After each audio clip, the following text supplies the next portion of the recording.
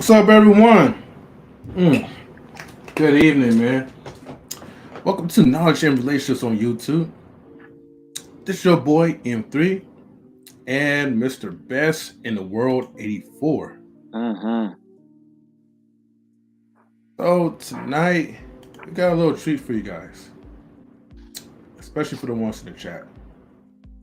And so tonight's topic is oh, knowledge and relationships, Inquisition. Okay, so basically it's going to be a series of questions that's going to be highlighted, and then we're all going to answer it together. You know, it could be me or Mr. Best or Mr. Best and me. One of us will start Mm-hmm. off by answering the questions, and you guys can also participate as well too. So we want definitely a lot of chat participation, and even afterwards, if we finish all the questions, I want you guys to you know put it on like a question for us, and we'll Yep. be happy to answer it. So we'll definitely save in the queue. But before we begin, I gotta give a shout outs to all the people who was waiting for us, the Yeah. faithful ones. Shout outs to Just a Splash. Okay. Hey, Lady Sophia, good to see you. What's going on? Salute to you, Lady Sophia. Thank you for tuning in to Knowledge and Relationships. She also says, please hit the like button on the way in. We appreciate your support and company indeed. Much love and Mm-hmm. respect to the panel and chat. Thank Thank you you, so thank you. much. And if you want to give support, please, okay? And from the YouTube or Twitch, help donate, Cash App, Venmo, PayPal. The link is pinned. Mm-hmm. And also make sure you guys get the likes up and subscribe to our channel. And follow us on Twitch as well. Shouts to Daydreaming. Hey, Daydreamer, what's going on? Salutes to you, sis. She says, hey, I'm here. Thank you for being We're here. glad that you're here. Shout out to our wise bot who lets us know that we are Wise live bot. on Twitch. And it lets us know whoever follows us on the Twitch platform. So WiseBot is not just one of those troll bots. It's a helpful bot. Mm-hmm. Just a Splash says, Daydreaming, hello to you. But we also have another person too. We have Miss Mary. Hey, Mrs. Mary, what's up? Knowledge relationships, Mr. Best in the World. Salute to you always. Yes, I Mm-hmm. am finally on time. Miss you guys also. Salute to the Thank you. wonderful Miss you chat. too. Yes, we definitely miss you indeed. Matter of fact, we're gonna give you another air horn. Welcome back. All right, so we have a unicorn world. Oh, I Hey, keep saying Unicorn, what's world up? word. So shout outs to a unicorn. Thank you for tuning in. Yep, come on. There we go. Sometimes this little sound bot get laggy.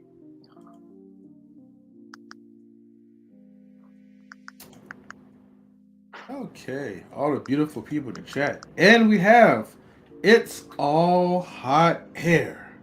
Hey, Lady Andrea, what's going on? Salutes to you. You, Vic, and Shelf Man are putting on a good show. Shout out to the team. Yeah. Vic, what Mm-hmm. up, baby? Chef, what up? Yes.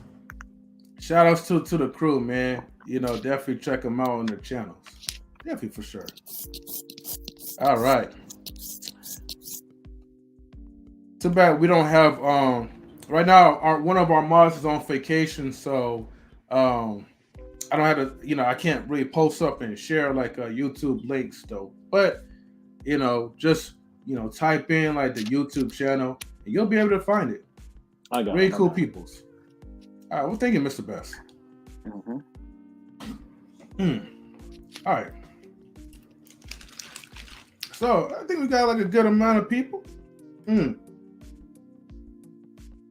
Unicorn says, y'all almost at 1K. That's what's up. Well, thank you, Unicorn. We're almost there. Almost.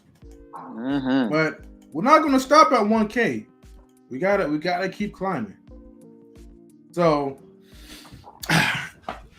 Before we begin, I want to make sure, right, that we talk about some things. We're gonna get back to the subject because we're gonna have some fun. But in order for us to have fun, I want to make sure that the people in the chat are safe, just as when the people come up to a panel is safe. And I just want to make sure that everyone knows that, hey, we have boundaries here in knowledge and relationships. We don't do no hate speech. We don't say anything that's racist. We don't try to belittle or try to rip people apart. So if you find anyone in the chat that's saying something out, just out of the norm, okay, please make sure you guys alert. So then we could either time this person out as we give them a warning if you're new, but after that we're gonna block you. So I'm just making that very clear because we want to make sure we create a safe space and make sure that the ladies and gentlemen both are protected here. Knowledge relationships. Okay. And here's a link to subscribe to Lady Andrea from It's the Hot Air. And salutations to OG Patrice. Salutations and reparations. Yeah. And salutations success. All right. So knowledge relationships inquisitions. Okay. So we're going to be answering a series of questions. But here's the thing, chat, right? We want you guys to participate. So when the questions is highlighted down below on the bottom, you'll see it when it pops up. I want you to type and also answer the questions with us as well. Also, if you have any questions that you want to ask us, I will queue it for later when we finish answering like our main topical questions. So now since we got a good amount of people in here, 12 people, I'm appreciating the support. Let's go ahead and start off with question number 1. Question number 1 is, do you enjoy reading? And what are your favorite books? You know what? I'm going to start off with this one. I enjoy reading, but I don't have any favorites as far as books. I mostly spend time reading articles. And I spend time reading how-tos, like tutorials. So I'm always wanting to learn something when it comes to technology, when it comes to graphic arts design, anything that sparks my interest, I'm mostly reading articles about. So I may not read just a whole bunch of books, but articles and news articles is my thing. So especially when you're live streaming, you want to kind of keep up with the times too. And then if it's not reading, it's definitely YouTube where I'm just learning visually and audible. Shout outs to Dominique Anthony. Oh, hey, Dominique, what's going on, bro? Good to see you. I haven't seen you in a minute. Okay.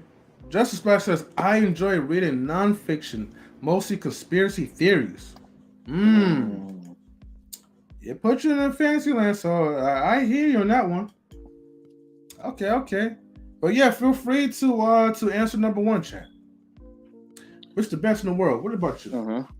Yes, I enjoy reading. I do. Reading is one of my favorite hobbies. I actually have a bathroom reading session that I do. It's very relaxing, therapeutic. You know what I'm saying? The brother really enjoys it. I'm able to really learn different things and connect on different levels. Reading helps you to grow in your knowledge, but also helps you to grow and knowing different experiences, different cultures, and just kind of, just having a bigger perspective on life. So yeah, my favorite books to read would be, I would say my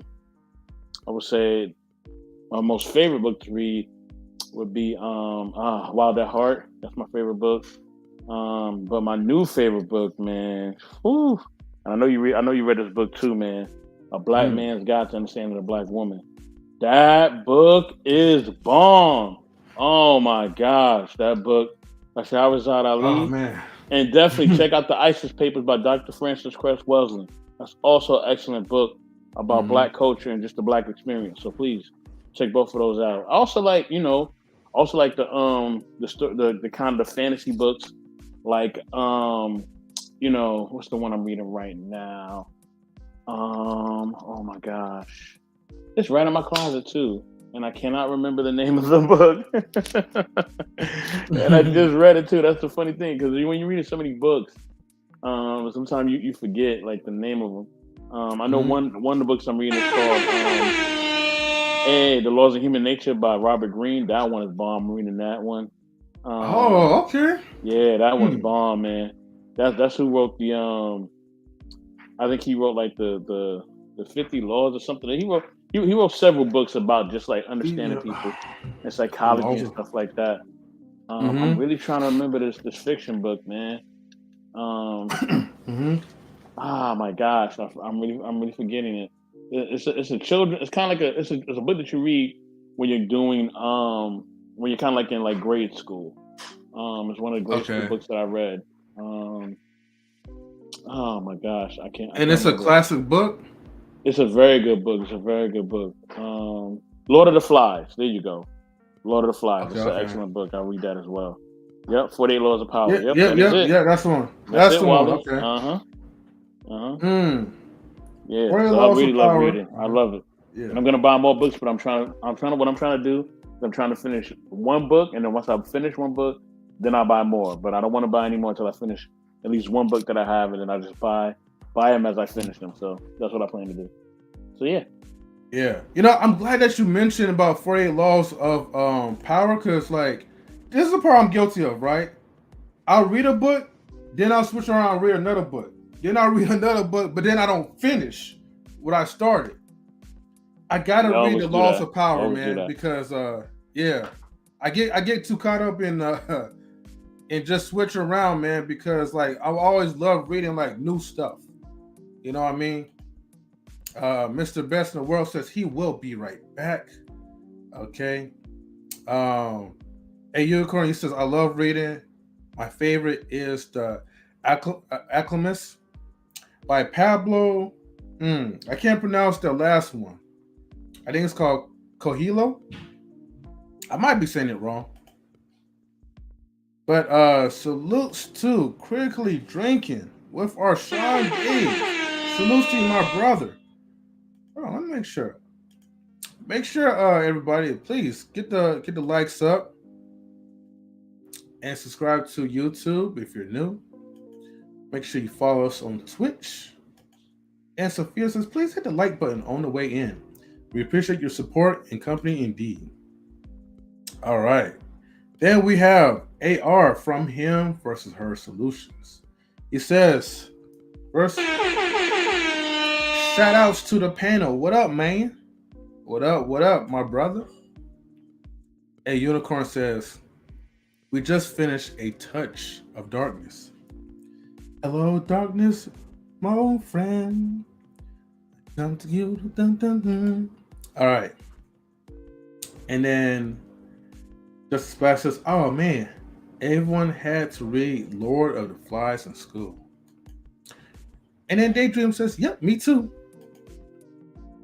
Wally says, got to take them by the chapters, then switch back forward to the next one. Yes. Otherwise, I won't be able to finish it.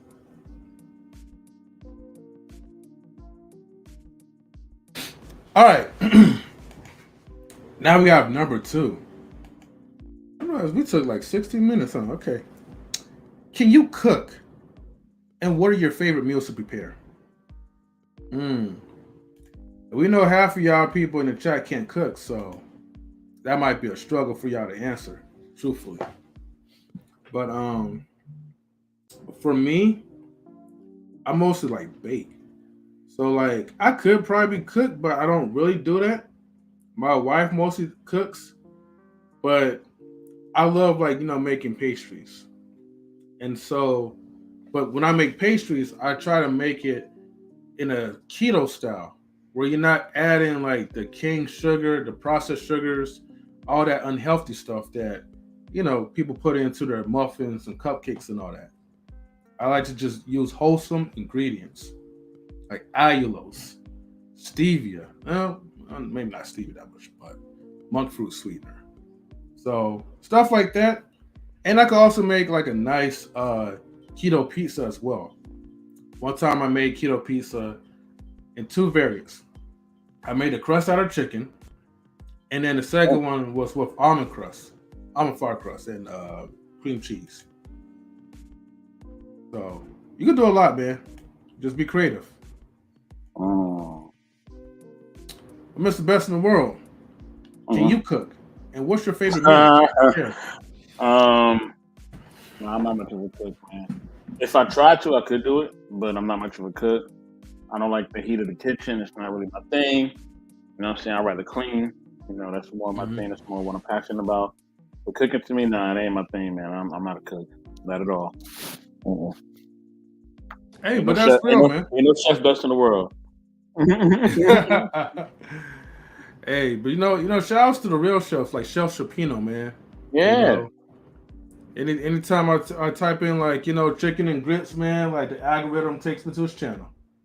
The chef is burned, man. He could definitely cook, man, for real. M3 were definitely impressed. Well, thank you.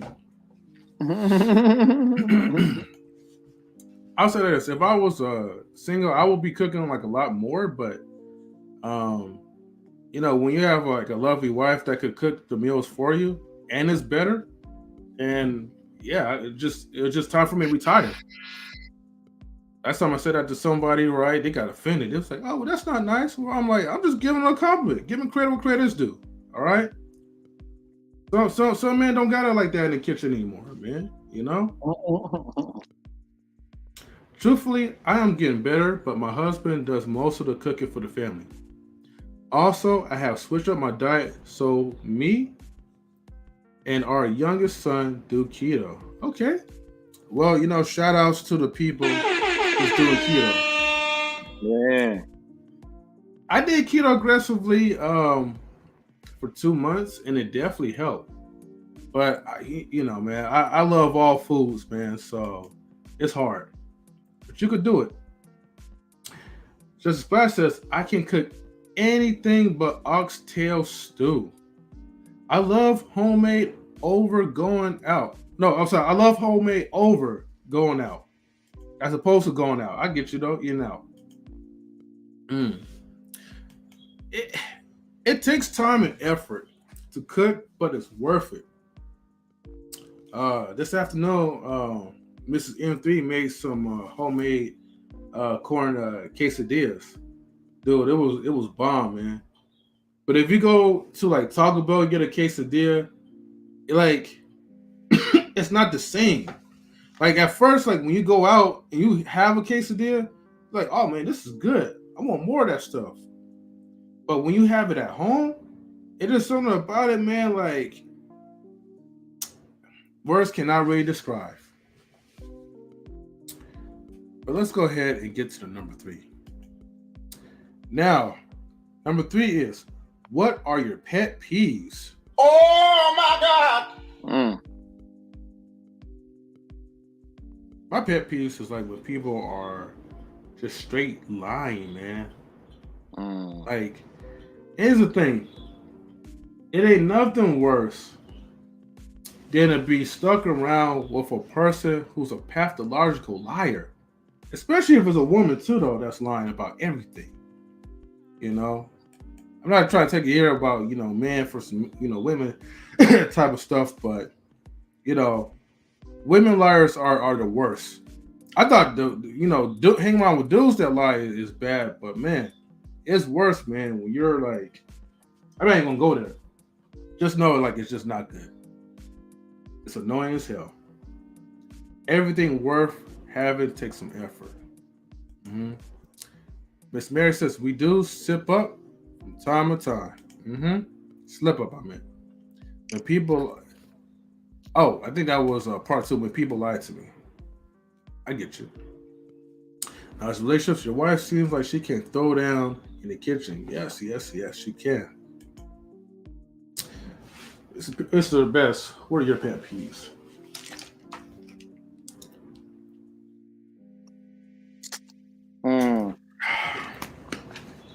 My pet peeves are, oh man, I just don't like people who are phony, man.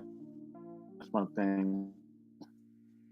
Be in this world, but don't be phony.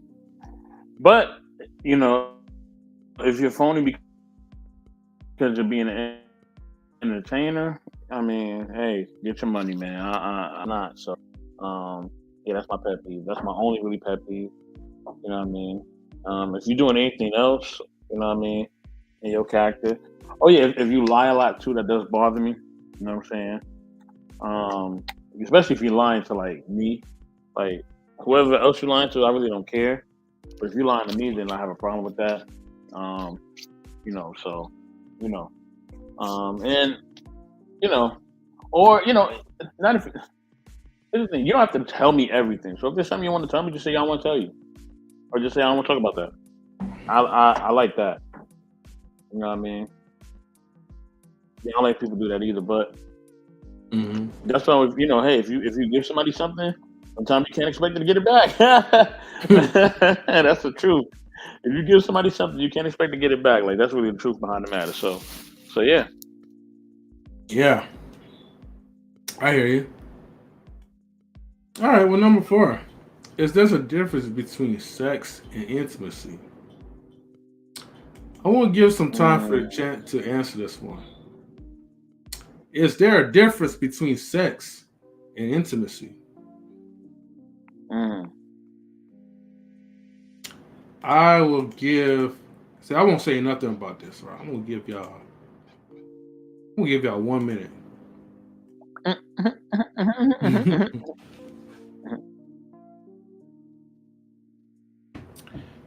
In the meantime, we have Chris, the Blooming Ebony.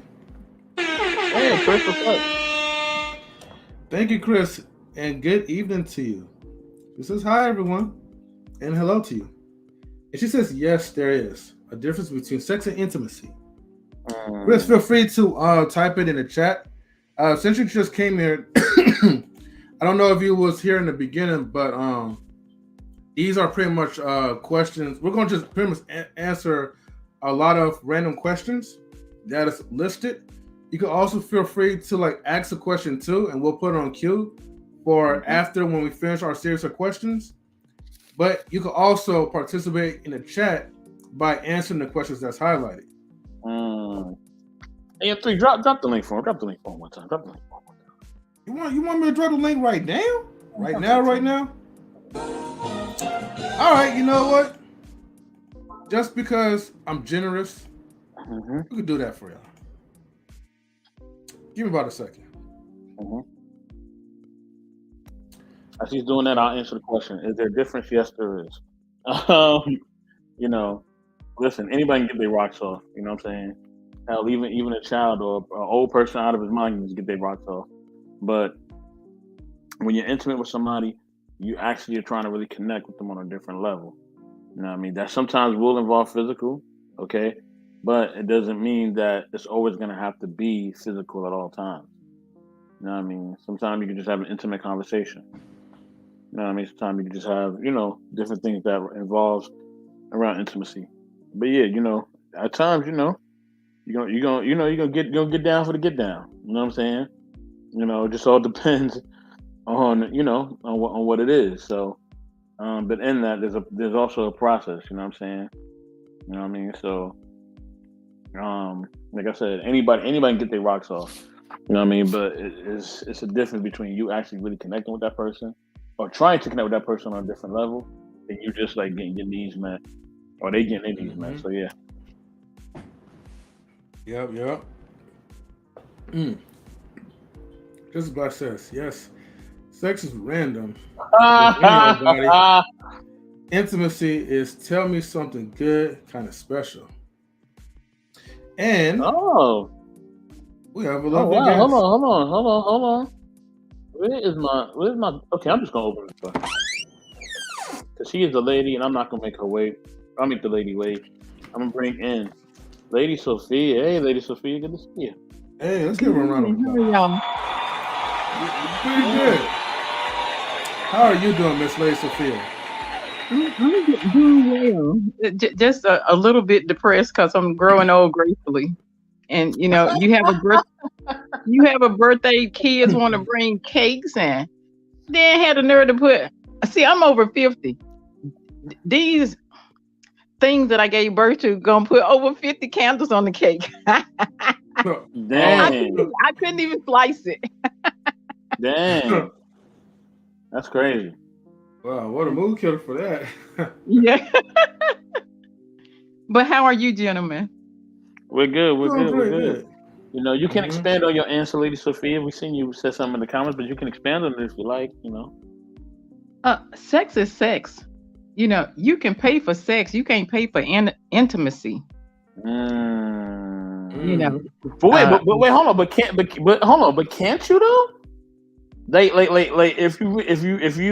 if you find somebody and they are saying they are providing that form of connection, can't you kind of buy that too, or you feel nope. like it's really different? I don't like them fake moaning people. I'd be like, oh, Oh really? wow. Come on now. It make you want to just, what I'm saying. And then I'm accidentally picking up big old granny panties that ain't mine or whatever. I'm like, look, I just take the curtain Lord and just have wrap myself mercy. up and go home. You up here Lord thinking have somebody, mercy. you cannot pay for intimacy, and this is why. There's something special to where it's not like a one night stand. It's gonna have you thinking. Driving in the car and somebody blowing the horn at you or whatever. Now the light yellow. Now the light yellow, and you got to just sit there. Yeah. But Lady Sophia, okay, what about if you pay somebody for an intimate conversation? You can pay somebody for intimate conversation, whether it's a therapist or a life coach or somebody like that. And see when we say intimacy, right? Remember, there's different Mhm. levels to intimacy. It's not just all physical. There's different True, levels, right? true, true, Right. true. So what do you think about that, Lady Sophia? What do you think about that? You know what? I love I love your season. I love the game changer. Then I'd have to agree with you, and this is why. Like I said, I'm not growing old, and gracefully and everything. And my doctor actually was like, let's do depression pills. I was like, let's not. She was like, girl, let's just go out for a drink and everything and talk. And so we Mm, having Cosmo and everything, and then just talking everything. And what I'm saying, mm, so we have a saying friendship outside of saying doctor and stuff. But she was like, you really don't have a reason to be depressed. I'm up here looking at what I'm saying, her big ring on her hand, and she's beautiful, made up and everything. And she was like, I don't spend time with my husband. I was like, girl, get an extended lunch. You can spend whatever time with you. And so we up here giggling and laughing, but it was what I'm saying, surreal and everything, because it was deep and it was emotional. So you know what? I appreciate that. That's a game changer because mm, it was emotional. mm. And this is what she did. She said, I hadn't done this in a while. I talked to my husband, but I didn't tell him that I talked to you. I said, you know what? Then this is what we gonna do. We gonna kick back and everything. You talk to you got a husband, not a boy toy or a friend. What we talked about, now you can talk to him, and I promise you he'll appreciate it. So, Mm. 84, yes, sir. You walk around. I love that season. See this platform, bring it out. You can think of being a corner, Mm. but I appreciate you. So big applause to you. Thank you, ladies. Okay, I'm gonna tell you why I say that, right? Because like okay, like you just said, right? Sometimes we can't have the intimate conversation with the people that are closest to us. Sometimes we can't have it with our parents, right? Sometimes we can't have it with our spouse. And sometimes we can't even have it with our own siblings or cousins or whoever, right? Mhm. Like it'll vary, right? So based on that, am I streaming? No, you was good for a minute. Am I good? Am I good? Yeah, you good. I think I'm struggling streaming.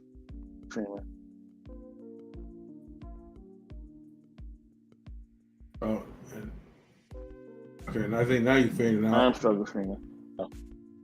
You Okay, want to go back out? I'm fading. We Okay. can hear Yeah. you now. Okay, I think I'm back. Yeah, yeah. Oh yeah. Okay, You I'm back. coming back. I'm back. Turn your Yes. antenna So to the right. like. So yeah, so like basically like sometimes you can't have those conversations with the people closest to you. Sometimes you may have to rely on a doctor or a therapist or whoever. You know what I'm saying? Sometimes that may happen. So, that's just life. What you thinking of three? You know what? Man, it is definitely like just life. I think it's more of like human nature. Like in between the chat, right? Oh Chris man, I think was I'm going again. Yeah, let me. you Oh, could go back out and go back in, and then I'll just continue.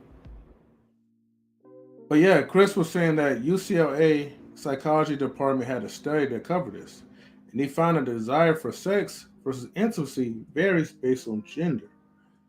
Um, she says that certain men desire sex more than women on average.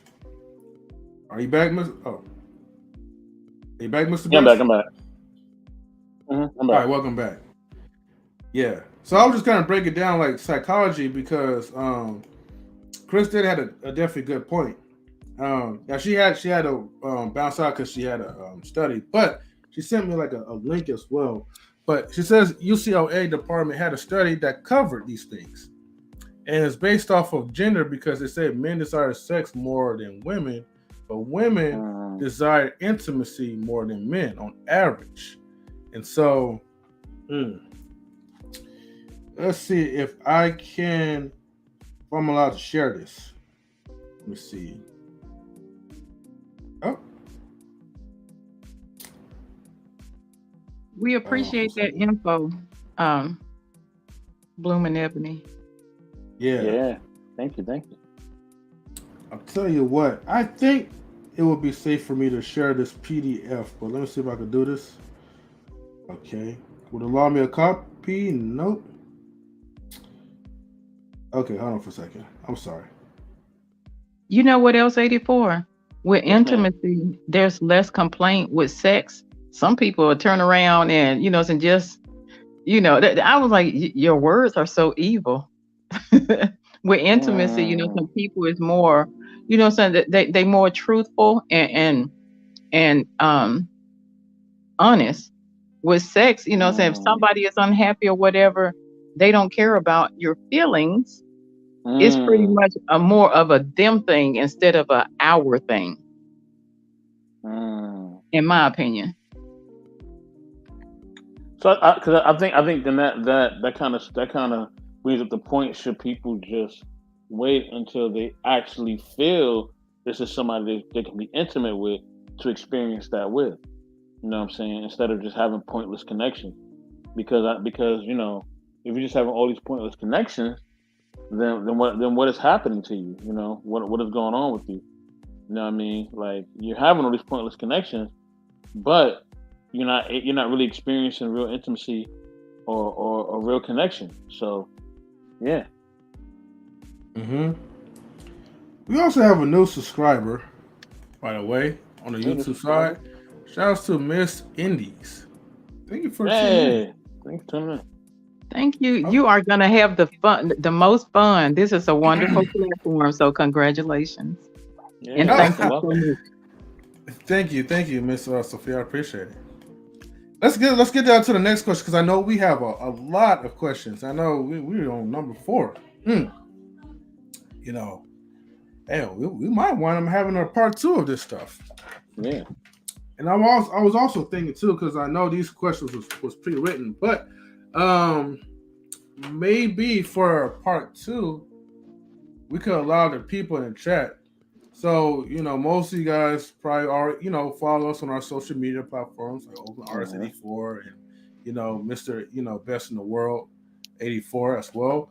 Um, I would probably, if there's some way where I could just kind of make a post, I want you guys to like just reply back with a bunch of questions and then we will take those questions and then we'll add it to the live stream.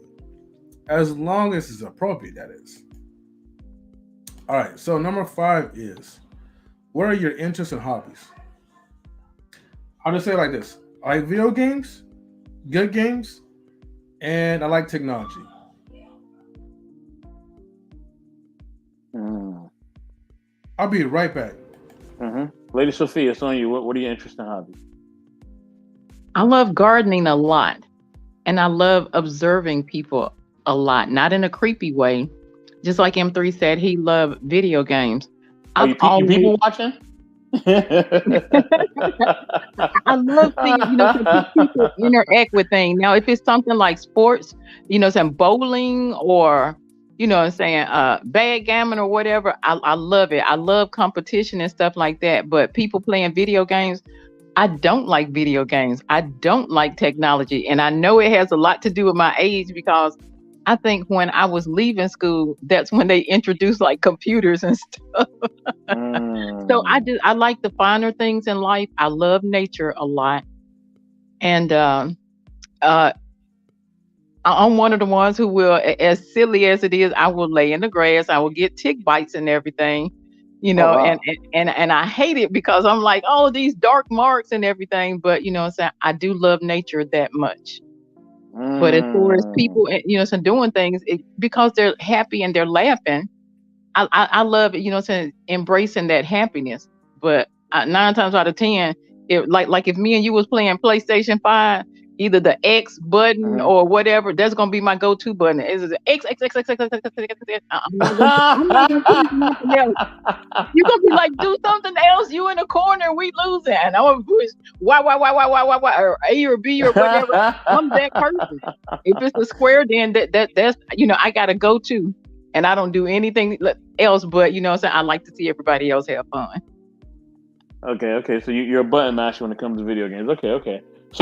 So as far as you loving garden and nature, have would you ever kind of live, and I actually kind of want to do this at one point. Would you ever live like in a cabin or something like that? Like one of them cabins is like far from everything, like there ain't really no technology, and if there is, like there's like one place in the house where you got to get like the Wi-Fi or whatever. Like, you ever thought about doing that, kind of living off the grid in a sense? I actually, there was a gentleman from Puerto Rico that asked me if I wanted to stay off grid with him, and it's so far off the grid to where you're, there's no cell tower. And if it had have been somebody else like my significant other, I would have done it, but not with somebody who I'm like, look, I ain't gonna have y'all. Ain't nobody gonna be able to find me and this and that. But I would love that when my guy comes back in the country, we're actually going hiking. As crazy as this world is, it's just to be away. And I know that, with the hiking and the camping and everything or whatever, we may not be into it, but I know that that's something that he's done. And Ebony is 30, so I want to say that she was 27 the last time that I went to a cabin, and so it was nothing there but the earth and the moon and the lake and stuff like that. I'll do it again. I don't know if I'll do it again after this time because it's just so weird. But man, off grid means that you don't see nobody, you don't hear nobody, and you got like how me and you talking. That's the only thing so you got a conversation. You better you better make sure you get about 3 to 5 dozens of eggs and everything, and have some ice or either put it in a lake. That's off grid to me. If I can turn around and put something in the refrigerator, that's not off grid enough. I'm too country and being outdoors. So you want to be completely off the grid, like you don't want it to be no cell phone tower. You don't want no store being like a mile away. You want Not it at to be all. completely off the grid. Wow. Exactly. Wow. Why not? Wow. Why not? Wow. That's different because like man, that's like on almost some cabin fever type of vibe. Like being completely off the grid like that. That is different.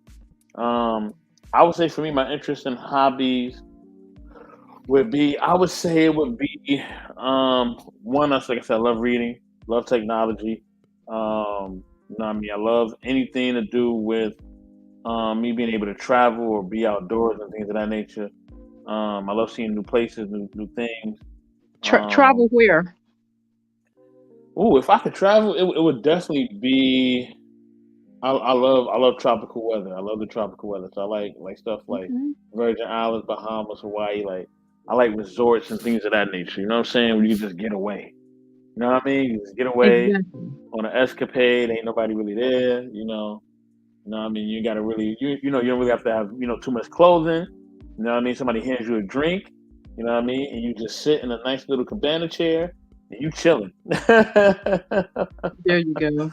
Or a beach chair and you just relaxing. Like that's what I'm talking about. You know what I mean? I don't need none of them extra things. You know what I'm saying?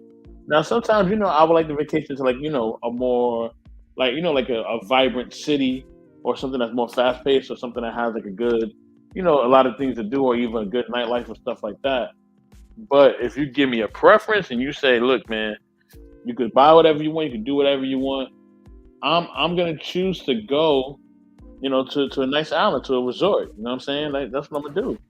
You know. Salute to Daryl Long. What's good, Brody? Salute, Hey, man. Daryl. Hopefully you're still enjoying your vacation. You and Leia. So Mhm. what 84? Where's the most extravagant place that you've traveled to? It was Atlantis Resort in Bahamas.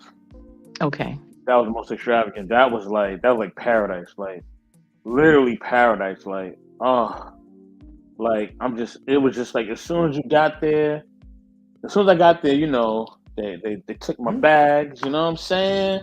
They handed me a drink and the brother was chilling. You know what I mean? I had my little, my little hut, my little but it was a resort, so it was super nice. Like my resort had a kitchen, a full kitchen. It had a living room and a bedroom. Like it was nice. It was nice. Like it was nice. You know what I mean? And I had this tub. It was like this circular tub that like kind of had the bubbles and all that. Oh man, it was bomb, man. It was bomb. It was bomb. It was bomb. Like that's living right there. That's living. You know what I'm saying? That's living. Shout out, hey, talk about just living. Shout out to Mr. Owen Hess, man. Shout out to them brothers, man. Gotta shout them out real quick. Definitely, man. All right. Are we on to the next question? Yes, Yeah, sir. what are your interesting hobbies? Did you share that? I said that before. Okay, yeah, on to the next question. All right. Should politics be taught in school?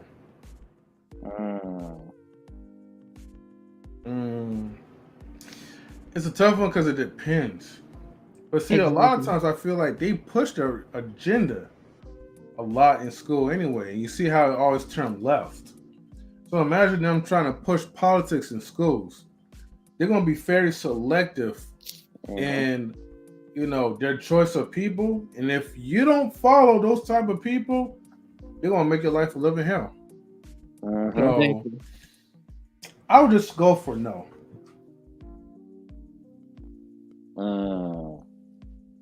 What about you, Lady Sophia? What do you think? I second the motion because one of my neighbor's friend who you support is your business, but they was a Trump supporter, and the lady pretty much, saying for the little fifth graders and everything, she was a horrible grown up. And I kept my opinion to myself because my daughters are grown and I don't have grandkids. But I would have just, turned around and came in there with a big briefcase purse or whatever, with about 18 recorders on there and everything or whatever. And one of them would be going to the Board of Education and probably on the live radio to see, because you can have your opinion, but you can't put it on kids. It should, if you have the sense to, say, well, this is this and this is that. But then you're going to have kids fighting a battle that they have, your opinion is going to form, facts for them. They don't know that you're telling the truth or that you, to a supporter or this and that. And a lot of teachers don't know how to deliver the message correctly. So I'm with M3. No, they're in life or their neighbors or the grandparents or somebody will tell them, but that way you don't have to deal with that blame. Somebody gonna always, well, so-and-so said this, or they'll ask you something, and then when it's a mistake or a mess up, they're gonna start pointing fingers. So no, you're on your own with that one.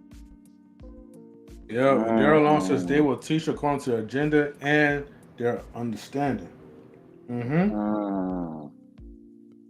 Mm. Should politics be taught in school? Um, I think from an education level, just to have a level of understanding, yes.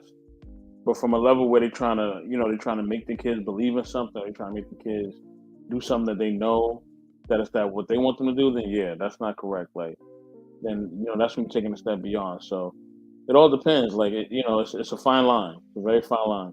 Yes, it should be taught in school, but even when you're teaching in the school, you can't force your beliefs on anybody else. So yeah, that's what I would say. Okay, okay. I could dig that. All right. Now, speaking of politics, are you a political person? That's a good follow-up question. I'm going to ask Sophia that. Are you a political person? I am. I listen. I watch. I don't get, what I'm saying, Capital Riot crazy and everything, but my opinions about who I stand for is, what I'm saying, is pretty strong. Mm-hmm. Um, and I have change what side I'm on and everything based off of certain things. I was one of the ones when I first started voting who, when they said something, I was like, well, they're telling the truth. And and I Mm. realized, because I remember voting for somebody who swore this, swore that, and after he got in office, there were a lot of vets who he cut funding off and everything, and so there are a lot of them, so just didn't make it anymore. And so when you support somebody who do, saying crazy stuff like that, is you have to change, but you have to vote in order for there to Mm-hmm. in order Right. for there to be a change. You have to vote regardless of what somebody say. You have to. Now if it's rigged or whatever, I'm not even gonna get into that. Why Mm-hmm. turn around and Mm. have voting machines and have all that money and all, and people volunteering and everything, and then say, oh, it's rigged? That's Nobody has that type of time and money. So don't Yeah. listen to Mm. don't listen to the naysayers. Just go ahead and do the right thing and vote. Because at one point in time, we couldn't vote. Now we can vote. Mm. Somebody voted for us to vote. So if we choose not to, we got to fight ourselves for anything. So it's not, they want to do that and everything. I promise you, it's a lot of people that didn't want people who look like me to vote. Mm-hmm. Mm-hmm. Salute the Salutes big to Big rigs. Rigs and K Marion. Salutes to you guys. Mm. Oh man, okay. I'm not really a political person. I just kind of like to know what's going on a surface level. Like basically, like if they like, I want to know like basically, like they don't pass the laws that I can't go outside or not. Like that. The only thing that I'm real basic. I'm real basic with it. Like, can I go outside? Can I do what I want? All right, cool, whatever. You know what I mean? I'm very basic, and and that's just how I am because at the end of the day, like it's not like I can really, control all of it or really kind of be, morphed in all of it. And then when it comes to decision making of what's going on, I ain't really a part of the decision making process. You know what I'm saying? Like, just to be honest about Mm-hmm. it, and I'm just honest with myself the way it is. Salute the big rig, too. I see you, boy. You know what I mean? As far as voting, I'm kind of on the fence with that. Sometimes I think you should do it. Sometimes I just look at the candidates and I'm like, man, I'm gonna just stay home. I'm good. I'm We ain't mad just be at you. completely honest with you. You know what I mean? Because I'm just like, man, this is just like whoever I choose, it's just gonna be bad. So I ain't gonna choose nobody. So yeah, so that's just my take on it. I'm not really big when it comes to politics, but I do like to know what's going on and who to boo for, because a Mm-hmm. lot of them are just, they're just gonna lie to you, give Yep. you broken promises and dreams, and manipulate you. Mm-hmm. So I don't even get heavily into the politics just because I already know the outcome and what to really expect. When it comes to voting, I know people will say, well, our vote really counts, but does it really count? Does it really matter? Now, although black people, we are like the largest voting, the largest voters, but of course, leading to statistics, we're like the lowest number. And then it gives them an excuse not to really serve the African American community. But then they could go outside the U.S.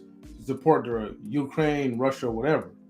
Now, I ain't gonna get into that because YouTube, of course, are very, sensitive about these things. They don't want you to preach the truth. So with that being said, I don't even get into it. I'm not even a big politics fan. And big risk is I can't vote. But the cats that they've been having, I couldn't vote for none of them anyway. All right. Oh, he wouldn't vote for none of them. Yeah, he said, he wouldn't vote for him. Yeah, he on the same side I'm on. I'm not voting for none of these dudes, man. Yeah. But I can respect that because if you're, if you don't want to, then I can respect U84 and UM3 for not just putting any old body up in there, because a lot of people do that. They was like, well, I don't even care, so I'll just do this. I can respect somebody who will stand back instead of just putting any old clown in there just because they got on a gray suit and you like gray. Yes.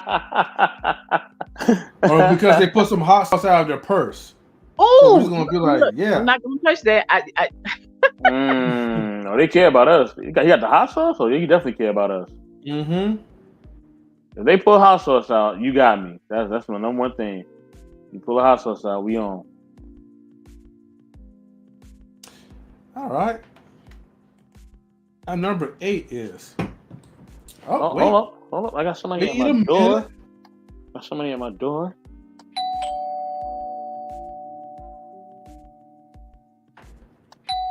Man, this person is definitely who they say they are, man. He's definitely easy, but he's definitely that dude, man. And he keeps it easy and he keeps it cool just like that dude would. Let me let this brother in. Wait, actually, Mr. Best, before you bring him, Mr. Best, before you bring him in, right? Let's give him, a special introduction.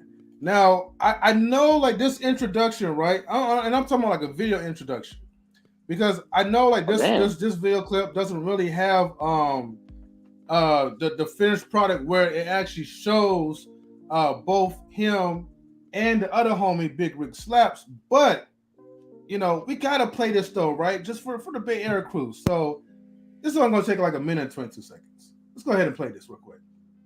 We can still let them in while we're playing it.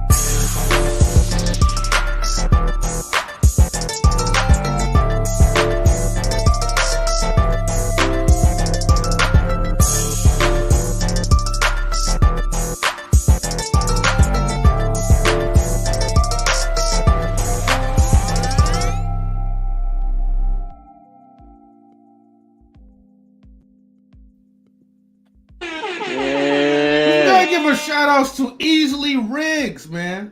Yeah. Yeah, that was an appropriate introduction. I appreciate that.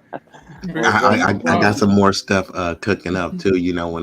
When I come in, I gotta have something dramatic. Like, I don't know if y'all wrestling fans, but I gotta have like some Shawn Michaels or the Rock or Goldust or something. You feel me? Some dramatic flair. Yeah, I love like Stone Cold Steve Austin. Now, although we gotta do because YouTube is like a little M316. Yeah. I like that. Yeah, Stone Cold with that glass breaking intro and that rattlesnake. That's what's up. Yeah, Stone Cold Stunner, the beers, everything. Like Yeah. after that, like I was the true aficionado up into there. I know everybody, but the new age stuff, I don't really know. I know that there's still some talented, but yeah, I'm old school. Bret Hart, Ultimate Warrior, Shawn Michaels, Triple yeah, H. Shawn Michaels, Degeneration X. You feel Yeah. me? Legion of Razor Ramon, Doom, Roddy R.I.P. Randy Piper, Savage, Undertaker, you know what I'm saying? Undertaker, Kane, $1 Yeah. Million Man, Ted DiBiase. Ted The DiBiase, Olympic gold exactly with Ooh, the the medalist, Dragon diamond Kurt belt. Steve, Angle. bro. The diamond belt, though. They had don't sleep on they had Doink the Clown and Yokozuna. Yeah. Bro, I know all of this stuff, bro. I was really like that was like a ritual in our household. I'm talking about SummerSlam, Royal Rumbles, The Hardy Monday Night Boys. Raw, Thursday Night SmackDown. Listen, you be wrestling was so watching? good. You be wrestling like your siblings and your cousins and your brothers and everybody. You wrestling everybody. Everybody be Everybody. wrestling. Yeah, Know we what I used to be mean? doing the moves to Stone Cold, but you had to be careful because you see it on TV. But if you do those moves in real life, like if you put somebody in a sharpshooter, bro, if you start Stone Cold Stunner or you tombstone somebody on the pavement, You can really hurt somebody, word. You can really hurt somebody for real. Man, that's lights out. Night night. Word. Man, they used to be going hard, man. Shouts to like WE, man. You know what I mean? Shouts to Vince. Yeah. I'm sorry, Vince McMahon. You know, no Yeah. chance in hell. Puppets. You know what? It was no cool when it was WWF, but I understand Yes. World Wildlife Foundation or whatever. They were like, "Nope, we gonna sue you." But I loved it when it was WWF. Yeah, when it was WWF, that's when it was the best. But I'm sorry, bro. It's hard to contend with Shawn Michaels coming in. I'm just yeah, that's my dude right there, Shawn Michaels. With that coming in. I think should give me hype, though. Oh man. Hey, Stone Cold did have a cold one, but hold on, I'm gonna give y'all one that y'all probably don't remember though. Val Venus though. Oh, I remember that dude. Ladies. Word, him, Godfather. You know what I'm saying? Mark Henry. Oh yeah, you the know Godfather. The Godfather. I'm gonna take y'all back. I'm gonna take y'all back right now. Oh man, Johnson. What about the Nation of Domination though? Oh yeah, they need to bring that back though, because we need to get militant. Yeah, with Farouk and D'Lo Brown and The Rock. They said they was gonna bring that back, but they kind of scared to do that. Say it again, Lisa. I said, he said Farouk. I was like, shoot, Kamala. I remember, some them people. Boy, I know Kamala. Mr. I Perfect. all of the Kamala. Knife Wonder, China, Jim Duggan, Roddy Piper. We gotta do a wrestling stream, man.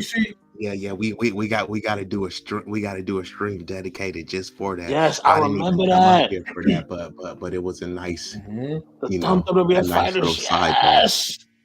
And the greatest thing they ever made, outside of the wrestling ring, which I wanted to get. My mother never got that for me. I'm still mad about her. About that to the day. I'm almost 40. I'm still mad at her about not giving me my wrestling ring.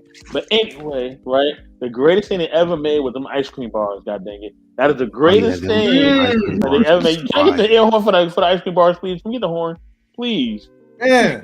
Hold on, man. We gotta get the special one. Hold on. Where is it? We gotta get that. Okay. Yeah. Even though they was sloppy looking as hell, but it was good.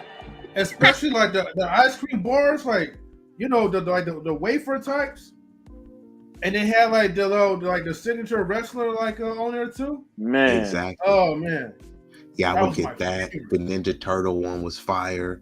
Oh, the Ninja Turtle one was fire and had the little gumball in the middle. Yeah, the gumball from Open the Eye. It's hard to sleep on the Ninja Turtle because they wasn't always having it. And then they had the like those little like the snowstorm, either like the cups. I'll get like those ice cream cups, or they got the shortcakes, like the like the strawberry. Mm-hmm. Yeah, strawberry shortcakes pops. Something vicious. Was fire, bro. You ever had the y'all know about the firecracker joint? Taco? Oh, I remember the Choco Taco. Yeah. You remember the firecracker one with the red, white, and blue joint? Yes, Yeah, I yes. would You get talking those, about and then I that? think Yeah, like what's it an called? orange Whoa. one, like a Oh, the it was orange like cream one that you talking about, right? exactly yeah. Ooh. And they have like the popsicles with the ice cream in the middle. Look, and somebody Mm. here said, back in the day, we ate ice cream from a toilet paper roll, but we didn't complain. I was like, y'all too, but them push Oh ups. I wow. think that's what they call them, push ups. Oh yeah, the I'm like, push-ups. Oh Yes, yeah, yes, push No, yes. yes, pops. yes, the first They one call joint. push But pops. yeah, yeah, it was. They okay. had like the Flintstones kind too, though. Yeah, that was the fire. And the Flintstones vitamins. Don't sleep on those. I was popping those like this. That means I was popping them. Yeah, Yeah. the Flintstone vitamins are good. I used to be asking my mom, like, can I have one more? She'd be like, no, no, no. You had enough. They're like Yep. it's not candy. Yeah. I thought it was candy. That tasted so good. She's Mhm. like, boy, if you take these vitamins, I'm gonna be on you. I'm like, all right. She's like, I already counted them. I was like, all right, I ain't touching them. I'm good. Yeah. So the number 6 question. All right, we up to No, number actually, 6. we're on number 8. Oh, number 8. Okay. Mm-hmm. Are aliens and religion, aka belief in a higher power, connected? Ooh, we getting real on this one, y'all. And be easy since you just came in, bro. What you say about number 8, man? I really came in to really respond to like what the political issue that y'all was talking about, how y'all Okay, not okay, okay. political. Yeah. Go ahead and rock. Go Let's ahead and go. rock, bro. Go ahead and Let's rock. go back. Okay. Yeah. Yeah. Go ahead. Yeah, unfortunately, that's really what our issue is as a collective, that we're politically inept, and people are like, oh, I'm not political, but then everything is political, right? It's politics Mm, within YouTube. Mr. Best, you of Mm-hmm. all people would know, you're yeah, I being an do. intermediate to multiple YouTube conflicts. That's politics right there. So Mm-hmm. you can't really escape being in politics. War is politics, there's a saying, it's like politics is war without bloodshed. War is Mm, politics with bloodshed. You know what I mean? So it's like mm, we could say like, oh yeah, I'm not into politics, but everything is politics. What do you think it is with your school? mm, Right? How many people is going to the PTA meetings? How many people know who the mayor of their city is, the governor of their state, the state representatives? mm, Those are all politics. But I don't care. But then when they pass a law, then you care. That's mm, politics. Like, what are you talking about saying you don't care? Then they pass a law that you don't like, and then you complaining about politics that you said you didn't care about. So, you know what mm, I mean? I'm not saying anyone specifically, but like, we got to wake up. You don't hear a bunch of these other groups saying, like, you hear like a bunch of Asian people running out saying we got to go vote. No, but they mm, put black people as the face. They put us as the face to vote, and we get the least out of it.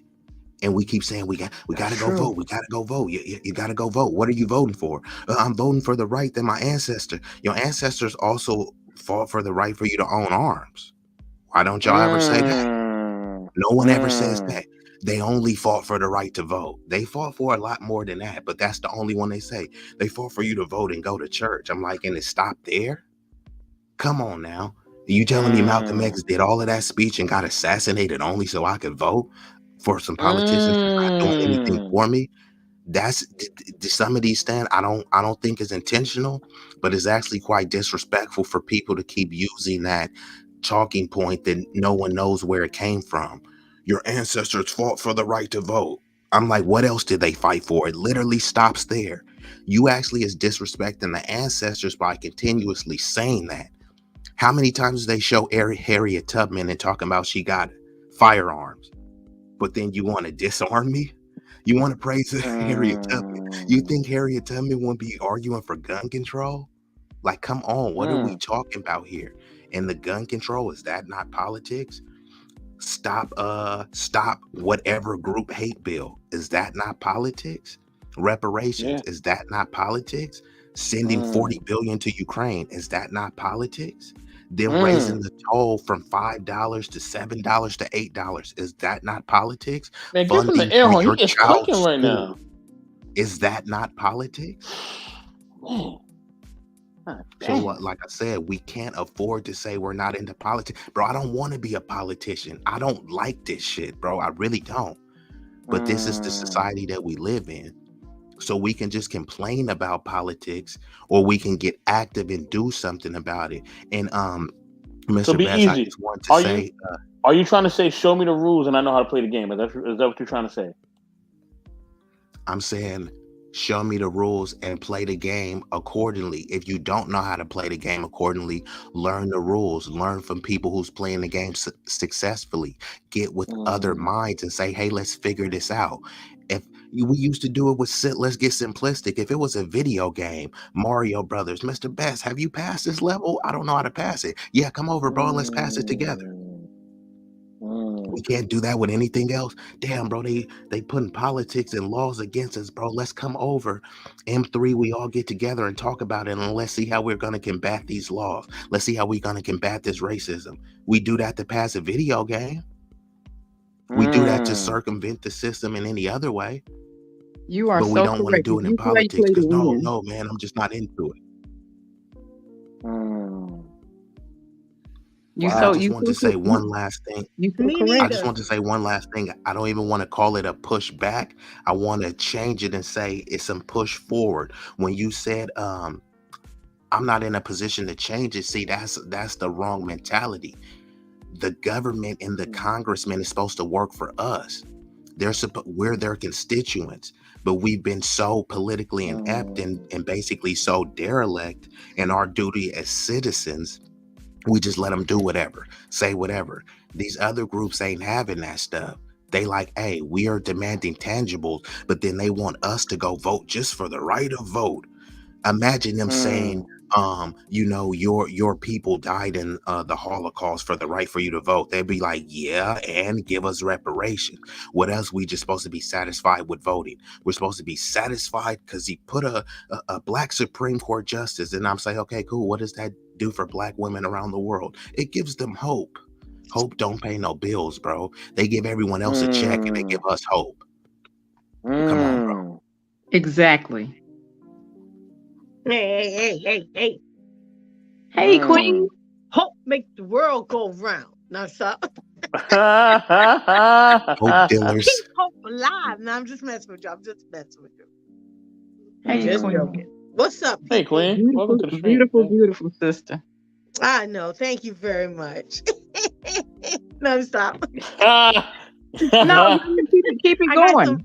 I have some great news. You know, the devil is busy, but guess what? My God is greater. I have some amazing news, man. I got some amazing news. You understand? Right, But anyway, enough of that. What y'all talking about? What we talking about? Blue Night Special M3. What's up? Well, what up, Queen?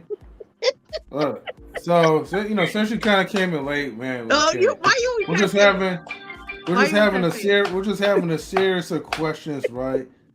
And we're answering all these questions that's like on the list. That's pretty much it. Give me one. Yeah. Okay, give it number 8 then. Yeah. Yeah, we're gonna hear it with number 8. Hold on for a second. Let me go ahead and switch to number 8. Number 8 is okay.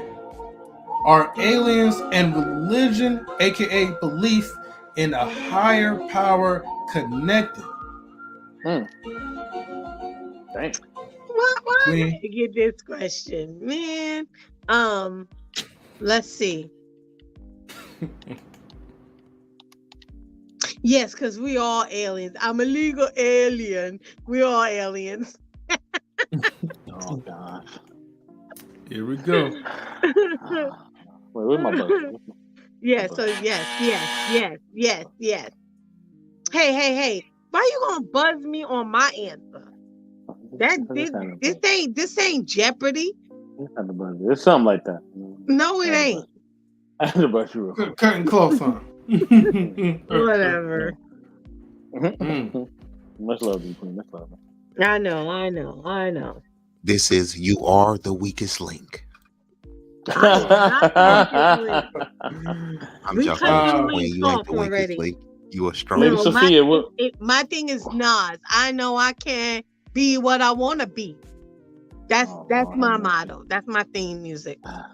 So anyway, Lady Sophia, what do Okay, you think now about this is question who number wants to 8? be a millionaire. I feel as though it is, and the reason why is because my daughters always debate me about certain things. I said, you have to have a certain mind to read and comprehend the Bible. I said, I read it 5 times, different versions, so I can see. For some reason, I couldn't understand it fully with King James, but other ways, saying that the wording spit it out to where you can't help but to understand. And I said, saying, for a Bible to teach you, saying something about a God or something, saying to be worship, and then it said, but and I'll give you an example. Thanks for asking. I tell my kids, I can't tell you that I'm a jealous God, but then want you to be perfect.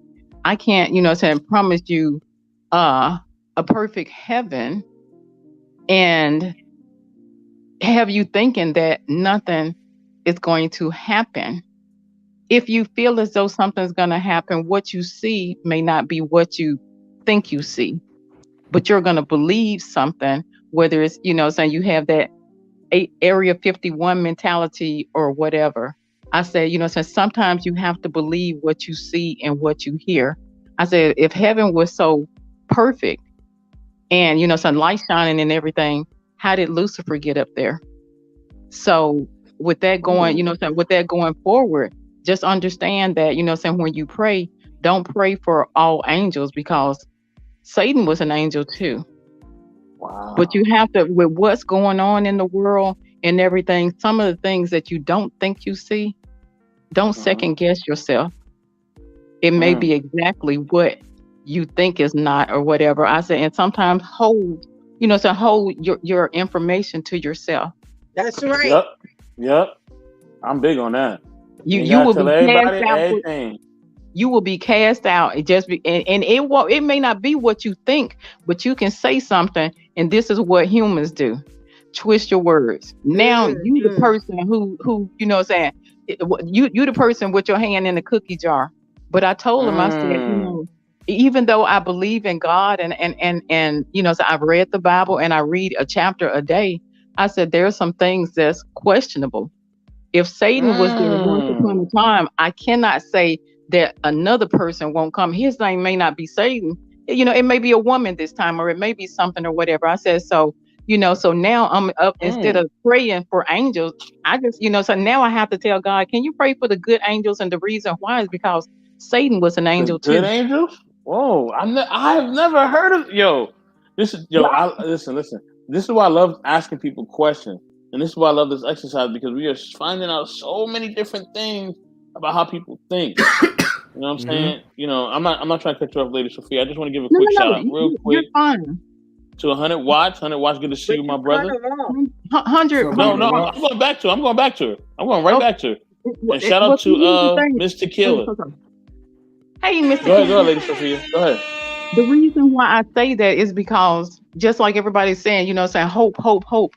It feels good to hold on to something good. So, everybody want to see, so all of the amethyst, the jasper, the pearls, the diamonds, and this and that. That's going to give us a reason to keep going forward. But, if you tell the truth, a person may go half of the way. And so I said to myself, Bible, it was, so I'm not saying that you're a novel. You're nowhere near, 50 Shades of Grey or Harry Potter, but you have, so I'm looking forward to something to where I may not know if it's there or not. I don't want to go to heaven if there's a tendency for a demon to be up there. And that's just me. That's just me. I love the Lord and I love positivity. I read the Bible because it don't tell me everything that's on the news. You see what I'm saying? My guy's in war and I'm up here walking past and he's seeing missiles getting shot and another thing. And so, saying, and it broke him down. And then I had to just turn around and put my female charm on it, saying, and talk about something else. Nobody want to look forward to hate and hell. Satan is down here with us. And people are like, I don't know why all this bad stuff is happening, because we're a product of our environment. Satan is down here. So it's not going to be heaven. We a product of our environment. That's why everybody killing everybody off. You got stealing, You got, all of this. Oh, sorry for the K word. But you have this negativity. So why not read a Bible and look up to something? If we bringing each other down and the Bible is our only hope.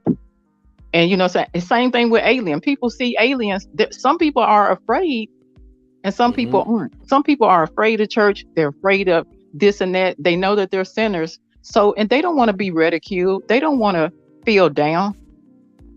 And some people like, hey, that the Bible is good. It made me stop drinking. It made me stop watching, some PORN. It made me be a better person. So it depends on the individual. I'm just saying, my opinion is made my kids think. It's, it may not be a perfect place or whatever. So it's what you make it is. But, when you form an opinion, run with it. Don't let me change your opinion. What you see, it may be what is real. I may turn around and change your opinion and it may be totally wrong. Right. Number one, we are clipping this, okay? We are clipping this. This was the hour 16 mark. You know what I mean? Because I think she talked for like 2 minutes, or maybe hour 14 mark. Hour 14. For hour 14. Y'all should have cut my mic off. Yeah, we got time. No. We're not cutting your mic off. No. We talking to you after this. We got to talk to you. Oh man. Yeah, that was incredible. Incredible. That was incredible. Okay, so be easy, man. Question number 8: Are aliens and religion, aka belief in a higher power, connected?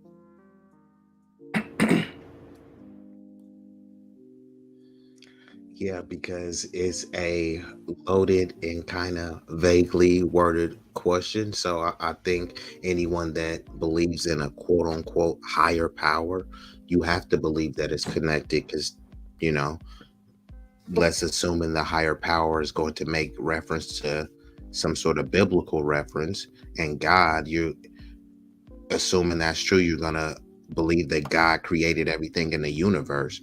If aliens are part of the universe, then how could that not be connected to the higher power that we're alluding to? So I think it's kind of a no-brainer for anyone that believes in a higher power. Mr. Killer, why are you saying no? You're saying no. Mr. Killer, please feel free to come up and explain. But if you just want to say it in the chat, go ahead as well. There's a reason why you're saying no, and we would like to know why you're saying no. As far as me, I don't really know. But before I give my answer, let me give a quick shout out to Mickey Red. Mickey, what's going on? What's going on? You know what I mean?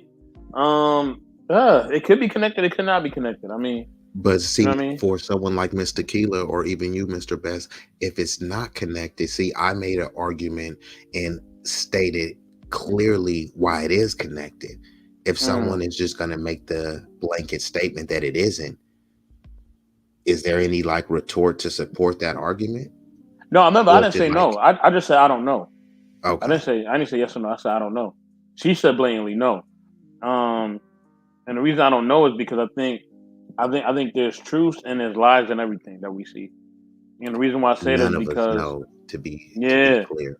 Yeah, and the thing is that because here's the thing, right? I mean, you kind of talked about this yesterday. Be easy. If all the information that I'm giving you is information that I want you to have, I'm not giving you the full truth. You know what I'm saying?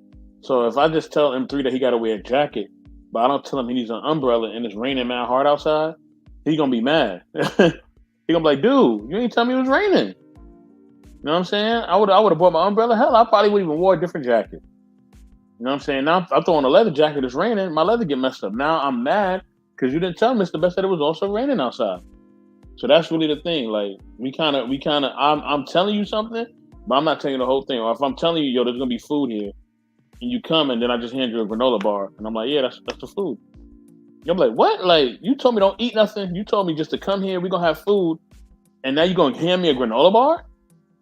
What's going on? I said, I didn't tell you what kind of.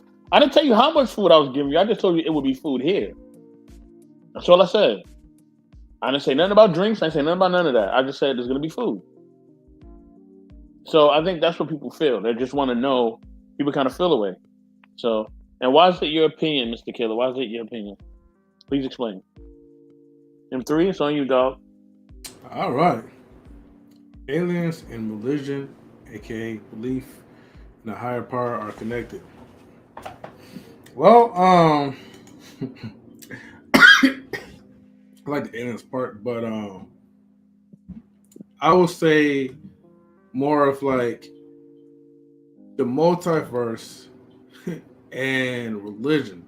Okay, so I'm gonna go with the religion one because I feel like it's more easier to kind of articulate it. I feel like the religion, no, matter of fact, no, scratch both of them, is really the spirituality that connects you to the universe, that connects you to the higher power. It's not the religion nor the aliens, okay?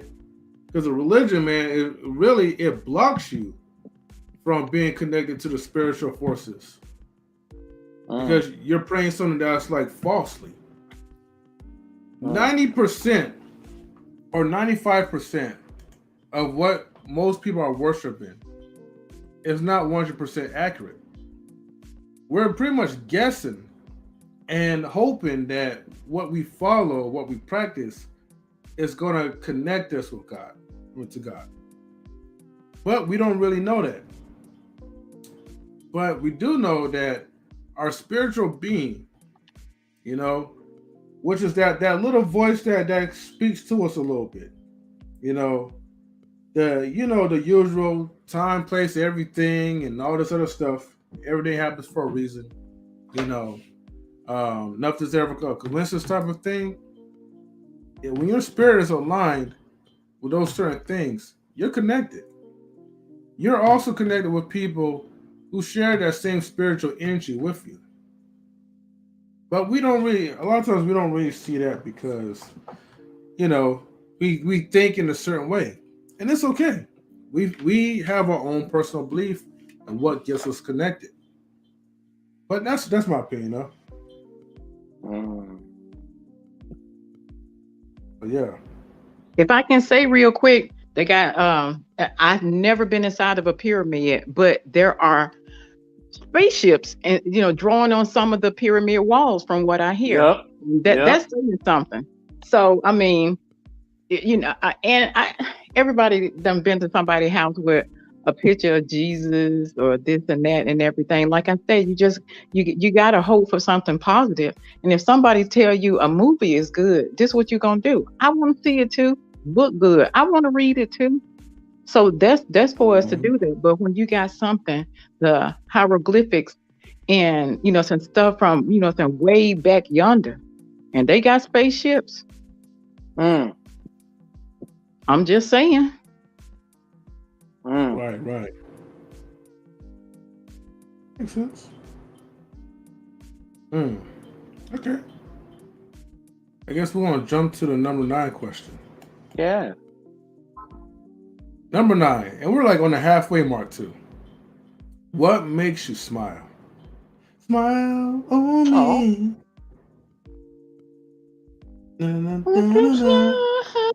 On me. You know what? That was a jam. Tupac and Scarface, that was a jam. Daydream says, I can see aliens being associated with angels or fallen angels. Typically, they are described as terrifying beings with the scope of the Bible. Okay.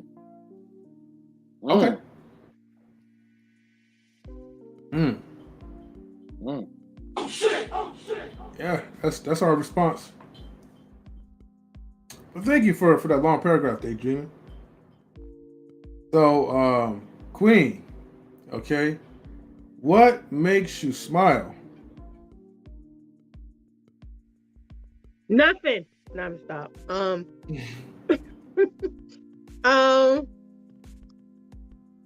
I can't really think of one thing, but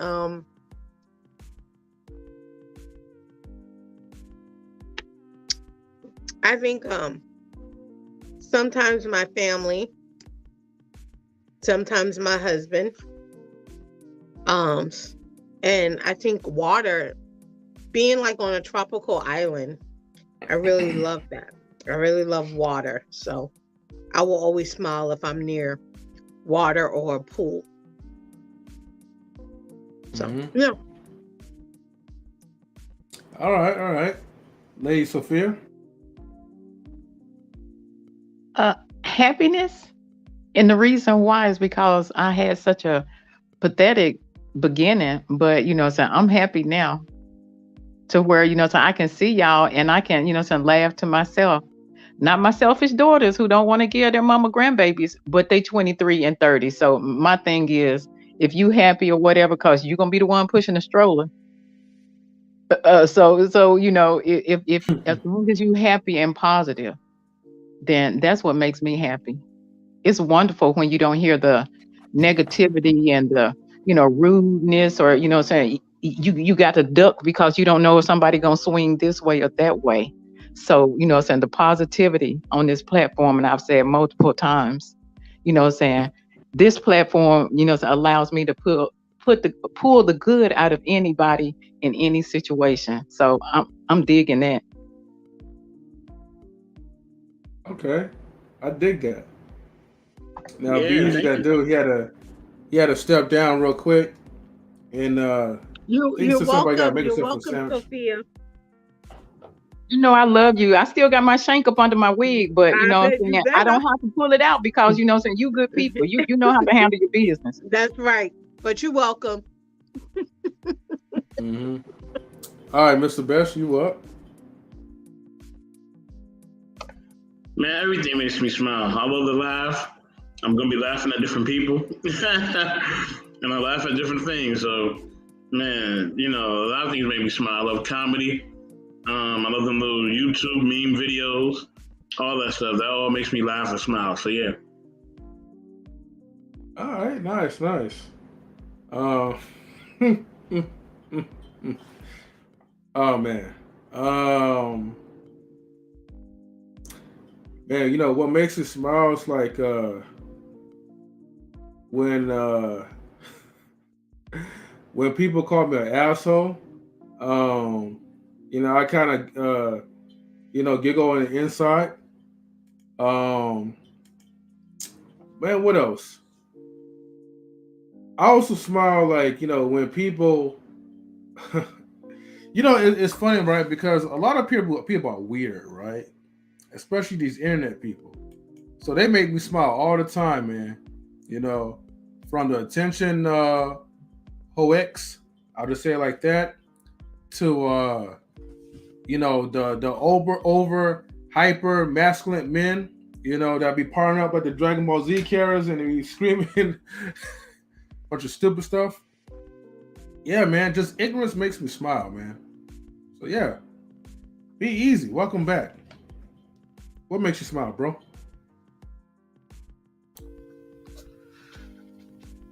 Black empowerment makes me smile. Black progress makes me smile. I'm a humanitarian, so I like to see everybody win, because that's how I am. But I have to put specificity around my people, because collectively we have no allies, so I need to hold that in high regard and place some type of value on it.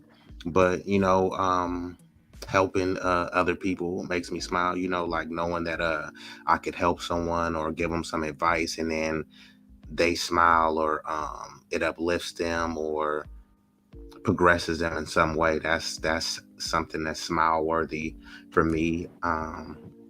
Yeah, so I think those are some good answers.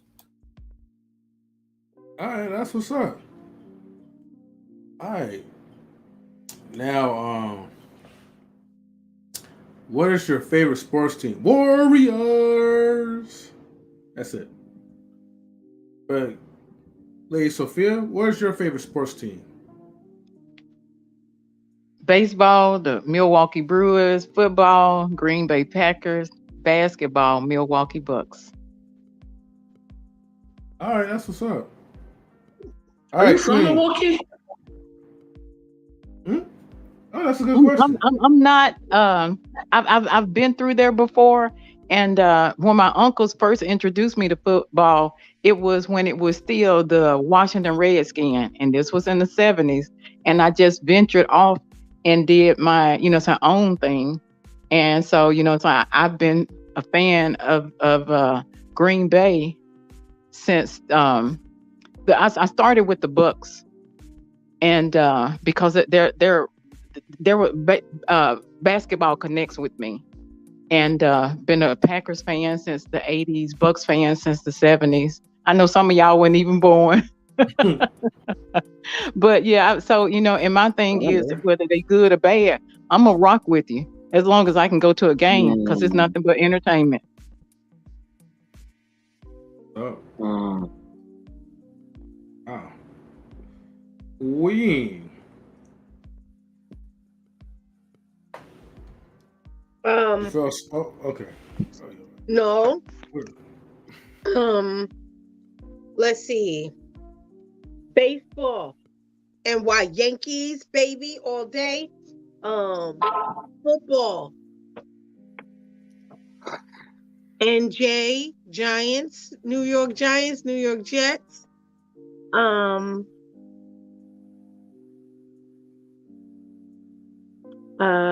Football. Basketball. LA Lakers. Brooklyn Nets is okay, but the LA Lakers.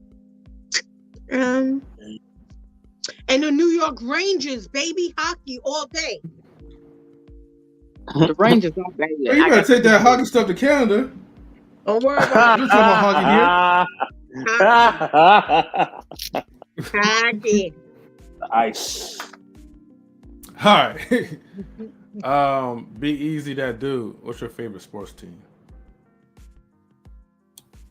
Okay. I don't really care about baseball, but if I was to choose, so I represent for both Bay Area teams, the A's and the Giants. If I had to choose one, I probably would choose the A's, simply because my favorite team is the Oakland Raiders, now Las Vegas Raiders. That's still my team, but I don't root for them as hard, but that's still my team. My favorite basketball team is the Lakers. I like the Warriors, but if it comes down to the Lakers and Warriors, I'm going Lakers. And in terms of like hockey, Sharks is cool, but that's only because they Bay Area, they choke a lot. But if outside of the hockey, I would like the Chicago Blackhawks and the Bruins. They put up good teams. Other than that, most of the other sports are not really teams. They're just individual sports that I follow. So yeah, that would be it. I love this question here. This is definitely my question. Hey. My favorite sports teams, you know what I'm saying? Yankees, Mets, New York Jets, you know what I'm saying? Giants and G-Men. You know what I'm saying? You know what I'm saying? Rangers, Islanders, all New York teams, yeah. Hold on. This is the real not the question. Knicks, Shona. Not the Knicks. This is the real question. If it comes down to it, is you going with the Brooklyn Nets or the New York Knicks? The Nets all day. The Nets. What? I don't like the Knicks. No Knicks. No Knicks at all. No Knicks for me. They might pull your card, Mr. Best. No Knicks for me. I can't stand the Knicks. Can't stand them. It's a long story behind that. But yeah, no Knicks. No Knicks for me. You don't even like when they have Sprewell, Ewing? Nah, I don't like none of them bones. None of them. I love all my New York teams except for them. I even like the expansion teams, the AAA teams. I like everybody except for them. You know what I'm saying? So yeah, no Knicks. You know what I mean? And then of course basketball. You know what I'm saying? I mean, Ron James. You know what I mean? Lakers. You know what I'm saying? Like the sea walk, I would do it right now. Go ahead, M3. Look, man, I can't see how some people, and no disrespect, because I know like be easy. I know you still like like the Raiders and all that, but how could this is for people in general? How could people be faithful to a team that's not faithful to them? All right, they're Las Vegas for a reason. You know what I Exactly. mean? No, I'm with you on that one, bro. That's why I just call them the Raiders, and I would never buy a Las Vegas Raiders jersey. Any jersey I have is from Oakland or throwback from Yeah. LA. So I'm totally with you on that. I'm just saying if I had to choose a team, Mm-hmm. I don't want to say now I'm a Ravens fan or now I'm a Giants fan. I still would like lean towards the Raiders, but I'm totally with you. Once they did that move, I was like, all right, I'm done with y'all, bro. Hey, that's always 49ers, man. So I'll stick with them. That's close enough to the Bay. Nah, I can't do that. Just like Mr. Best can't go from the Nets to the Knicks, I can't go from the Raiders to Niners. I just can't do it. Mm. Not the 40-winers. Man, Boo. Warriors ain't loyal either. Well, at least they're still in the Bay Area, you know. But yeah. So, all right, the next one, right? And LL, it's Mayor Liberty's fault. Okay, yeah, we're gonna blame on her, allegedly. What are your favorite places to travel? Well, any good place in Mexico is my favorite. It should be revised to like what places would you love to travel? Look, man, I want to go to the DR, man. All right. So, look, I'm not no passport brother, by the way. I'm just saying, but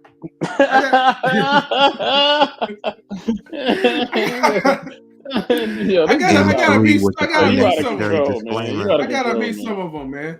You out of control. No, you don't. That's the last thing you need to do. What, the passport brothers? Man, forget it, man. No comment. Oh man. Wait, are you happy? All right.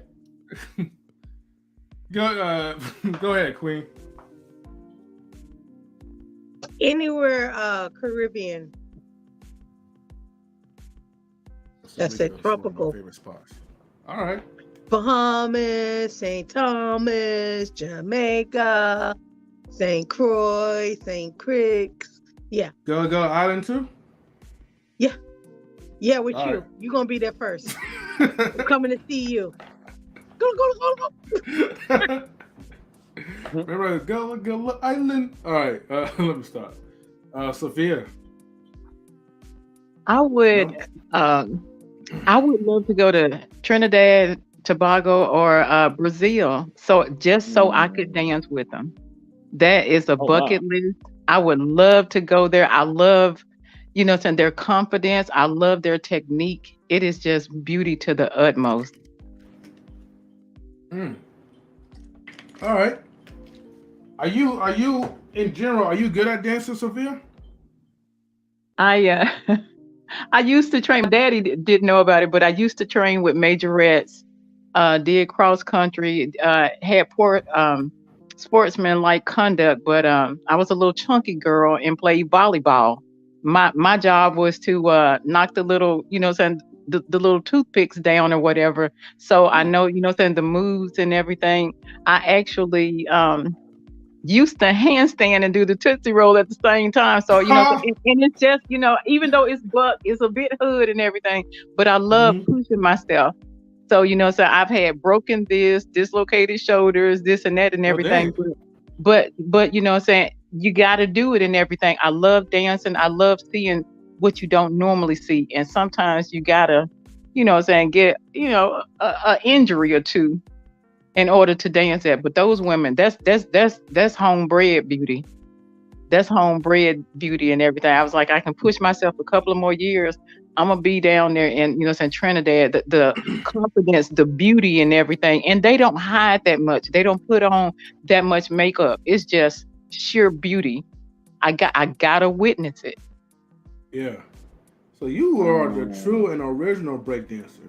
You just break all kinds of bones in your body. You know what? Wally and Simon was talking to me about, so I was talking about crip walking. I was like, no, I can't break my ankle. I ain't gonna turn around and do that. But I have done, done things just to say, say, hey, I can do that. Or either, say I want to turn around. I don't want to be just sitting down and, holding the wall and stuff like that. I want to be a part of it. My thing is, so I just tell the younger people, hey, make me sit back down. But if you can't, I'm gonna give you something to look at. It's fun. It's pure fun. Ain't nobody trying to look at no wall, so why not? I'm with Queen. Go to an island and see something and everything. Even in Mexico, the way that some of these, I'm not being a pervert, but to see the bodies, to hear the music, and to go with the vibe and everything. Twerking is out. I done seen 2-year-old babies twerking. I done seen people who, will actually get up out their Walmart cart to twerk. I'm like, that is so overrated. I want to see some good things. That I got good eyes, so I can see good things. Thank you, Jesus. So. Sounds like some fun. Yeah, shout out to Sophia P popping on the headstand. Look, we're not gonna talk. This is a fun fact. Allegedly. I had a play brother who was a DJ and everything. We were talking, just talking, just shooting the SH and everything. And so I actually got I got his name tattooed, under me or whatever, talking about DJs. And I was like, y'all ain't ish, and everything or whatever. I got my play brother, name tattooed and everything or whatever. And he actually was the DJ that was in, oh my God, what's the movie? Hustle and Flow. Mm-hmm. So, you got friends, you meet stuff, you get concert tickets and everything. And, some people swear up and down that Splash Waterfall, which it wasn't, was written about me, which it wasn't. But, I will say if I died today, I get a good Lord a high five because I've had fun. And I'm just going to leave it at that. Are you talking about Ludacris Splash Waterfalls? Unfortunately. Yeah. Unfortunately, but unfortunately, that might be a compliment. What's that? Okay. Wait, hold on. We were just talking about travel. How did we get here?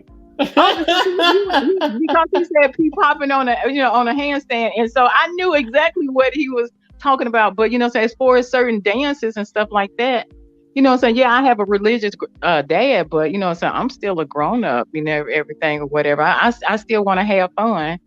Yeah. And I don't care, I don't care what shape you are, what, what your structure is and everything or whatever. You want to have fun. I'm a dance with you.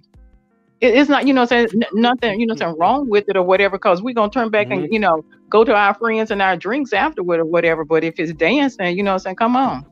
Dancing is a social exercise. Mm-hmm. The dance is what brings people together. Exactly. Whoa, okay. Be easy. What places will you love to travel? Are you asking about places that you would want to go to? Yeah, it would be places that you want to go to.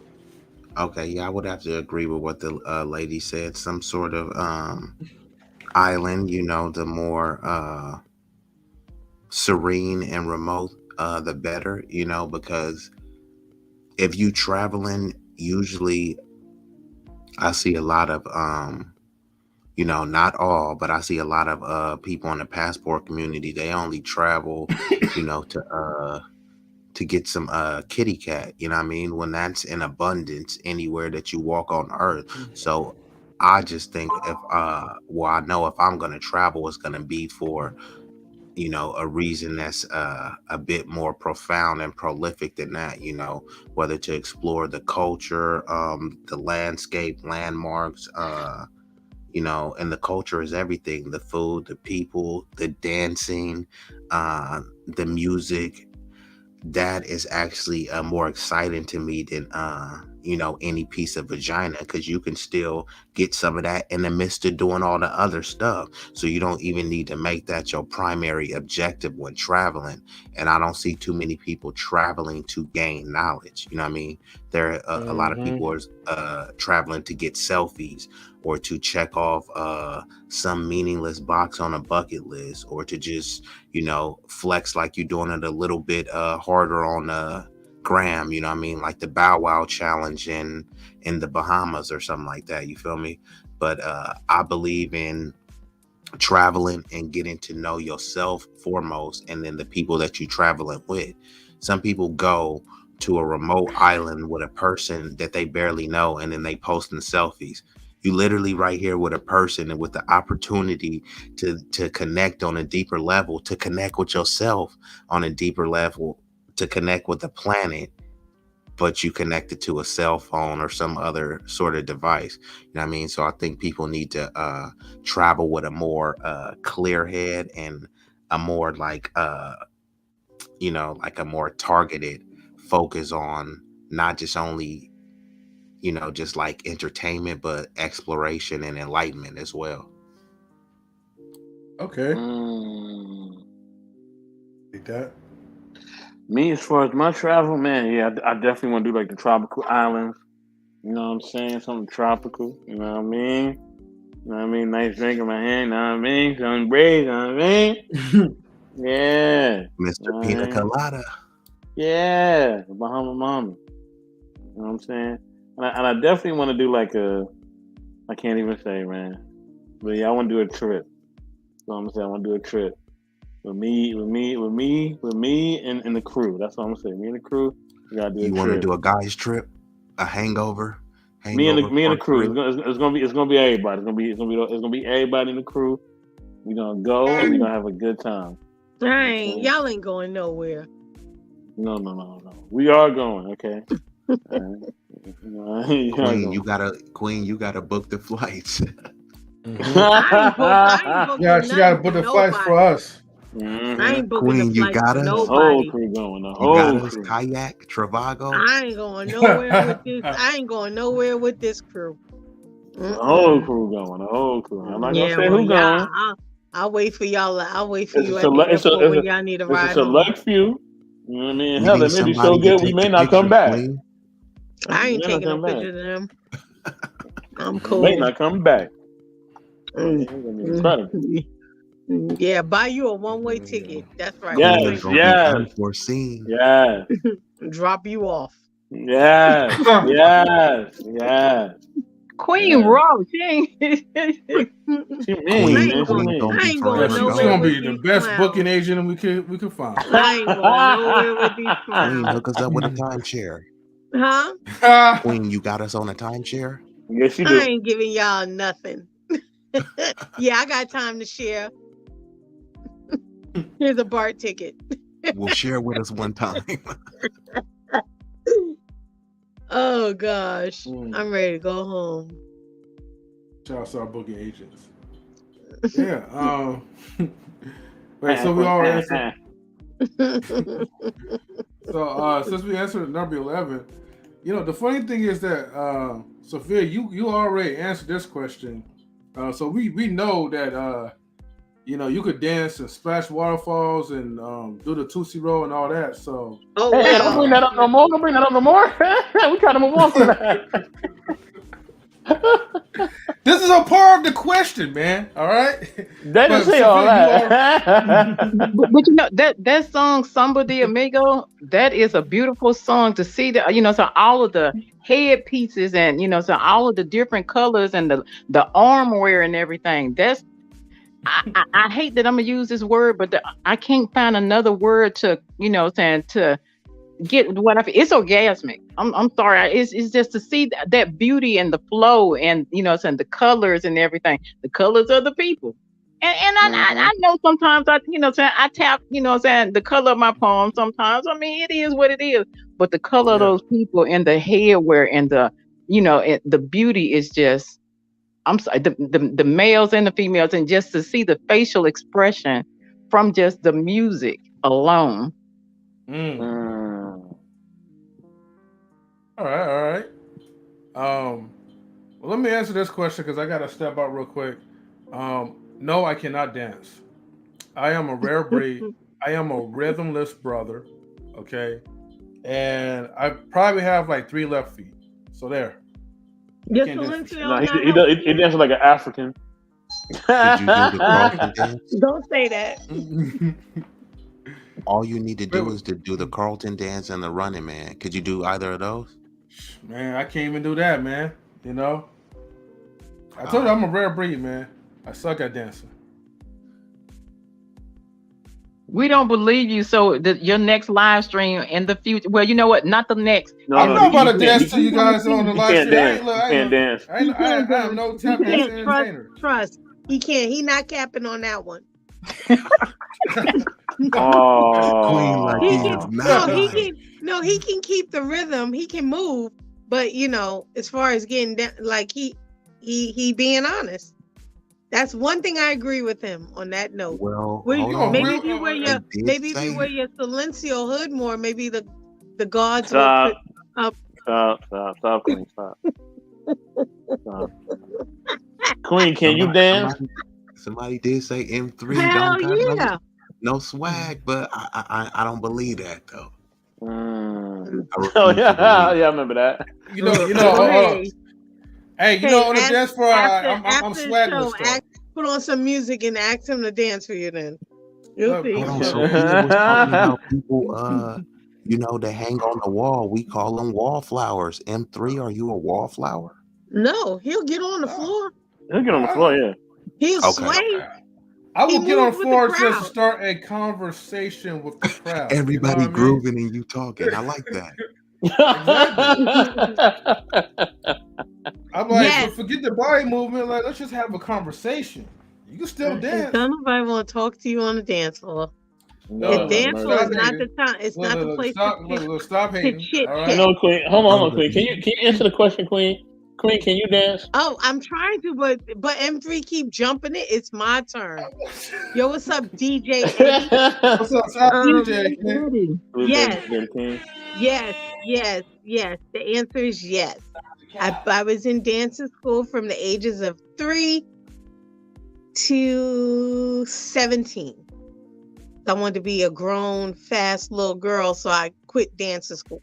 And I performed at one of the most prestigious halls in Lincoln Center called the Philharmonic Hall that holds over 3,000 seats, but now it's renamed at the David Geffen Hall. So yeah. That sounds very prestige. And I dance with people who work with, I dance with, I had a teacher who taught, you might know him. He choreographed Michael Jackson's Beat It video. Michael Peters, he was one of my teachers at one point. Really? Yeah. Ben Vereen was one of my teachers at one point at my dancing school. I danced at the Bernice Johnson Dancing School in Jamaica, Queens, very well-known dancer. And a lot of the students went on to perform on Fame and work with Debbie Allen. Yeah. Why wasn't you on there? Because I dropped out and I had a nasty mouth. Oh yeah, we know that shit. It's that mouth, man, that always get you in trouble. That's okay. But it was fun. I love dancing. M3,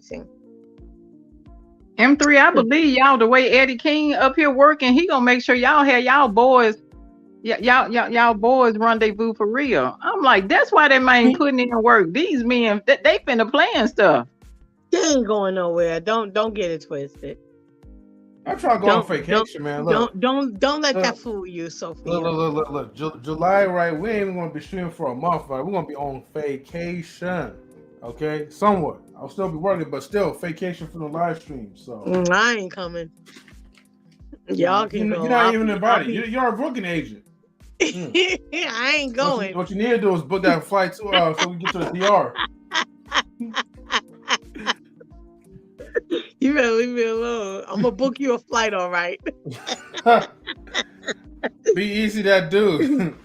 Can you dance?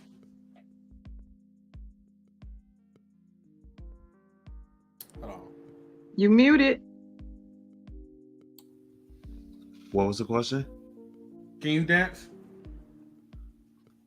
Yeah, I Can could you dance. leg? Yeah, I could do this. Thank you, leg. Now, I definitely could dance, but I'm more of a laid back type of dude. I don't be doing all of these new outlandish dances. I'm like Sophia in that regard. I guess I'm more voyeuristic. I do like appreciating people doing all these extra gyrations and stuff. But I don't partake in too much of it. Like if I go to the club, I find you know a big booty, a nice booty, and I get behind it, and I do whatever I have to do behind that. I don't need to do the Dougie and Nay Nay and all of these extra dances. But I do like seeing other people doing it. But yeah, I just literally stand there and just let the female do all of her moves, and I just go move in lockstep with her. So I can dance, but I don't have to bust out, the moves like Jagger, Yeah. no more, Or I just genuine gotta or whatever, play it right? cool. I hear you. So you ain't But Odell Beckham Jr. on the cause he'll cut up at a game real quick, Nah, and I'm like, he got grooves. I ain't gonna lie. Yeah, and some of these athletes on I'm like, damn, this cat got grooves when they celebrate. I like seeing that. You know what I mean? Some of the stuff I could do, and some of the stuff I'm looking like I can't do that. And some of the stuff you don't realize, you think it's just a dance. And then you don't stretch, and then you get out there like, my back. You know what I mean? You feel me? Like it be some old folks, they look at the little youngsters and they like, I'ma try that. Let me hit that. I'm like, it's a reason why you only see young folks hitting that thing. You know what I mean? Like it's some Right. dances where they do got some age restrictions, right? You could do it, but you might pop an ankle, you know what I mean? I heard Sophia say she don't crip walk because she don't want to pop an ankle. You may be trying to do some of these moves and twist the knee or something like that. So like, do not try this at home without stretching and hydrating and practicing. You know what I mean? We want to keep y'all safe. Yeah, I feel you. In the meantime, man, just let the girls tip drill you, That's all. Yes, sir. You got that you car don't you swiping. don't mean that. You don't mean you a sweet baby. You don't mean that. Now M3 mean I'm gonna that send he all of because he y'all talk a good game genuine because he video. can't dance. Genuine can't do what he used to do. I'm gonna send y'all I think I sent it to 84, but I'm gonna send it to everybody on the panel so y'all can see what he doing now. Since you're talking about you can't dance, I really wish he had been a wallflower instead of doing dancing the pony. I was like, baby, you ain't even. Yeah, I saw that. Like compared to like how in his Genuine is prime. now called genuine. Genuinely old. Mm-hmm. Damn, He can't Queen. whine no more. He M3, that can't was a whine no more. He You was saying he he was ain't doing go like the from a moving the pony to a couch type of stallion? dance. Yeah, Oh, that was funny. Yeah. All right, number 13. Do you enjoy music, and what are your and what are your favorite musical artists and genre? Um, yeah, I enjoy music genre. Dude, it's could be like hip hop, rap, jazz, whatever sounds good to me. Favorite musical artist? Hmm. I mean, shoot, it depends, man. But growing up, man, Lil Chris was my favorite, and then unfortunately, like, he kind of stopped rapping a little bit. Making albums because he's been busy with Fast and Furious and enjoying life. Hmm. Man. Like I'm more like into like the old school ones, like like the early 2000s, like him, Ti. I like listening to Jay-Z. Kanye, the old Kanye was good.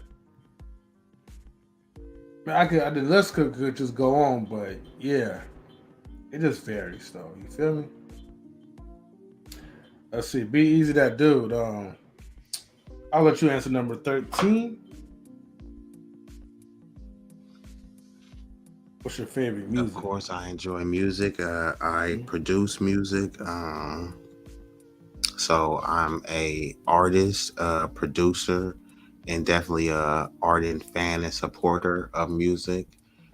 And let me see, what is the my favorite genre is rap music and R&B, preferably rap, but I try to listen to all genres. I don't know the most popular artists from every genre, but if I hear a song, you know, like I don't listen to a lot of country, but if there's a country song and I say, hey, this is a dope song, I won't discriminate against it simply because it's a country artist. Same thing with rock.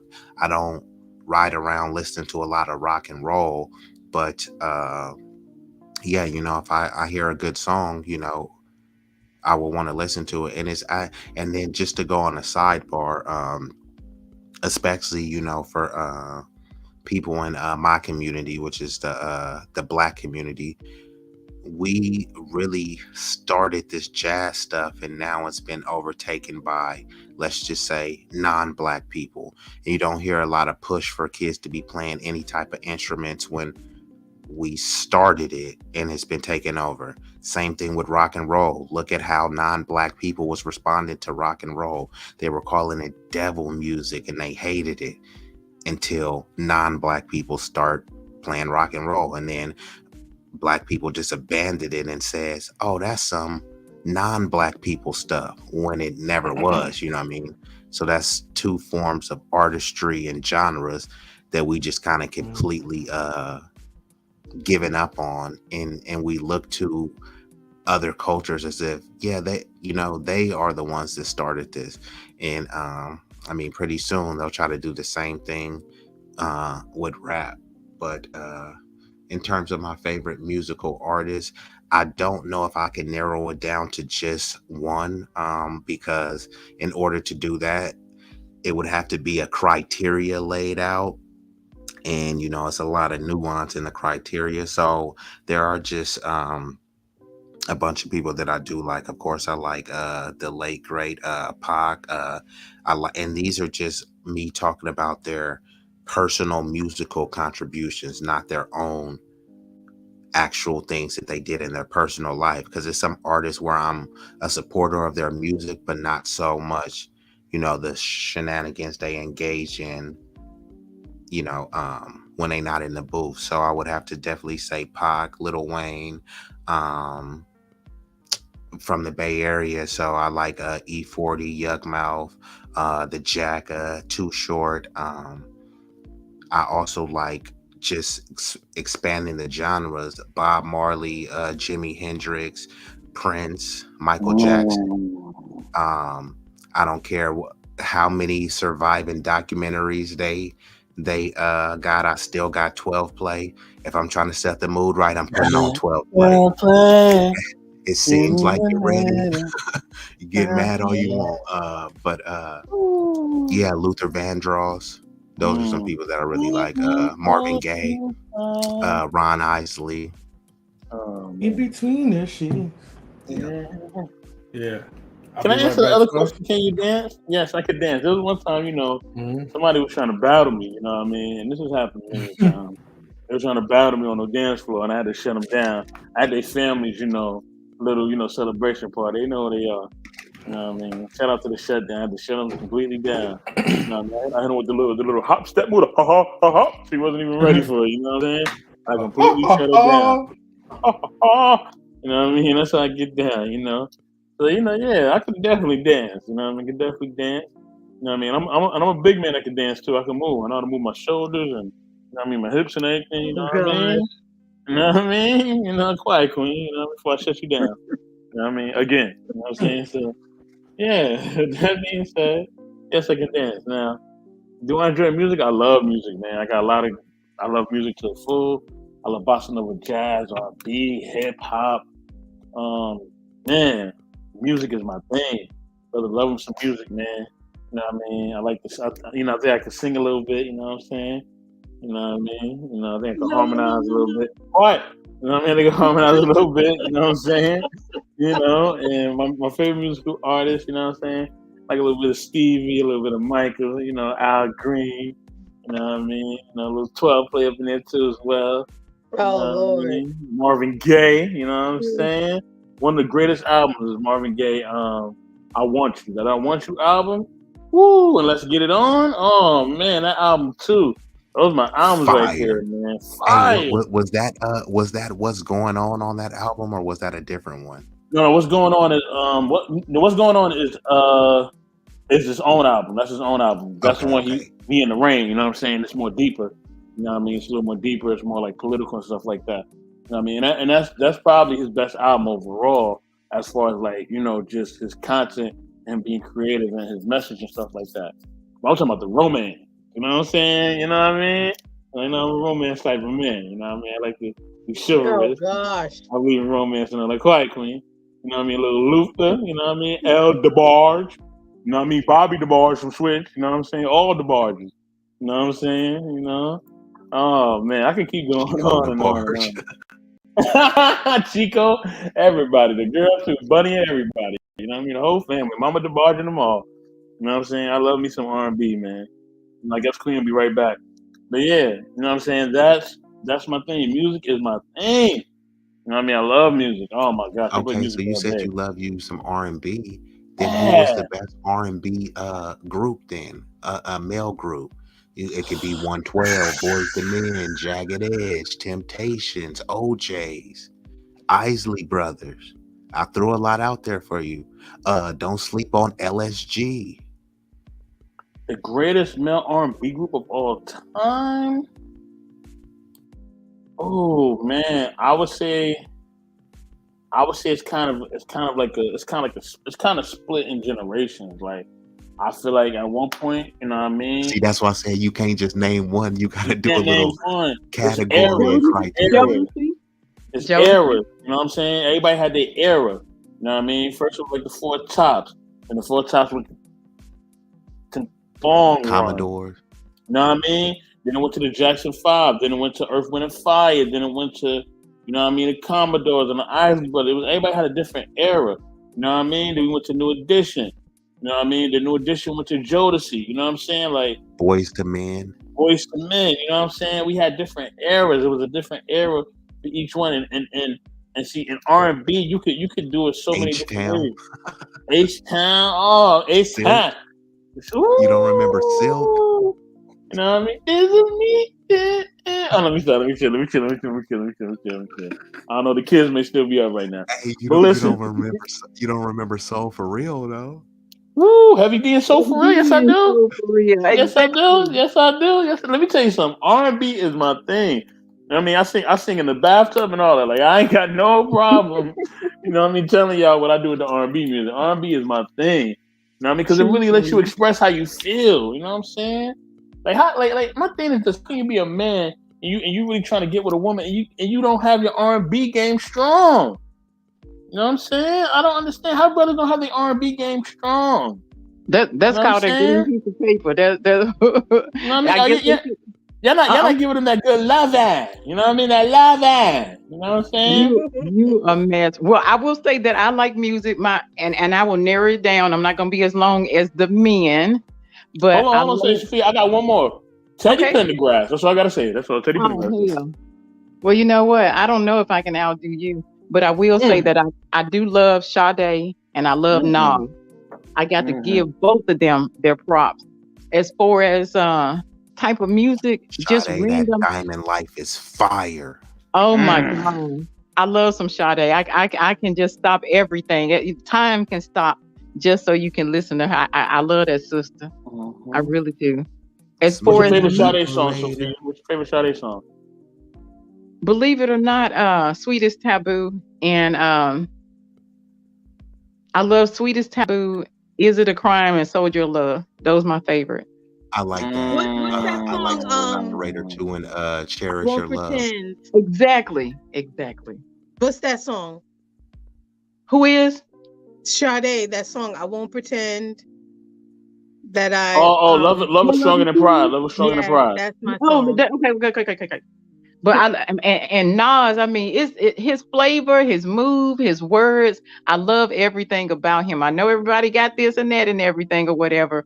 I'm feeling him as far as the music, just random African beats, just by any old body or whatever. You know what I'm saying? You go into a club or you doing this and that, and you will hear that random Jamaican music. It's all of it has a certain vibe to where you can just close your eyes and next thing you know, so you in a slight music trance or whatever. And I that's the vibe that I get from African music and Jamaican music.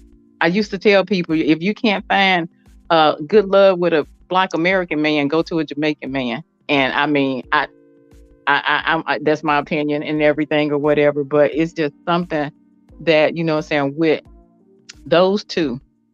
And I understand everybody is somebody, but the Black American man and the Jamaican man, trust me. That's all I'm gonna say. I just want to add, don't sleep on Earth, Wind, and Fire, Smokey Robinson and the Miracles. Yes. Have anybody been to an Earth, Wind, and Fire concert? Listen. I have not been. My favorite Earth, Wind, and Fire. No, but I heard some stories Can't about High Love.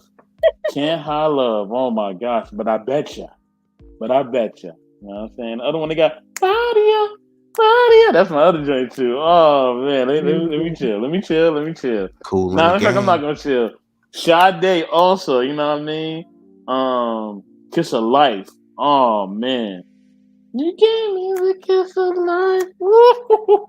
It's hard to pinpoint one on her. She's just, she's something with herself.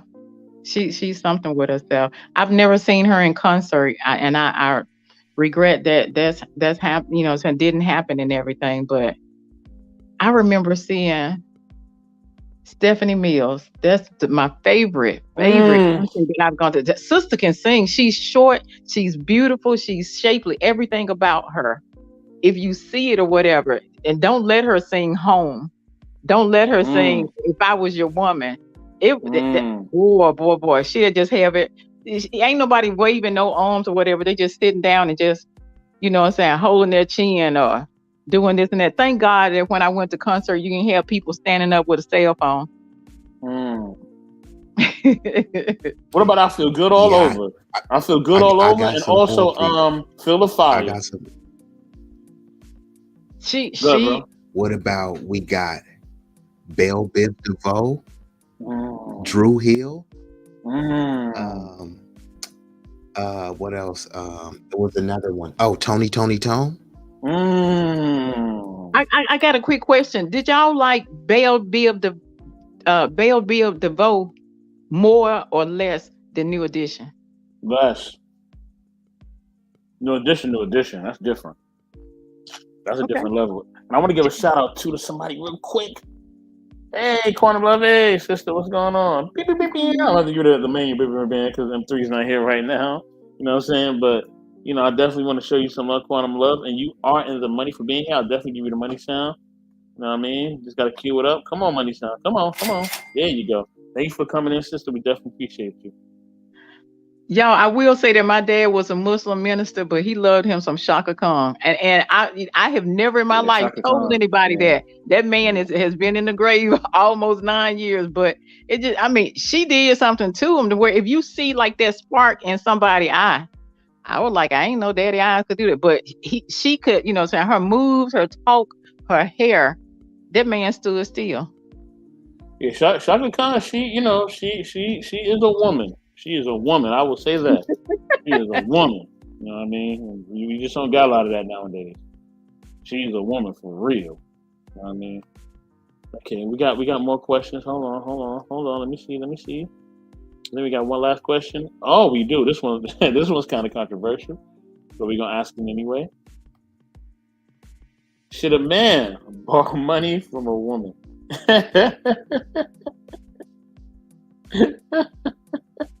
Y'all wrong for that. Should a man borrow money from a woman? Lady Sophia, go ahead. Since you already talked, so go ahead. During it, I set myself up.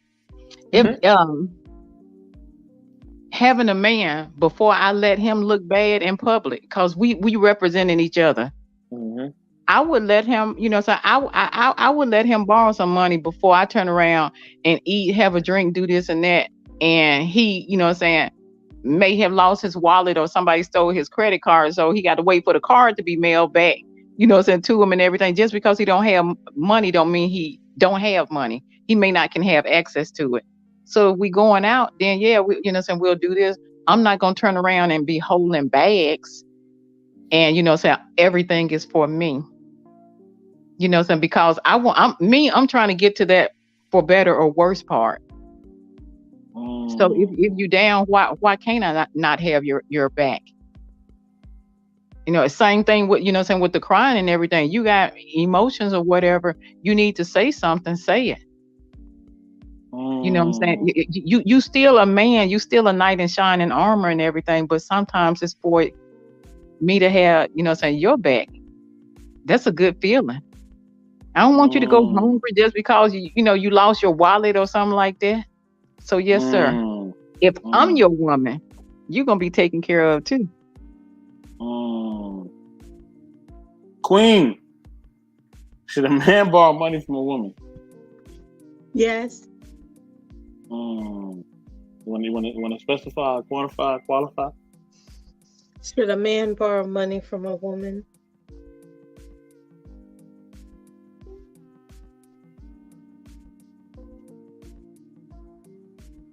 Well, you say yes, but why? If you my man, you ain't got to ask. You already got access to it, like I got access to yours. So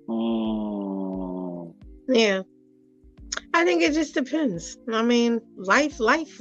This is the thing. Life happens, and if you say it don't, you're a liar. Life happens. Sometimes you're doing good. Sometimes you're doing bad. Sometimes you may need $5. Sometimes you may need $100. It's all about the person and their character. It's not about man or woman. Stuff happens. The stuff that happened. Life is not gender proof, and that's what we need to get out of. Keep it real. Life is not gender proof. So yeah. Life is not gender. I like that one. Sometimes I may be more prone to lend money to a man than I would to a woman who don't want to do nothing and just want to take from me. So yeah, and I'm tired of these male, gender, female, whatever question. So yeah. Be easy that dude, man. Should a man borrow money from a woman? What was that, Queen? I said be easy that dude. Okay, no, I didn't know if you was asking a question. I didn't really hear you. No. I just said your name. Okay, no, it's okay. I would say absolutely, right? Because this is what equality looks like. That's what the feminists fought for. So why shouldn't why shouldn't a man? Because we're all equal, right? But it says borrow, and anyone that knows what the definition of borrow means, it's with you're borrowing with the intent to pay back. So if he borrows it and then runs off on the chick, then we having a different discussion. But if you trust him enough to loan the money, lend the money, let him borrow it, then you think that he has enough credibility, enough reputation that they're going to pay it back. So what's the issue? Like let's say a chick let a dude borrow $500, $5,000, $5, and he pay it back. What, you gonna clown him? Oh, you had to borrow some money from a chick, I paid it back. You feel me? Why should that even be ridiculed? Because then on the flip side, why should a man let a woman borrow money? You can't argue that it's okay for men to lend money, but it's not okay for women to lend money to men. and then at the same time you're talking about equality and equity and inclusion. You know what I mean? It's contradictory. You know what I mean? So, and I think people need to be very clear on if this is a loan, right? That I'm lending you this money versus I'm giving you this money. There's a difference between a loan and a donation.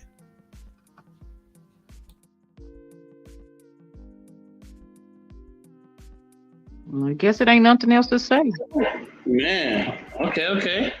All right. Easy, okay. Like that, I like that. Should a man borrow money from a woman? Look, let me tell you something. Look, you need to get to that bag. However you need to get to that bag. I don't care if it's from a woman. I don't care if it's from a child. I don't care who it's from. It's from a donkey, whoever it's from. If you can get somebody to give you money nowadays, and they willingly able to give you money, and they say yes to your request, baby, you better count your blessings, okay? Because ain't nobody giving away no paper nowadays. People taking paper, but they ain't giving away no paper. You know what I mean? So yeah, you better definitely take that money if she offers. You'd be a fool not to. You definitely be a fool not to. You know what I'm saying? So if you borrowing, if she want to give you the money, then you better take that money. Don't let your pride get in the way of you getting something that's a blessing. Okay? I'm gonna give a quick shout out to Von Eric. Von Eric, what's going on, man? You know what I'm saying? I'm glad you're here, man. You are in the money for being here. Got a thing for being here. Where's my sound effects, man? Hold on. Definitely in the money for being here. Welcome back in 3. And also got a welcome Sunny, AKA Don't Tell Me, Tell the People. Please like and subscribe to the channel. She gave me a bomb shout out yesterday. So I gotta give her one today. Please like and subscribe to the channel. Show her some love. You know what I mean? Show her that you really appreciate her, man. She talks about a lot of political stuff. She gives you an in-depth perspective. Okay? And she did a stream today that was great. She covered a trial that happened, I think, January 6th, I think. You know what I mean? If I'm quoting it wrong, then please correct me in the comments. And she was giving you an in-depth critique of what was going on during a Congress hearing or something like that. But yeah, man, like, check her out. She has some great political views. Talks about a lot of social issues. Definitely check out Sunny, aka Don't Tell Me, Tell the People. Remember, don't tell her that I told you. Tell the people. All right? Exactly. All right, so I guess this leads to me to answer the last question, right? Yeah. All right, so should a man borrow money from a woman? All right. Absolutely yes and no. Yes, if that woman, right, is a beautiful traditional woman, okay, one that's going to stand by you by your side, okay, and will have your back just like Sophia, okay, but never borrow money from an unruly modern woman, okay? Don't do that. You know, the reason why you don't want to borrow money from an unruly modern woman is because anything that you do, she will post it on social media. And you'll see like those TikToks where it'd be like that robotic white lady voice. Like, my man asked me to borrow money and I gave him $5 or something like that. And they'll just broadcast it all over the world. Make you look like a bum. Make you feel like she, man, like did the world and all for you. Okay? Man, I wish I had some church piano music, right? But the truth is, you gotta be careful who you borrow money to. I mean, who you borrow money from. Because they'll loan you the money, but it comes with a price. Okay? If you don't want your business to be aired out by those unruly modern women, don't borrow money from them. Borrow money from your mother. Borrow money from someone who's a close relative of you. Okay? That's a woman. So this is about borrowing money from women. Borrow money from Sophia, but make sure you pay her back. Okay? But by all means, no. Okay? No? No. Just for the modern woman. Dang. All right?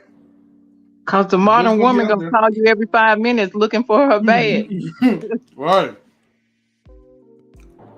She's going to be coming out around the corner, be like, "You got my money?" No. Oh, okay. The next day, you got my money? Not yet. And then So, before you know so, it, so when Sonny, payday are you They'll comes, saying tell no all their friends yeah. overall? too. So hold on, All y'all. their girlfriends gonna know about it. Hold on, everybody. Hold on, everybody. Is Sonny saying? Are you saying no overall in the comments? And if you want to explain, you're welcome to come up. The link is pinned in the chat. You know what I mean? You're welcome to come up and explain why you're saying no, or you can say it in the chat. Either one. You know what I'm saying? But yeah, I wonder why she's saying no. You know what I mean? So I said, hey, get to the back after you get to the bag. All right. You know what I'm saying? It's hard out here. All right. So if you got somebody that's willing to give you some paper, all right, you better take that paper and keep it moving. Okay? Because ain't nobody giving away no money. All right, at all. They may Yeah, give you but something to eat. you don't want them to be a dope boy coming after you and everything. You know what I'm saying? What, a car full of 6 or 7 other women talking about, you got my money? And you like, I mean, I just borrowed it yesterday. You don't want you them want to to. you don't want them bringing the little kids and stuff or whatever, throwing eggs at your car and everything or whatever, and you Well, just, they want you it back know. since yesterday. Mm-hmm. I'll learn how to duck. If you are giving me money, I'm taking it. You a miss. I'm taking it. Okay? Don't think I'm not going to take your money. Because I damn sure am. She ain't giving it to you. She loaning it to you. You Give me better the pay that money, my man. one back I with don't care. interest. But Look, this is the real key. So don't if you borrowing money, don't borrow an amount that you know that you can't pay back, and don't lend an amount that you wouldn't be comfortable with losing. You have the expectation that they're gonna pay you back, but whatever amount you lending, you got to be comfortable with losing that. It's not your expectation, yeah. but I mean, you never know. I'm just asking. And I'm asking. sometimes Can you give me people some money? I you ain't never need to said you're gonna pay me. exhaust. I'm never said I'm gonna pay you back. Go ahead, BZ. I'm sorry. No, BZ, you my bad. good. No, I'm just, that's why I said before, you got to make it clear. I don't really borrow money from people, because I do what I need to do to, I'll try to sell you something where it's like, hey, it's an even exchange, or we bartering something, so I don't owe you. You know what I mean? Here I got, these shoes, this product, this paraphernalia for sale. You can get this, and then now I have the money to get what I need to get, and I don't need to borrow it from you.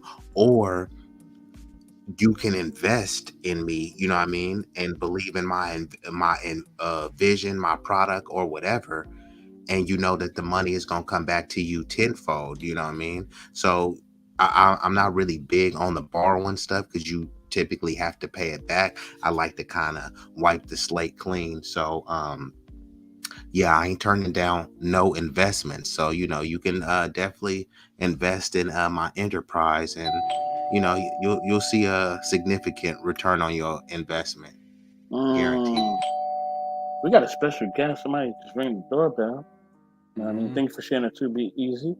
I'm gonna open the door for her because she is a lady. You know what I mean? I'm gonna bring in Lady Sunny from Don't Tell Me, Tell the People. I think she about to get on our heads about this money thing. Hey, Sunny. Hey, She how had the you glasses doing? on Can you ready. see me? Yeah, we can see you. Yeah, we Great can see background you. too. Oh, okay, thank you. Mm-hmm. Wonderful I don't know. background. You're so beautiful. Thank you. I had to get a picture real quick.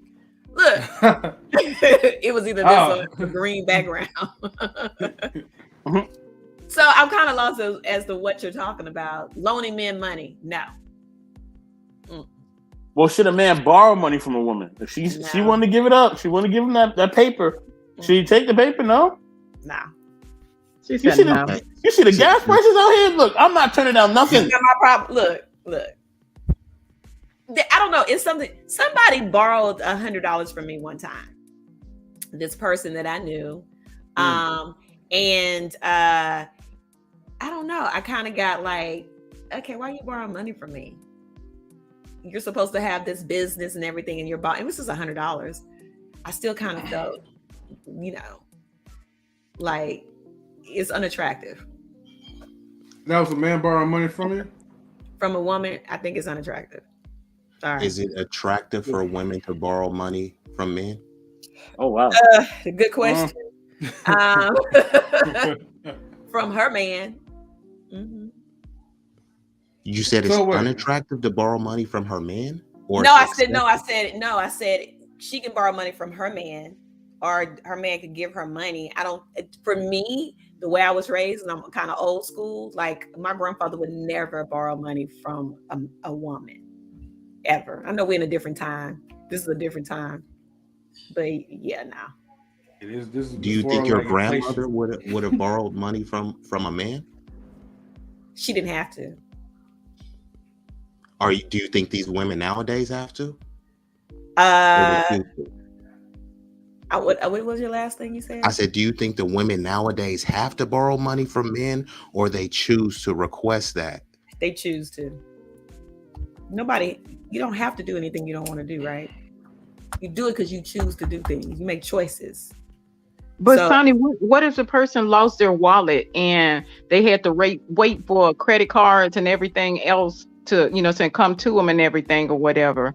And, granted, yeah, you can go to a bank and show them well, no, if you lost your wallet, you ain't got no ID. So that's what I'm getting at. If it's a situation like that, would you borrow? That's a different situation. You okay. $5 here, $10 here. Don't even borrow the $10. Just okay. Let me pay this way for you. Let me pay that ride for you. You don't have to pay me back. You understand what I'm saying? When I'm thinking of large amounts of money, no. No. I mean, that's just my opinion. I don't think it's attractive to watch a man borrow money from a woman. So Sonny, it sounds like you believe that it's a natural man's role to be the breadwinner, correct? Yeah, pretty much. So since he would in that natural role be the breadwinner, shouldn't he then be in charge of the financial decisions? Do you believe that as well? I believe that he should be, kind of sort of. I know. I kind of got that kind of. I have that old school way of thinking when it comes to stuff like that. I know. So why has it been? I'm kind of conservative that way. Well, I think that I'm kind of conservative that way. A lot of people probably wouldn't think so, but I am. Mm-hmm. It is, like I said, the way I was raised with my grandparents. My grandfather paid for everything. My grandmother, when she worked, that was her money. She pocketed her money. That was hers for her to do whatever she wanted to do. But he paid for everything. Groceries, the bills, everything. He took care of home. And to me, that's just, yeah. So you said that you said this was your dad or your granddad? No, of course you're not invited. No. Be easy to answer like these questions because it follows to something. Okay. No, I was just asking Sonny, did you say that this was your dad or your grandpa that paid for everything? My grandfather. I was raised. Your grandfather? Okay. Because I know there's a lot of women nowadays that request more men be like your grandfather. Do you think these women these days are more like your grandmother or like something else? Something else as in what? You call them gold diggers? I'm not calling them anything. You can categorize them however you want to. I'm just drawing the distinction that they're not like your grandmother. Would you agree with that? No, they're not like my grandmother. Not this new generation. No, it's not the same. It's not the same mentality. We're in different times, So do you think it's appropriate of the women to still request the treatment that your grandmother got when they're nothing like your grandmother in behavior and mentality, etc.? That's a good question. I don't know how to answer that, to be honest with you. I think people should be treated, women. You should always respect women. People should be treated with respect all the way around. When you say these women, are you talking about women such as that would be, the gold digger type of mentality? Somebody called it, I was watching the show on Fox Soul and they were calling it the hoe. The hoe. Yeah. I what with the whole what The movement or something? the whole, as they call it, they have a name for it now. Whole something like whole. It's the whole industry, the whole lifestyle, or something like that. I didn't hear about that. Yeah, Yeah, go watch I'm not on Wow. Fox Soul. Fox Soul. I don't know. You all have that Black Entertainment News or Black News or whatever. I don't, but I know who Fox. I know what the Fox Soul network is. Fox Soul is. Mm-hmm. So they Yeah. had the question about the whole. It's not a lifestyle. It's a name that they call. I can't think of it right now, but it's basically like women dressing scantily, half nude, and that type Yeah. of the gold digger mentality. They could be who they want. They got to be free to show themselves and do the things that they're doing. You know, being these Cardi B's and Megan Thee Stallions, dropping it like it's hot. Blah blah blah blah. That type of That uh, type of vibe, I guess. vibe, Yeah, right? mentality, Yeah. hot girl summer, Mentality, Yeah. right? Hot girl summer But mentality. stock Mhm. culture. Yeah. But I don't think we're Yeah, we're and drifting off that's into. I know. Yeah, I'm not trying. But what I'm asking is, are Mhm. you talking about that mentality of that type of No, woman? no, compared I to think my grandmother? what It's not the same. no, I think like the questions that Be Easy is asking is more of like no, right now we're I living. was Oh, okay. generalizing Hmm? the question. Now we could narrow it down to the specific subsets of women, but unfortunately in 2022, I might even have to take it back and ask you what actually is your definition of a woman, because it may seem facetious, but when Judge Ketanji Brown they asked her what was a woman, she couldn't define it. Now they saying that these trans people are women. You may believe that, you may not. So I'm just saying there is a distortion of what actually is a woman nowadays. So What is a I woman think to you? sometimes people do got to get that Mm. clarified. What's a woman Hold to on, hold on. you? Can I ask one? Can I just say one thing? I just want to say one thing. It's just one statement. Listen, if I am being the breadwinner, okay, if I'm the breadwinner and I'm paying for everything, I'm taking care of everything. Listen, the house better be clean and sex and food anytime I want. Anytime I want. I don't know about having sex anytime you want, Anytime I want. but You talking about paying all the bills? I'm paying everything anytime I I want. mean, you don't. Do you want to be the breadwinner? If I am the breadwinner and I'm taking care of everything, this is my qualifications. Mm-hmm. Anytime I want. If I want sex, sandwich, or silence, then I'm gonna get that. Okay, so I will say this: in my household, my husband cooks, I cook. I ain't doing none of My husband cooks, and I cook. Because he wants to cook, he chooses to do that. that. I do it because I like to do it. He takes care of home. That's what he does, and that's what he believes in. He takes care of home. He wants to take care of me. He wants to be there for me, take care of me, and that's just what he does. He takes care of his family. That's what he wants to do. That is who he is. So for me, it's and my grandfather was that way. He took care of home. My grandmother cooked. My grandfather would cook every once in a while when he wanted to have turtle soup or have a squirrel to eat in the country. But he took care of home. Mm-hmm. That's what he did. And that's what I'm used to. My aunt, everybody, my aunt had her own job. My uncle took care of home, but she had her job. Her money was her money. And my uncle took care of home. Mm-hmm. Sonny, could I ask you where I grew up. What does it look like for the woman taking care of home? What does that look like? Some of the skills, the duties. Cleaning. I make sure I keep a clean home. I make sure that I have food on the table. I make sure that I love my husband.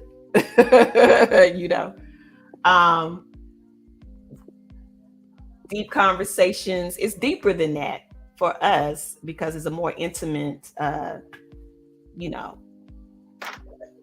can't see myself on camera, so that's why I'm looking off. But it's deeper for us. It's emotions, communications.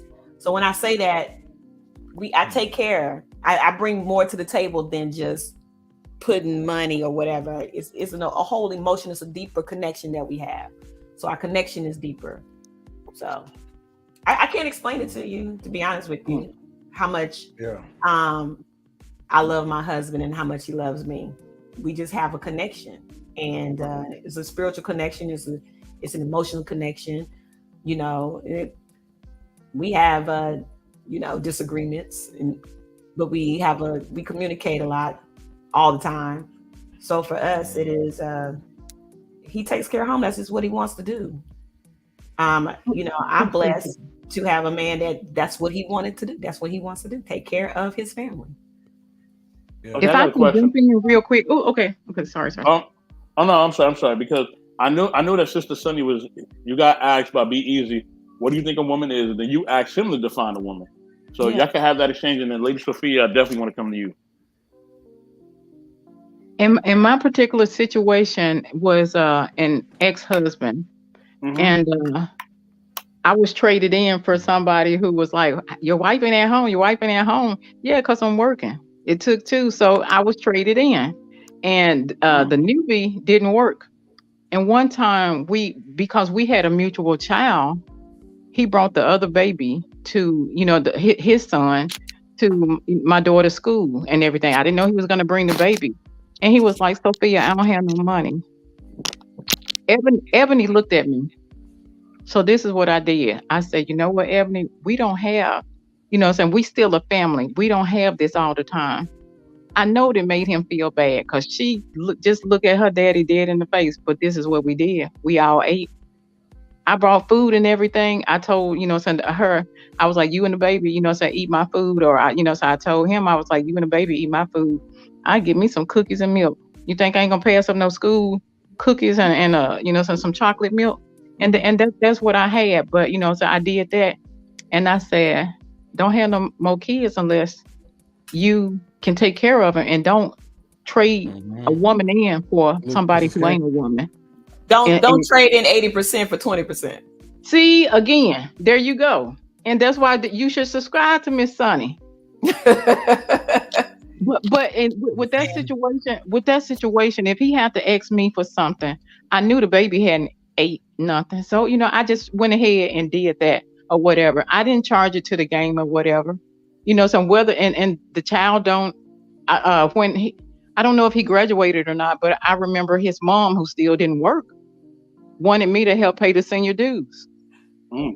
So, if a person, saying sometimes you got to do what you really don't want to do to help the situation. Did I get a little boy his graduation money? He got aunties, uncles, grandmamas, and this and that. You don't see no wings on my shoulders. I'm not gonna do it everything, because if I can work, and I had 2 jobs and everything at that particular time, she could have did it too. Exactly. I want to say this because I think that, because I came in the mid of your conversation. For me, that's why I said for me, I'm not attracted to that because the way I was raised. I think that men who borrow money from women,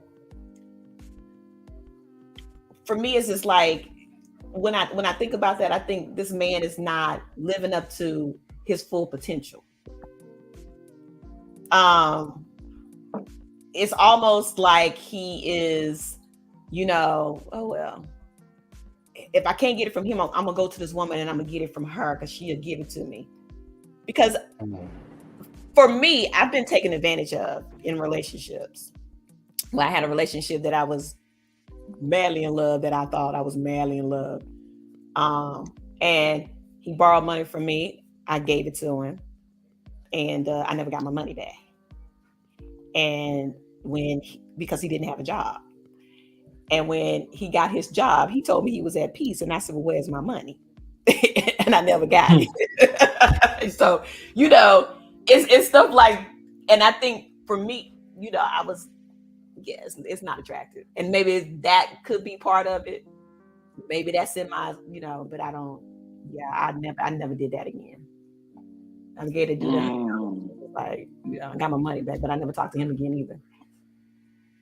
Okay, so the brother basically he basically played you out for the money, Yeah. right? And he used and abused you, which happens.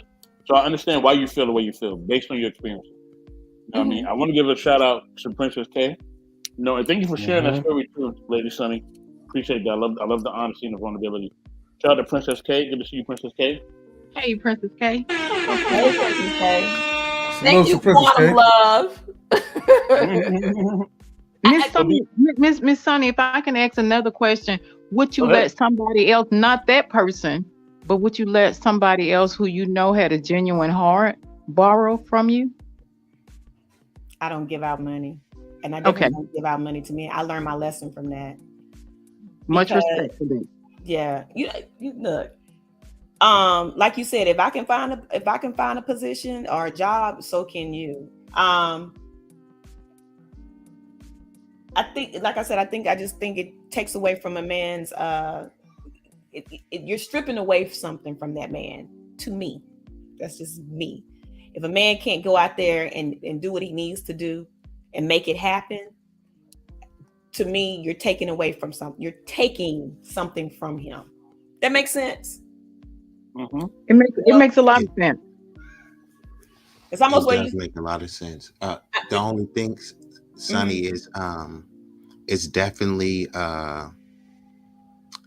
is in relation to economics, right? So if he's not be able to provide economically, you may see him as a lesser man or a lesser leader. Right. So we're measuring that monetarily. How do we measure if a woman, is of lesser quality? Do we look at her monetary status? Do we look at her attitude, her behavior? How do we measure it as men? Because we can clearly say, look, he can't pay the bills. He's not up to snuff. But if the woman is, not living up to her potential, how do we identify that? And what do we do to hold her accountable? Because there's women who does not have integrity. Right. I think that we're two different creatures, men and women. Men are from, what is it? Men are from Mars and women are from Venus. She went old school on us. Okay. So adults are not held to the same standards? No. Really?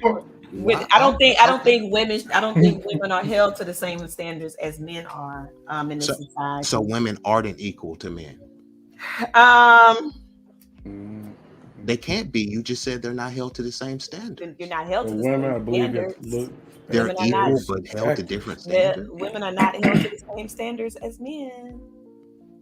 Sonny, I love your play. I love your season. 84 did it earlier. I love your season. And this is one thing that has always puzzled me when, so even when growing up watching shows and stuff like that, I used to say, how can a woman be a prostitute and go through the stuff she's doing and then turn around and flip her dollars to a man? Right. I never in my life understood that. I've always kept it quiet and everything. And I was like, well, how can you can't be on the boulevard too?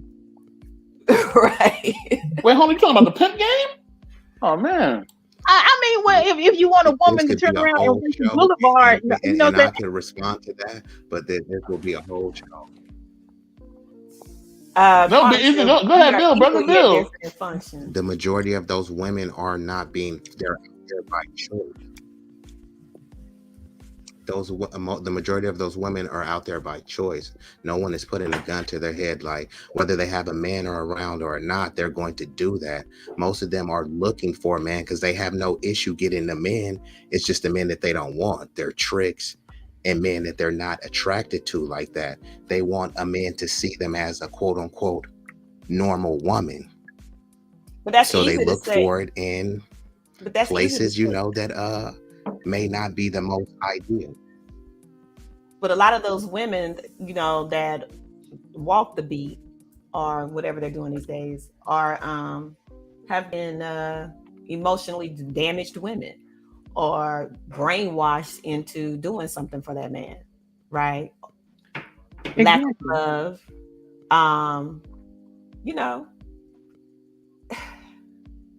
And Sonny, to be honest, some women are trafficked. There's You know, plenty of that's what women exactly. doing the same thing. No one is brainwashing them. No one is brainwashing them to bust it open on TikTok. There's no shadow man behind them doing it. Right. They're There's doing no it one on their brainwashing own. you to do all that on TikTok. I agree with that. We're not talking about the trafficking. We're talking about people that willingly are doing city Oh. girl lifestyle. Oh, okay. But yeah, I mean, because now they want to be equal, don't they? They want to be able to go out there and say, if a man can take his shirt off, I should be able to take my shirt off too. Because they want to be equal. Oh, damn. And part of that But is you the just said brainwashing. we're not equal, so We're not. that's kind We're of not. crazy. We're not. That's just my opinion. We're not on the same. We're not on the same. We're not. We're two different. We're two different. You know, we're not the same. We're two different. Right. We bear children. Okay, women can bear children. Men cannot bear children. Now, you want to think about the epitome of what makes a woman a person that can carry a child for 9 months and bear that child. Men cannot do that. No transgender man, no transgender woman. I can have that. They can't do that. That's the one thing we give life. So that's what makes a woman key. And you put your life on the line in order to make a life. Right. So is a woman who can't give birth, is a woman who's a female not a woman because she can't give birth? Oh wow. That's a great little segue. I don't have my PhD to answer that. I don't have my PhD, so I'm gonna let Sonny answer that one. She can probably get pregnant, but she can't give birth because maybe her body is not functioning in the right manner, but she's still a woman. If she's bleeding every month, that's a woman. Do you bleed every month?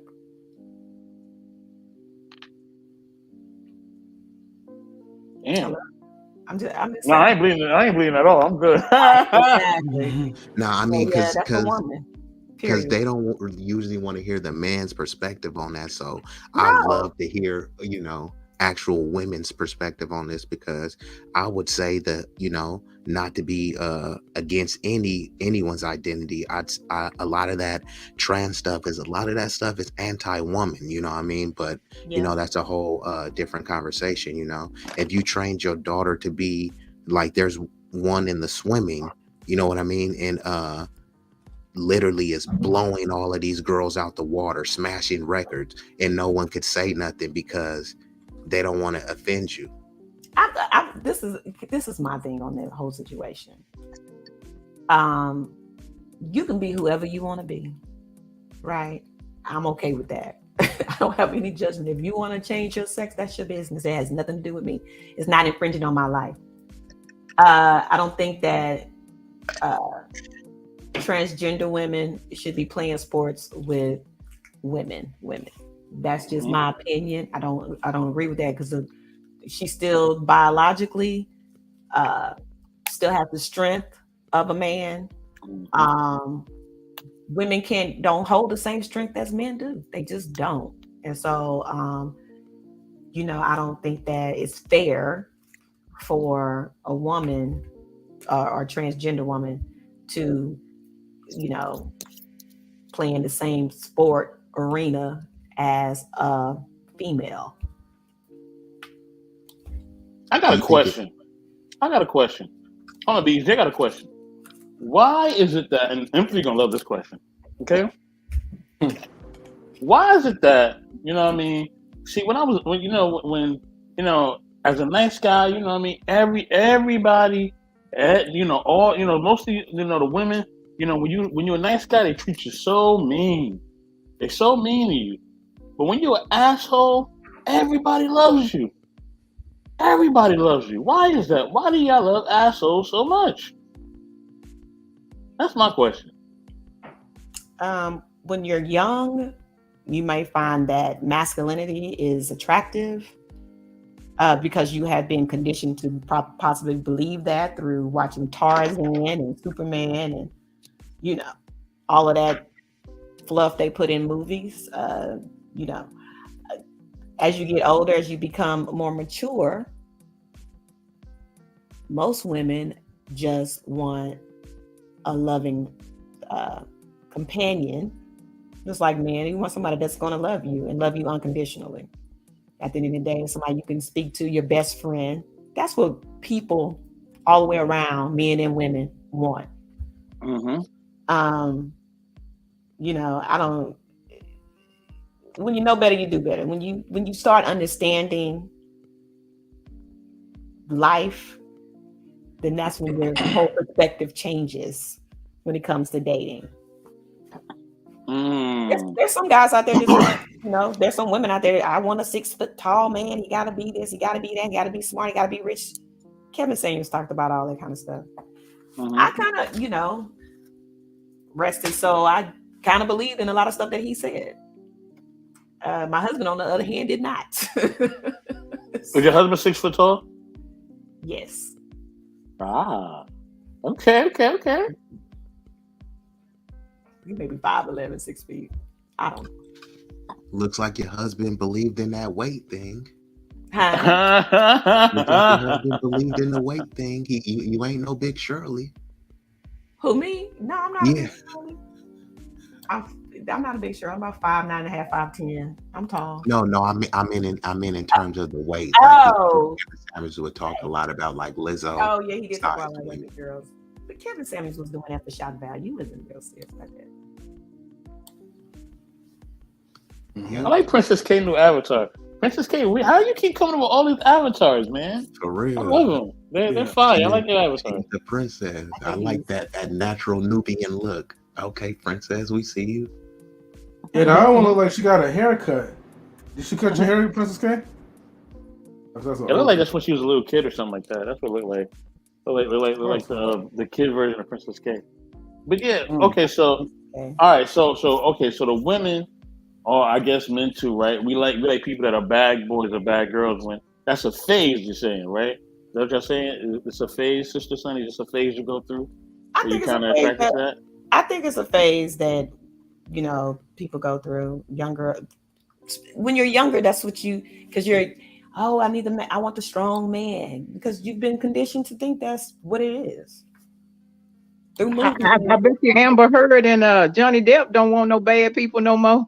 Amber Heard was after those dollars. Hey, Sonny, Amber Heard was after the money. That's why she got. Sonny, you said we've been conditioned to be this way. What was some of the conditioning?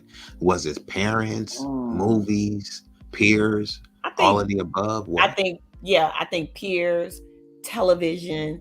Like I said, you see the Supermans and the Tarzans and all that kind of stuff. Yeah. Back in the day, what they call it, the tall, dark, and handsome. Right. But don't y'all all want that though? Yes. No. When you're younger, possibly. No. Did you see any young girls on Kevin Samuels' show?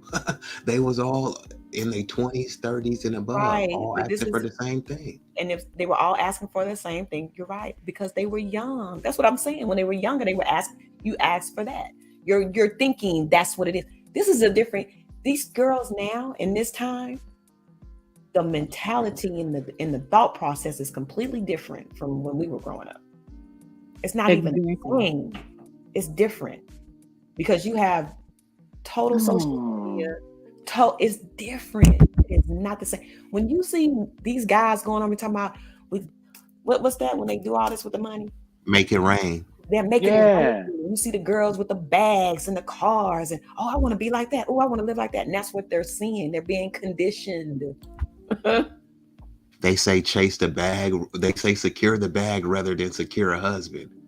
They say they're being conditioned. It's all conditioning. If that wasn't there, they wouldn't be thinking like that. I just think that for men and women both, right? Okay. And I always tell my gold watch story because it's so relevant, right? I bought me a gold watch. I, spent a little money on it. It wasn't a lot of money. Okay, spent a little money on it. I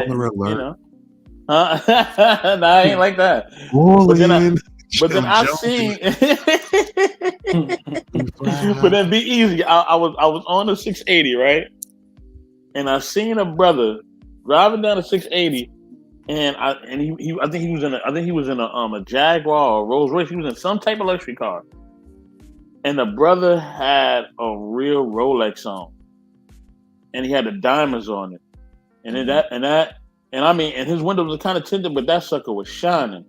And I looked at my watch and I said, "Oh man, what the hell?" Like it just made me feel so inferior that he had this Rolex on. You know what I'm saying? Like I'm not throwing away my watch. Okay, I'm still wear my watch. I'm wearing it all as much as I can. I wear it every time I can.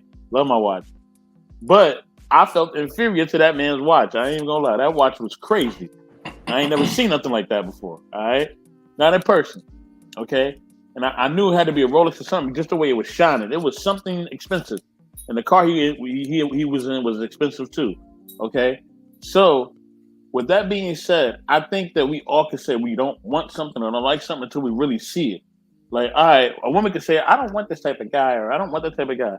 But if that type of guy is right in front of you and he desires you, it's kind of hard. It's like a guy saying, "Oh man, Halle Berry, she ain't nobody."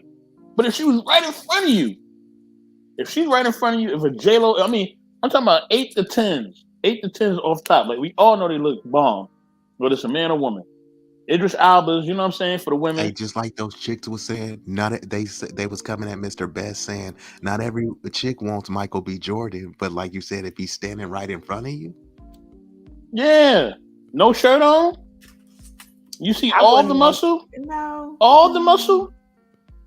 I'm sorry, I don't know. Yeah, I don't want to Tesla. And then you disagree, Sonny? Huh? I mean, I was never. For me, I was never really attracted to that kind of stuff. For real, I don't. All the muscles and all of that. I've just never been like that. Even just growing up, I've always been like, huh? You like the dad bod? Did I like the dad bod? Exactly. Do you like the dad bod? I have like a Homer Simpson that body. has a dad bod. No Homer Simpson body. We're gonna put you in timeout. Be easy. You know who? Okay, Princess K. Whatever good looking man that you see is good looking on TV that you think is good looking. I thought Denzel Washington was handsome. He didn't really have the hottest body. He was just an average. Whoever it is, Sonny, whichever pick him, whatever man, Sidney Poitier, Denzel, whatever man, whatever's tall, statuesque man, and all his manliness. You know what I think is attractive? You know what I think is attractive? When you see a tall woman with a short man, and when that short man, I think that's attractive. Because you know what? I know that short man. I've heard it all on the show. Because I know that short man has a lot of confidence within himself to be with that tall woman. That man is secure with who he is to be with that tall woman. I think it's attractive when I see that. It's sexy to me. I totally agree with that. And see, I had that problem for the simple fact when me and the guy that I'm with that I was dating, because I was around, and I've always loved, even though I was the lightest with my dad kid, I've always wanted to be like black, and I love that color and everything or whatever. And so it was so confusing and everything and he was like, "What's wrong?" And I was like, "I've always wanted a black man, and this causing a little bit of problem." And he said, "But I don't cuss you. I give you money. You choose not to spend it, but you got it. I respect you. I've never called you out your name. I want to be with you. I tell you all the time that I love you. I call you in the morning and make sure that when I'm through, with my post, that I hear your voice. Is that enough? You want to be with a black man, but you got a good man. I want you." So, I mean, I had to turn around and think of that. The presentation was priceless. If you're attracted to a black man, then you should find you a black man who has those qualities. I'm telling y'all, that attraction thing, it counts. All right, it really does. And I'm being attractive on the outside doesn't matter. It's who you are, really. We had this conversation before. It's really on the inside, because I need both. I'm sorry, I need both. I need both. I disagree on that one. I need both. You know what? I got to give it to him, because the respect was there, and I have had, I think it was one time because O'Shea Duke Jackson, I got 2 of his shirts. Black Men Are Perfect. and everything. But on O'Shea Duke Jackson, as positive as I try to be, I just, so you capping, you this and that, you old. Don't no black man want you because we can go to Brazil or Colombia and find this and that. And it was so heartbreaking. It was two guys that was just constantly badgering me. I know how old I am. I do know that and everything. And it was two other black men that spoke in my defense and everything. And they was like, she's not, saying clowning y'all disrespecting. Why do you have to do that? And the black guy was like, because I don't have to put up with her. I've never cursed anybody. I've never degraded anybody or whatever. And so, so there's a lot of things that you have to look for. I shouldn't, be in the presence of a black man and have something like that, especially if I'm not cussing you. I'll give anybody anything or whatever. But they were like, well, first of all, you 50. And I'm like, okay, and everything. So I had to turn around and see where the respect is. Just like I can find anybody, if a black man is not being hounded, if he's not being threatened about going to jail, if ain't nobody bleaching his clothes in the tub or whatever, then I don't care if, Rachel want to turn around and get down with him. I respect you enough to where I want you happy. And it's for us to choose. If you want the black race, then don't turn around and tell somebody, well, I can go to Colombia. I don't have to have you. Don't turn around with that attitude and then want to turn around and throw your fists up at me. Well, hold on. I'm gonna say this. Let me dispel this. Let me dispel this thing, okay? This age thing, okay? Listen, if the woman is attractive and she's bad, and a man thinks she's attractive, listen. Nobody cares about that age stuff, okay? If a man sees a woman and she's attractive, he wants to be with her, okay? He wants to rock with her. He wants to knock her socks off. He wants to take her on plenty dates and all this other stuff and do the romance and everything else and meet her family and everything else, okay? So if you're an attractive woman, that age stuff is for just guys who are just bitter and they're upset and they're just mad at life, okay? So that's one. Two, you know what I'm saying? Listen, look, like I always say, like you gotta have both. Like, I gotta be attracted to you and your character gotta be on fire. Like, if both ain't on fire, I can't be with you. Because if your character is whack, I'm definitely not gonna be with you. But that's a definite no-no. And if I think you ugmug, then we could be friends. But that's all we can ever be. We can never be more than that. Because I'm gonna stray. Like, I just know me. I'm gonna be looking at somebody else. It's just gonna happen. Sorry. I mean, I'm just human. I'm just being honest. But are you in 83? You found the perfect person that had the ultimate attitude. You would turn around and trade her in? Oh, sorry. Wait, perfect personality? Yeah, I'm still out of here if I ain't attracted to her. Go ahead, M3. Look, I'm gonna just say this though.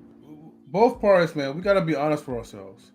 Okay, women, you're just not gonna date a guy or even look his way if he's not physically attractive along with the personality.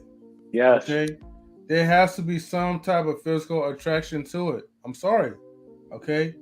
Like, people want to mask and be like, well, I'm not really sorry, but I'm just saying it because it's just a habit. So I'm not really sorry for what I just said, but sorry anyway. But the point is that, okay, people mask things as if like, okay, finances is the end all be all for me. But there's even rich dudes, right, that get cheated on by janitors. And that's because there was some type of physical attraction and some type of mental attraction where that the swag kind of came in. Some people, no matter who you are, if you boring, you're just boring. You also have to also understand that too. Everyone's attraction, the way how they prioritize is subjective. So a woman probably will look at the attraction level based off of like maybe the way you dress, maybe the way how you talk or whatever. If you could stimulate her mentally, like she might be attracted to you on that level. But I'm gonna tell you this though, right? But don't get it twisted. No woman, okay, by any means. I don't even care if you have like all like the perfect attributes. If you're lacking in the looks department, I mean, look, you're not even below. You just down in the gutter. Okay? Teeth messed up, breath stinking, looking like the dude that says like these nuts. Okay, you're not gonna go after him like that. They're not. And so for men, it's even more intensified because when we look at a woman, we gotta look at a woman based off of our attraction level, and it's by the way how she looks. Then it's the attitude. We gotta look for both. Otherwise, we will be settling. If we're settling with a gorilla with a great personality, we're gonna be miserable. If we're settling with an unruly woman who's beautiful but yet boring at the same time, we're still gonna be miserable. We'll be slightly happy though because she looked good, because she's a trophy woman and an object, how most men will view it. But we will still be miserable because there's no personality behind it. Right. I want Why it you all. say gorilla? Okay. Look, I didn't say orangutan. I just said gorilla. That's all. I don't know if I'm laughing at 84 laughing or what M3 saying. Lord Jesus. But you know what? I approve your message, M3, because this is what happened. Arnold Schwarzenegger and his maid. And I was like, are you for real? And had a baby. I'm like, wow. So you sure ain't lying. That's up. I ain't Right. gonna be Not quiet. lying about that. And y'all know y'all don't want no ugly ass kids. Well, Yeah, and not only you're the that, one talking about looks. So look at the maid, but look at Arnold Schwarzenegger. the little boy don't look too, he ain't too shabby and everything. But I'm like, really? I guess when she got through Backerman and everything, the wife went on to her little frou-frou, meeting up or whatever, and he got down with I'm like, wow, you banged her. And I shouldn't be saying that. It's mean of me to say that, but he actually, slept with the maid and they had a relationship and the baby. yeah, because not all infidelity is about just the physical attraction, but like Sonny was saying earlier, typically the women that are wifey material, they're conservative women. They're expecting the man to provide for everything, and then they keep their money and do whatever they want. So if you're going to be in that situation, which some would say is a raw deal for the man, why shouldn't he be demanding that his woman has a certain level of beauty, femininity, fitness, submissiveness, etc.? She's demanding the man to meet a height requirement and a financial quota, right? But if the man demands something, all of a sudden, his preferences should be scrutinized. The same thing too. Height is about attraction. So when some women are like, oh, I don't pay attention to looks, but he got to be 6 feet. Oh, I don't pay attention to looks, but he got to be light skinned. I'm like, you literally are contradicting yourself with that. Everyone pays attention to attractive features, even if the person doesn't look like the Prince Charming in the face. They're looking at other attributes to make up for it, whether it be generational wealth, his career, and other things that they make up for. But everybody is looking for some level of attractiveness and beauty in their mate, especially someone that you're supposed to be spending the rest of your life with this person, right? You really want to be looking at a booger wolf? Like, come on, man. You're saying that. I'm sorry. Yeah, but what you're saying is that they're attracted to something about that person. It doesn't have to necessarily be the looks. It could be the money they're attracted to. Absolutely. That's what I'm saying. But the looks is always a portion too. They say the money, but like you hear the women, when they say 6 feet, they don't stop there. They say 6 feet, 6 pack, 6 figures. So that's only one of the prerequisites. So yes, they are attracted to the money and the looks and the height and this. And it doesn't stop with the height. They want you to be above 6 inches below, right? And they don't just want you to be above 6 inches. They want you to be like a rock star in the bedroom. You know what I mean? Like the prerequisites and the criteria just keeps on rolling. Well, all of that, you can find the ugliest person and make them look attractive. Money makes everybody look good. No, sister Yes, Sunny, it does. no. Look at Beyonce and Jay-Z. Flavor If you looking make no somebody better, and he look got a lot of good, money. don't make people Does he have stay. a lot of money? You Yeah, could yeah. you could get Flavor Flav to cut those dreads off. Whatever. I Money don't know. doesn't make people stay. No, it doesn't. But money can do a lot. Money can change an image. Listen. No, listen. Okay, if you are a man, right, and you not listen, women like masculinity. That's just a natural thing. That's true. So they want you to have a masculine frame. They want to see your strength, in a safe way, of course. They want to see your strength and your masculine energy. You know what I mean? They want you to be able to lift something up real quick or pick them up, or you know what I mean? They want that, hug them and they feel your muscles and all. They want to feel that. You know what I mean? But if you're a dude and you got the pot belly going on, you ain't really working out like that.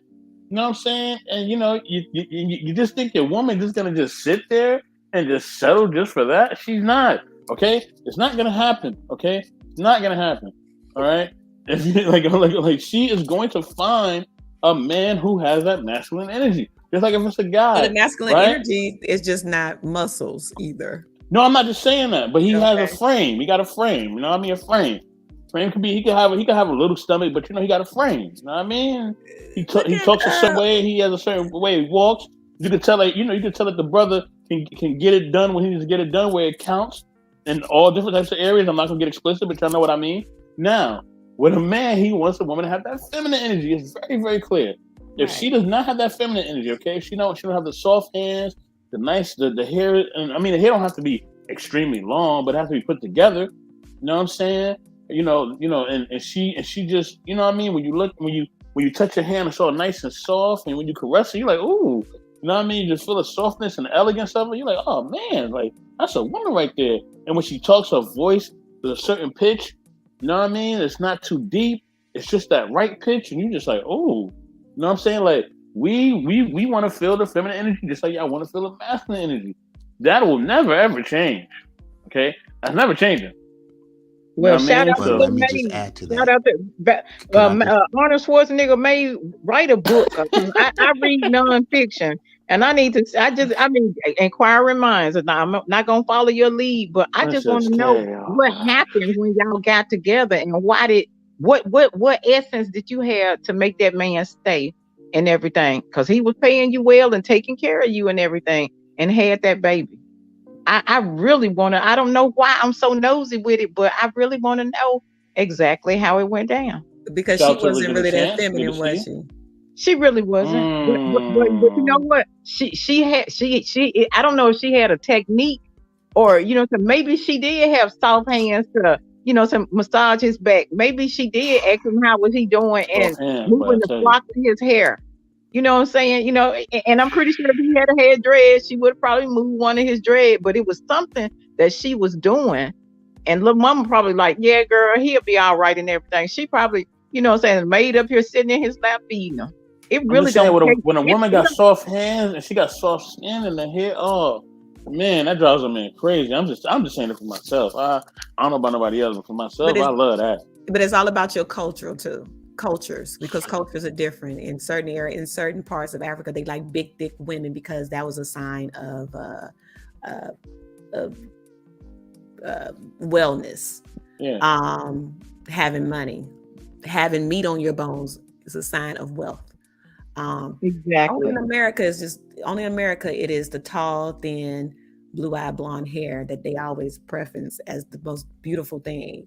And I think that what happened is that we kind of got caught up in that stereotype of what beauty is. Beauty is different all over the world. It's different to everybody. When you see in Arabic countries, when the women are walking around, what do you call them, the full burqas and stuff, and all you can see, and they have you seen the ones with the metal, and all they see are their eyes. They're looking at their eyes and they find the beauty in their eyes because they can't see them without all that black on. So it's different everywhere you go, right? When they used to put the big plates in the lips and the things on their necks, that's the beauty to them.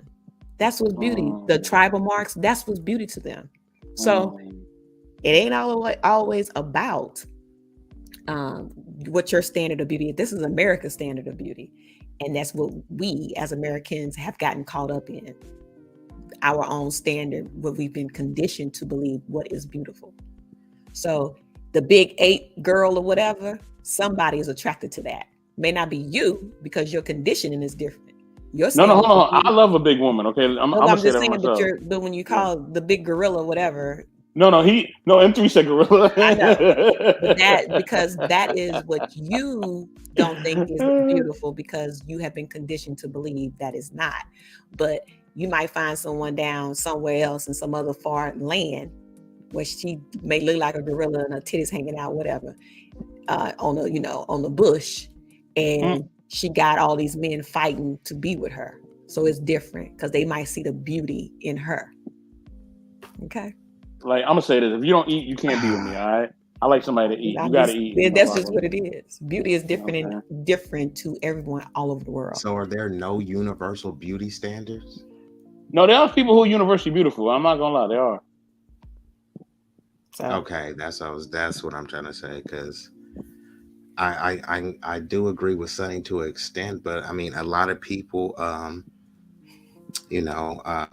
we're in a society in a country that's predominated by a different ethnic group, that wants to, there's a racial hierarchy, and it's a fight to have be in control of power, resources, cultural image, setting the beauty standards, etc. So I do agree with you how people have been shaped and socially engineered and conditioned to accept a particular beauty standard. What I don't like is that some people complain about the beauty standard and then they perpetuate the beauty standard. Like, all I hear people is complaining about Eurocentric this, Eurocentric that. There's something called Afrocentric.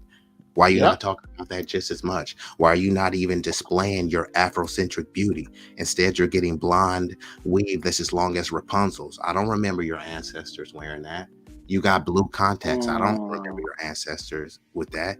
You know what I mean? So it's like I don't like how people are complaining about a standard and then trying to conform to that standard. Say, no, like, I reject this standard and this is what beautiful. When people saying, oh, I gotta wear this because I got bad hair or it's a protective hairstyle. Okay, maybe that's true, but a lot of women damage their hair trying to live up to these quote unquote Eurocentric beauty standards. Why didn't you tap into your Afrocentric roots and see that they wasn't putting just for me perms in their head? Well, let me say this: there are blonde hair, blue-eyed black people. Yes, there are. There are. So we can get rid of that myth. I have seen them too. Right. Beautiful. Right. But yeah, the Kardashians are, injecting lips, injecting their butts to look like Afrocentric women, right? There's a lot of white people doing that, a lot of white women doing that. The problem is that, once again, I'm going to keep saying it, it's the conditioning of this society that has made you think, not you, but them think that, you have to look a certain way to be beautiful. I have full lips, God-given lips. I wear my natural hair. I remember a white woman one time on the elevator told me, she goes, oh my God, who did your lips? I said, God. My mom and my daddy gave me my lips. But she thought you had that surgery? She thought I had my lips injected. Oh, wow. Wow. Salute to Just Kaya. Thanks for checking in. Huh? No, just giving a salute to Just Kaya. But go ahead, sister. Oh, yeah. She thought I had my lips injected. She asked me who my doctor was. Oh, wow. Yeah, so I agree with you, and the problem that I have is that you have black women who are changing their bodies that they've had all their lives to look like white women who are changing their bodies to look like black women. That's sad. Yeah, that's sad. It's just, I mean, it's just the conditionings. It's the Do you conditioning think that it's a of this form society. of And it's just this society. self-hatred or It is inferiority? there's a bit of that going. There's a bit of self-hatred going around. Absolutely. Especially in the women. You know, trying to look Eurocentric. They want to be European looking. They want to have the tiny nose and the, the long The hair, like the you said, the they're losing their hair cheekbones, behind it. But one of the most like Little beautiful Kim. I was like, Little Kim, who the hell is this? I don't even that's know who she is no more. that's Michael Jackson. Um, one of the Oh yeah, and they skin bleach. A lot of yeah, skin bleach. yeah. Africans do that though. A lot of Africans do that too. Skin bleach. Let me say That's this. like $1 billion industry in It Africa. is. Let me say this before I go. The most beautiful supermodel. Her name is Dookie. She is black, dark skin. I think she comes from the Sudan. She looks like a walking Barbie doll. Skin gorgeous. Look her up. Name is Dookie. She's a supermodel. There's another model too. I can't remember her name, but she was voted the most beautiful model of the year. She is also from Africa, dark complected, very, very dark skin. She was voted one of the most beautiful women of the year. She was the most beautiful supermodel of the year a couple of years ago. So it's us. We got to kind of get out of the mindset that Eurocentric people are more beautiful compared to us. The blonde hair, blue eyes are beautiful. I'm not saying that it's not beautiful, but we need to start embracing who we are as a culture, right? And stop labeling the whole culture and saying that it's okay, or all this other, let's make it rain. Got to get out that mindset, because I think with the black culture, black people, they think it's the money and it's the all the material things that they use to cover up the pain and the self-hatred that they have for themselves. That makes sense? Hope so. Absolutely. We applaud you for that. That's beautiful. Oh, thank you. Thank you, Sophia. I gotta go. It's late here. It's late, guys. I appreciate you letting me come on. I sent some people over here. I hope y'all got some subs when I do my show. Knowledge and relationships, always good topics. I appreciate your platform. I really do. Y'all keep doing what y'all doing. Y'all stay Have a wonderful, blessed evening, sis. You and your husband. Yeah, you too, guys. Thank you so much. Y'all have a good night. Good night. Good night.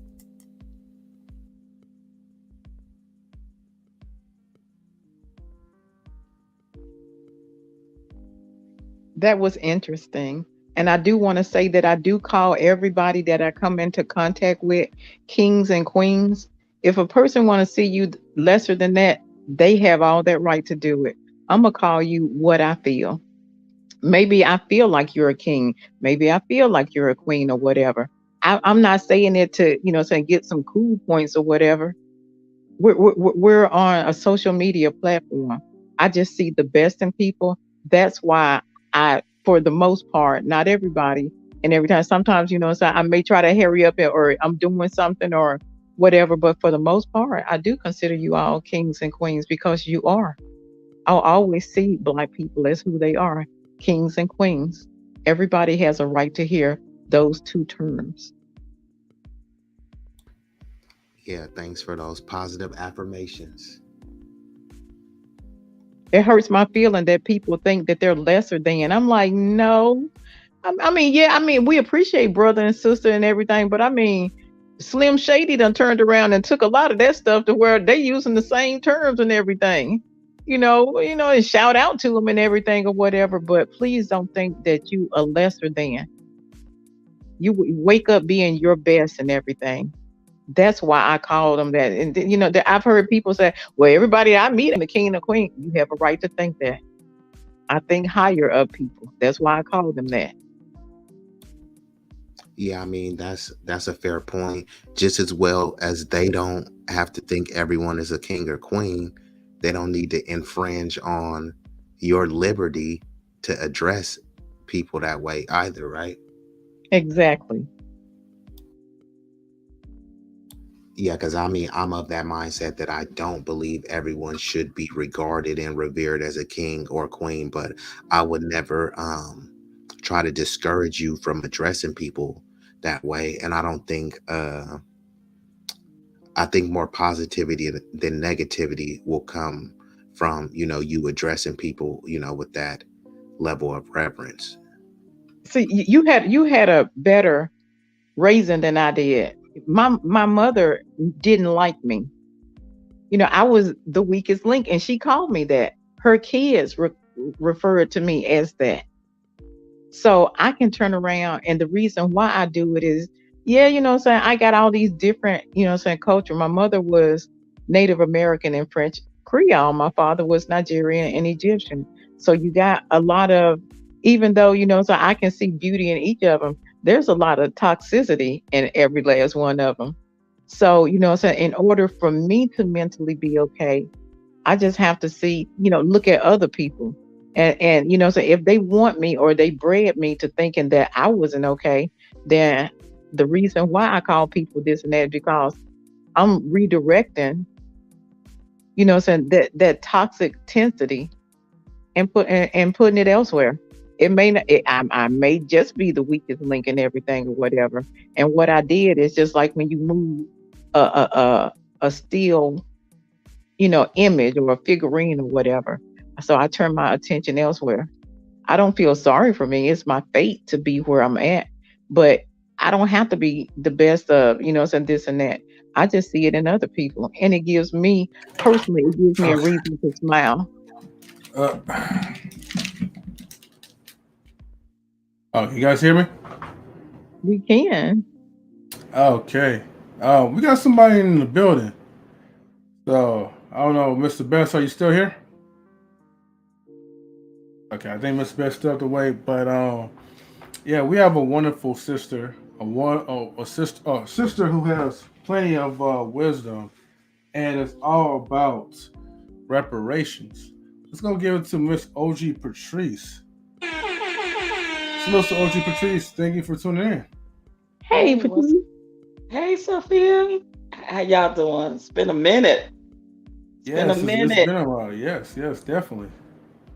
Is What's been everybody good? okay?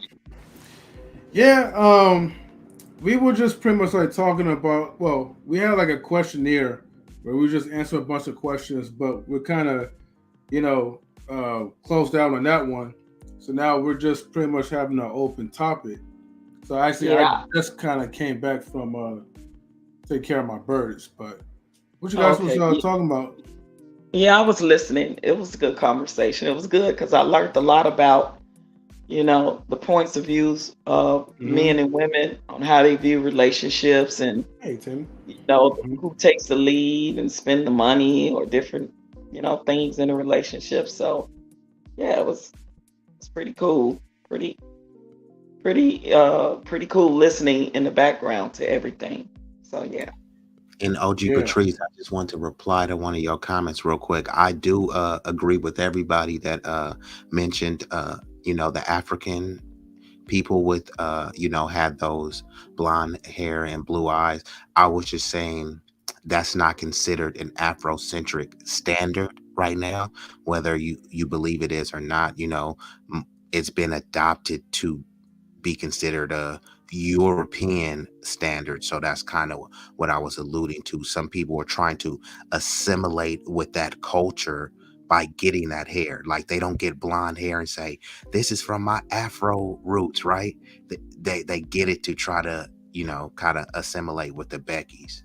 Oh, you 100% right when it comes to the weaves and the wigs. But when I cut all my hair off short and decided to go blonde, I did it because I wanted to represent. I became fascinated with the Melanesian people over there in Africa, and I looked them up, and I was like, it is really true. Like, and I wasn't surprised because the Eve, the mother of all, she carries that Eve gene. She's able to create all races of people. and even Caucasian, a Caucasian baby, but it's literally called albino, but it's a child born with little to no melanin, pretty much like Caucasians are, but we just call them albino. So, but you're right, you're 100% right, and they have light color eyes and things of that nature, the albinos. But when I did the research on the Melanesian people, I said when I cut my hair off, to put a little pizzazz in it, like what can I do? And I just remember watching the documentary on those people over there, and just said, you know what, I'll put blonde in it, and represent, because I wear my natural hair now. When I wear my hair, it is my hair. And man, I tell you, that was the best thing I could ever do was cut my hair, because of course I was an older woman going through the change, and I couldn't stand hair on my face, on my neck, on my back. So the wigs and the weaves, I got so over that crap. It was just, I felt like it was a burden, dealing with the hair all everywhere when you brushing in, and I was like, ugh. It just, I don't know, it just something went over me, and it just became I'm like, I'm over it. So the only time I wear it is if I'm performing for a special thing where I have to wear a wig. Like if I'm performing on stage in a musical stage play, and we in the 80s era, I would have to wear an 80s wig. Or if we in the 40s era, I would have to, then that's different. But other than that, man, I love rocking my short hair. Love it. That's what's up. I don't Yeah, mean no welcome. harm, but sorry. Sorry, hold on, Sophia. I got welcome First Lady Tammy in the building. What's going on? LG Hey, Patrice, I've been looking for you on that show. I ain't seen you there yet. I'm watching every single episode. Listen, that's the only thing I can tell you is to keep looking, because I don't even know when it's gonna air. So I'm looking every Monday just like everybody else. I seen you on the commercial. Yeah. Yeah, so I know you're on there. I'm just waiting for the episode. So I'm excited. Thank you. I appreciate that. Wait, no. Did you win a lot of money? You don't tell me how much. Did you win a lot of money? Oh. Tammy, you gotta wait to find out. Tammy, I'm not telling. Tammy, I didn't. I'm gonna say this. I did not tell nobody in my family, not my mama, my child. Nobody knows. I'm just saying you gotta watch it. When I find out how much money you won, I'm finna find you. Tammy trying to get the tea spilled. No, I'm not. But I'm excited to see you on there when you're on there. So. Thank you. I appreciate it. Mm-hmm. Wait, no, real quick, another question. How did you get on there? Like, what did you have to do to get on the show? I know one of the producers on there, but you can go and apply on to their. Okay, I've always wanted to do that. So yeah, I might just do that. Give me some. I got some student loans that need to be paid off. So. California, Nevada, and Arizona, I believe, because of COVID. Because that show is a year old. Like we filmed that a year ago. It just airing this year, but we filmed it last year in April. Oh, so, wow, okay. Yeah, but you could go and apply like you would any other game show. Okay. And this is the thing, a lot of people don't know, right? The television stations, the purpose of the game shows, the television stations, they make billions of dollars, and they have to do tax write-offs like anybody else. So game shows are created to get that goddamn free money away. And I don't understand why more people that look like us don't try to go for it. But anyway, I know there was some other game show I wanted to get on, but like there was and I don't know if that one is the same, but the requirement was like this 10-page application you had to send in a video. Yeah. Oh yeah. It's all that. Oh yeah. It's a long, tedious. It's a long, tedious process. Hold on. During COVID, it was worse because they sent me COVID kits at home. Had to take them. Then when I got there, I had to take them. Then had to take them again, because what they do is you have to get there yourself, but they put you up in a hotel and they feed you while you're there. Because 9 times out of 10, you're only there for like overnight. Wait, hold on. Did you sneak through the back door while I was gone? OG Patrice snuck through the back door. OG Patrice, I seen you on TV. I seen you. I seen you, OG. I seen you. You know what I mean? And first thing, Tammy, what's up, Tammy? Yeah,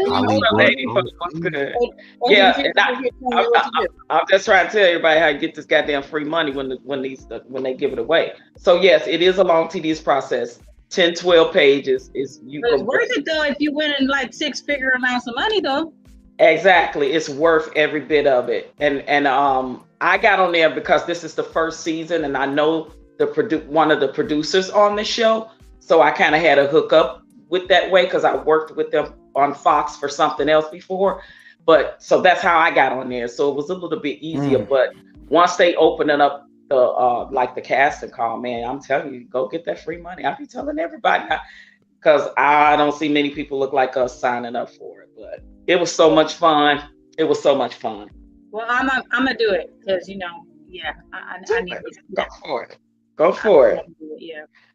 I like the Masked Singer. I like Beat Shazam. They got a couple new ones even coming out too. So, yeah, I like Beat.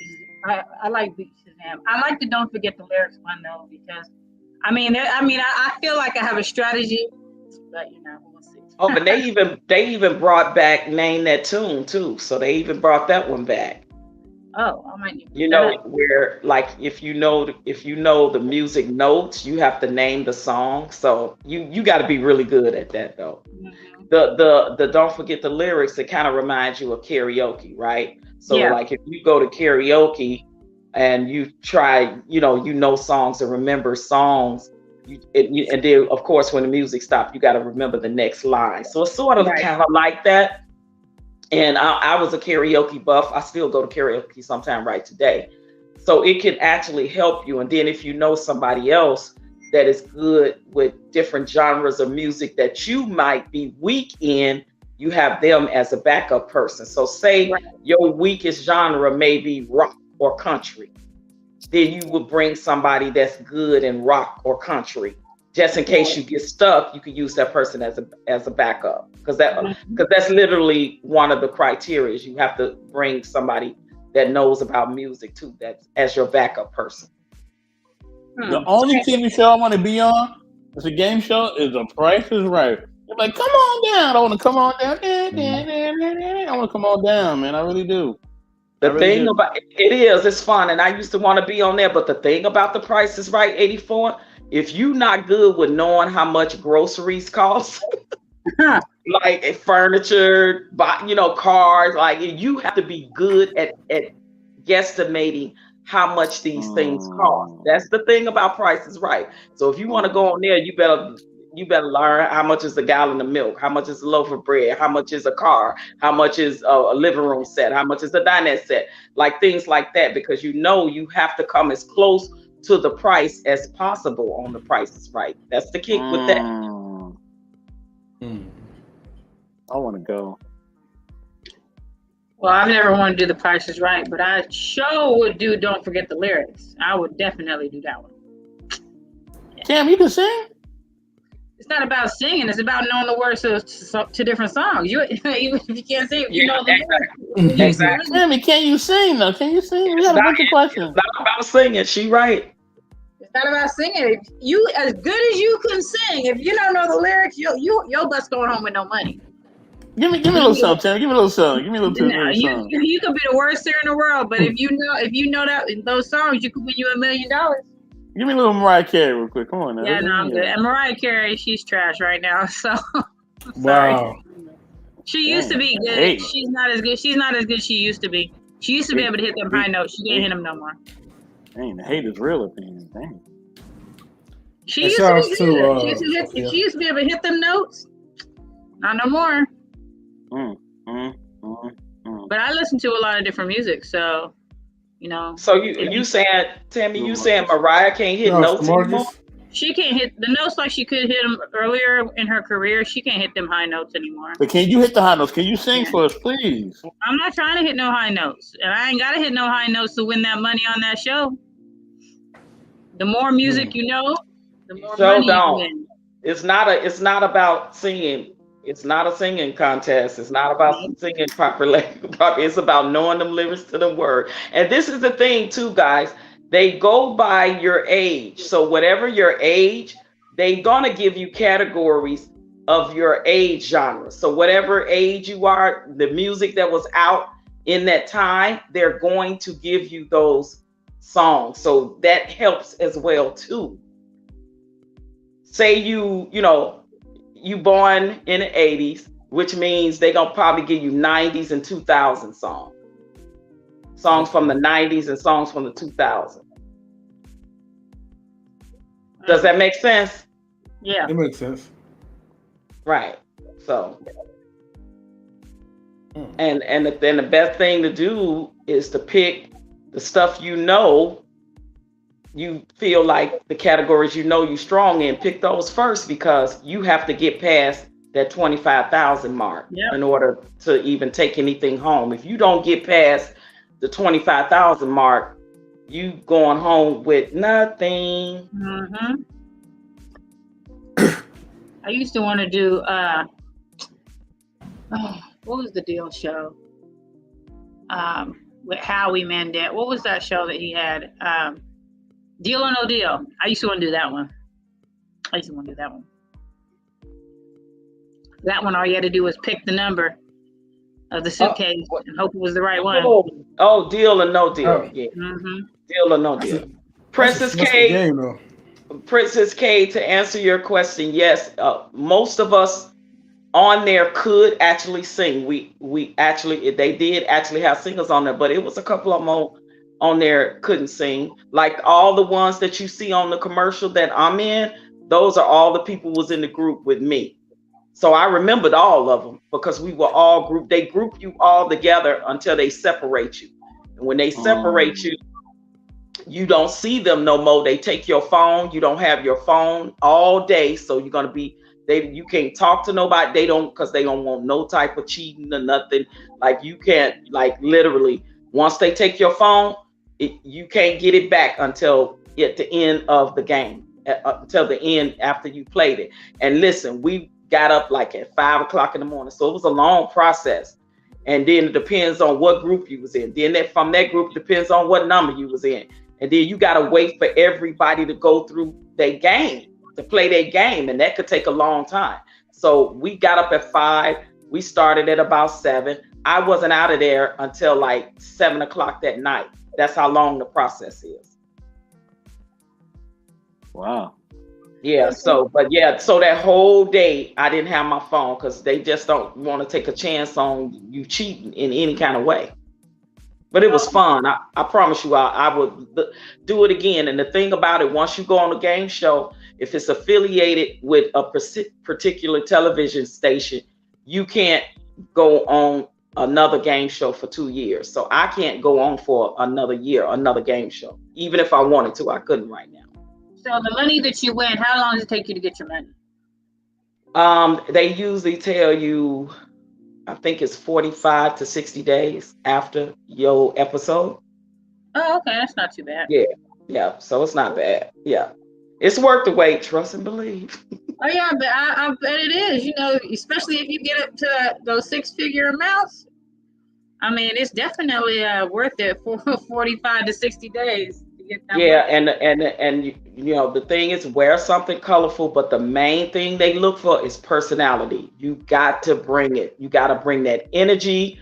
You got to smile. You got to act exciting. That's the main thing they looking for before anything else. They want to see personality. So when you see these people on these game shows that are come on down, and they just, and all excited, they jumping up, literally, you have to be the best actor or actress that you can in that moment, because that's what they want to see. If you don't bring the energy, they won't pick you. Now I'm just giving you some pointers.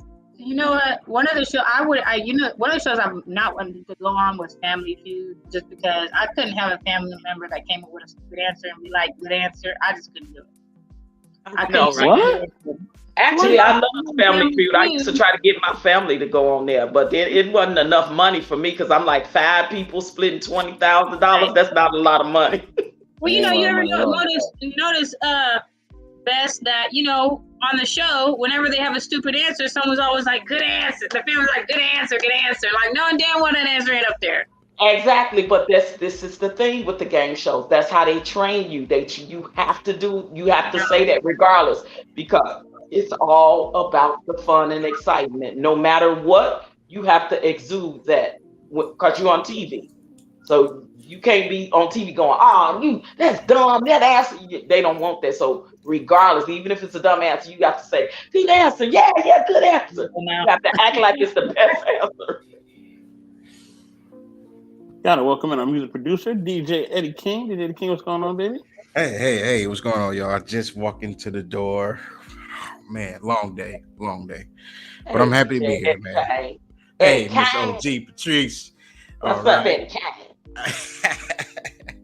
All right. Be easy. I see you, man. M3, Mr. Best, First Lady Tammy, the gang. I see you. How y'all doing today? Pretty good. Talking about getting on a game show. A game show. I'm trying to get Tammy hyped.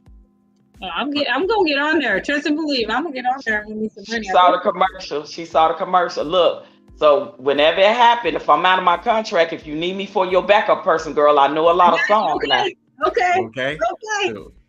I'm gonna keep that in mind. The Supreme. Hey, I see you.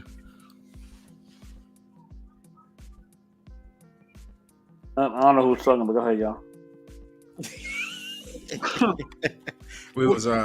They was talking about a TV show. I believe. No, because OG Patrice, she's on Don't Forget the Lyrics. Her episode ain't come on yet, but I've seen her in the commercial. Yeah. And I'm just waiting to see the episode that she's on. So y'all know for last year I've been talking about I'm under this contract. I gotta be cool. I'm under this contract. Yeah. Mm-hmm. So she giving me tips on when on applying and how to get on the game show. I'm taking them tips so I can get me on a game show too. That's good. Yeah, I mean that's for anybody. Look, this is the television stations give away have to give away so many millions of dollars every year as a tax write-off because they make billions right off of commercials, off of the television and ratings and things of that nature. So that's why they are created, guys. So yeah, have at it. Yes, ma'am. I definitely want tips too. Yeah. Maybe later, like off in the backstage or something. But yeah, I want tips. Good shout out to DJ Eddie King. What up, DJ Eddie King? Thank you, Mr. M3, man. Thank you, man. How you doing today? Oh, I'm doing pretty good, man. Good to see you. Thank you, man. Thank you. Finally made it to the house. It was a long day, a lot of stuff, but I made it, man, safe. That's what's important. I made it back home safe. Yeah, that's what's up, man. Mm-hmm. What is going on today? What do we have today? Man, it's Mellow Thursday. Mm-hmm.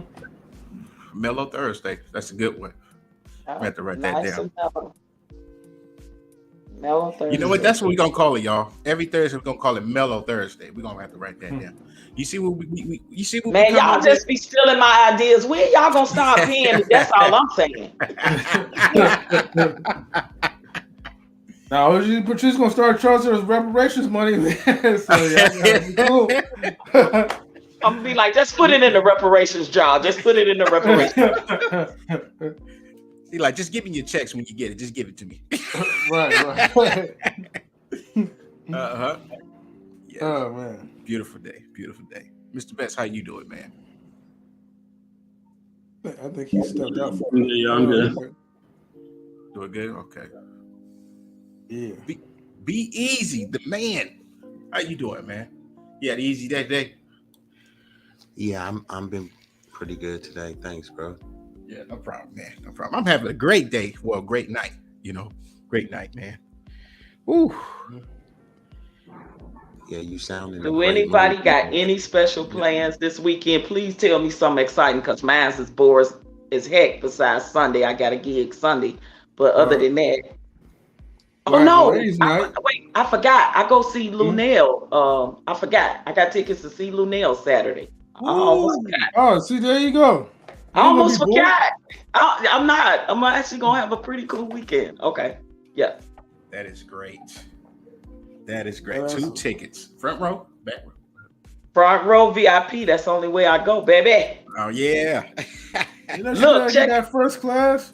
Look, check this out, y'all. Y'all let me know what I should do. Let me know what y'all think I should do, right? Because remember, before the whole Will Smith, Chris Rock slap, I bought my VIP ticket to see Chris Rock.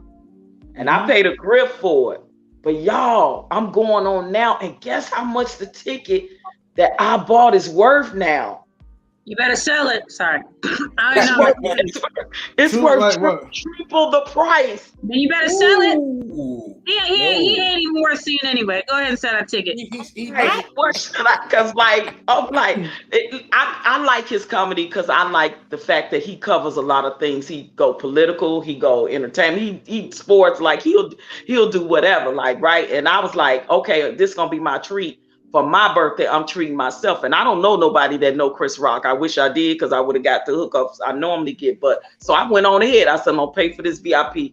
And I'm telling y'all, I paid a grip because I'm in the second row center. You know what? I told you, Patrice, whatever his comedy special is, I guarantee you it's going to be on one of these streaming networks at some point.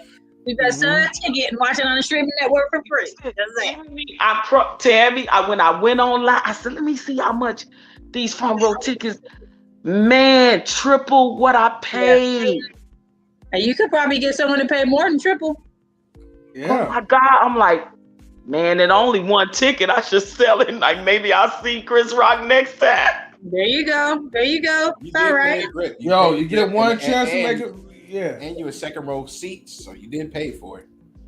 You got one chance to be a millionaire off those tickets, OG Patrice. I'm telling you, somebody's gonna want to buy them. No, well, put them on auction, eBay. OG Patrice, I think you should go and have a good time. You should go and have a good time. No. Sell the ticket, get yourself some money. Go and have a good time because it's crazy. It's been crazy. See what y'all doing to me. I'm asking y'all, and look what y'all doing. Y'all confused. I'm talking about sell the ticket. You can make that money back. One thing, but triple the price. Yeah, you better. Yeah. Real talk. They triple. I'm like, oh my God. That's a lot of money. I mean, let's say she paid $1,000 for the ticket. Let's say that was price. Triple that. She could make more than enough of her money back. I mean, I bought the ticket. She can sell for $3, maybe even more. Right, I bought the ticket a month before the slap because I was like, let me go ahead and get on this ticket because I know I won't, I want to be right up front because I like the experience, guys. That's being up front for me. I don't want to have to pay money and still have to watch you on the big screen. I could have stayed at home and watched you on TV. Right. So I don't do that. So I was like, I want the experience. I want to be up close and personal. Yeah, and I went on ahead about a month before the slap. I was like, dang, this ticket is a grip. I said, but you know what? I've been saying it for years. I want to see Chris Rock. Yeah. And I went on ahead and I bought the ticket. And guys, this is your time to go. This is your time to go see it. I looked online yesterday. It's triple to what I paid. Hey, look at God. See, God is good. That's God is good. That's what it is. I'm like, I don't know, Chris. God ain't telling I don't know now, Chris. I don't know.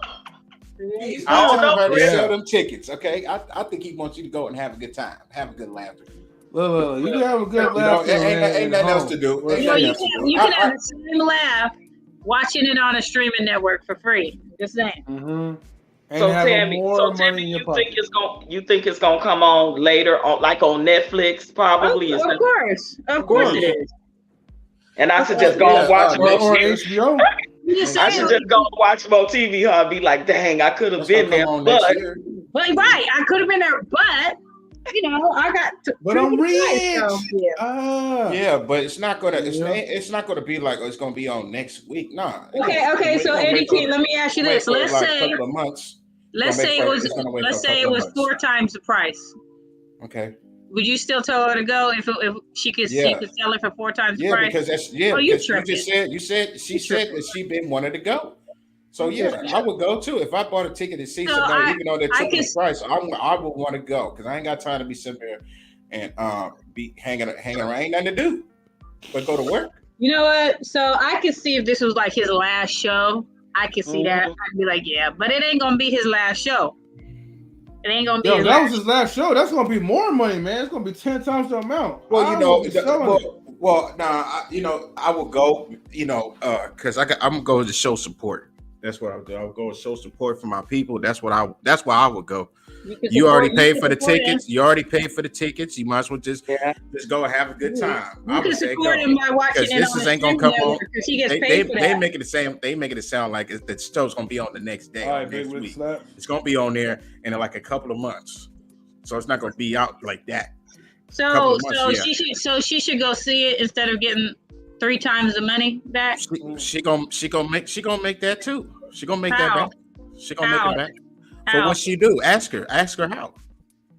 Are you gonna do it? What you mean? Ask her. Don't ask me. Ask her. You mean like for my gigs and stuff? What whatever how you getting your checks, whatever how you getting your bag, you gonna make that back anyway. So Yeah, if I don't, then ain't no telling when I'm gonna get to see him again. Exactly. Exactly.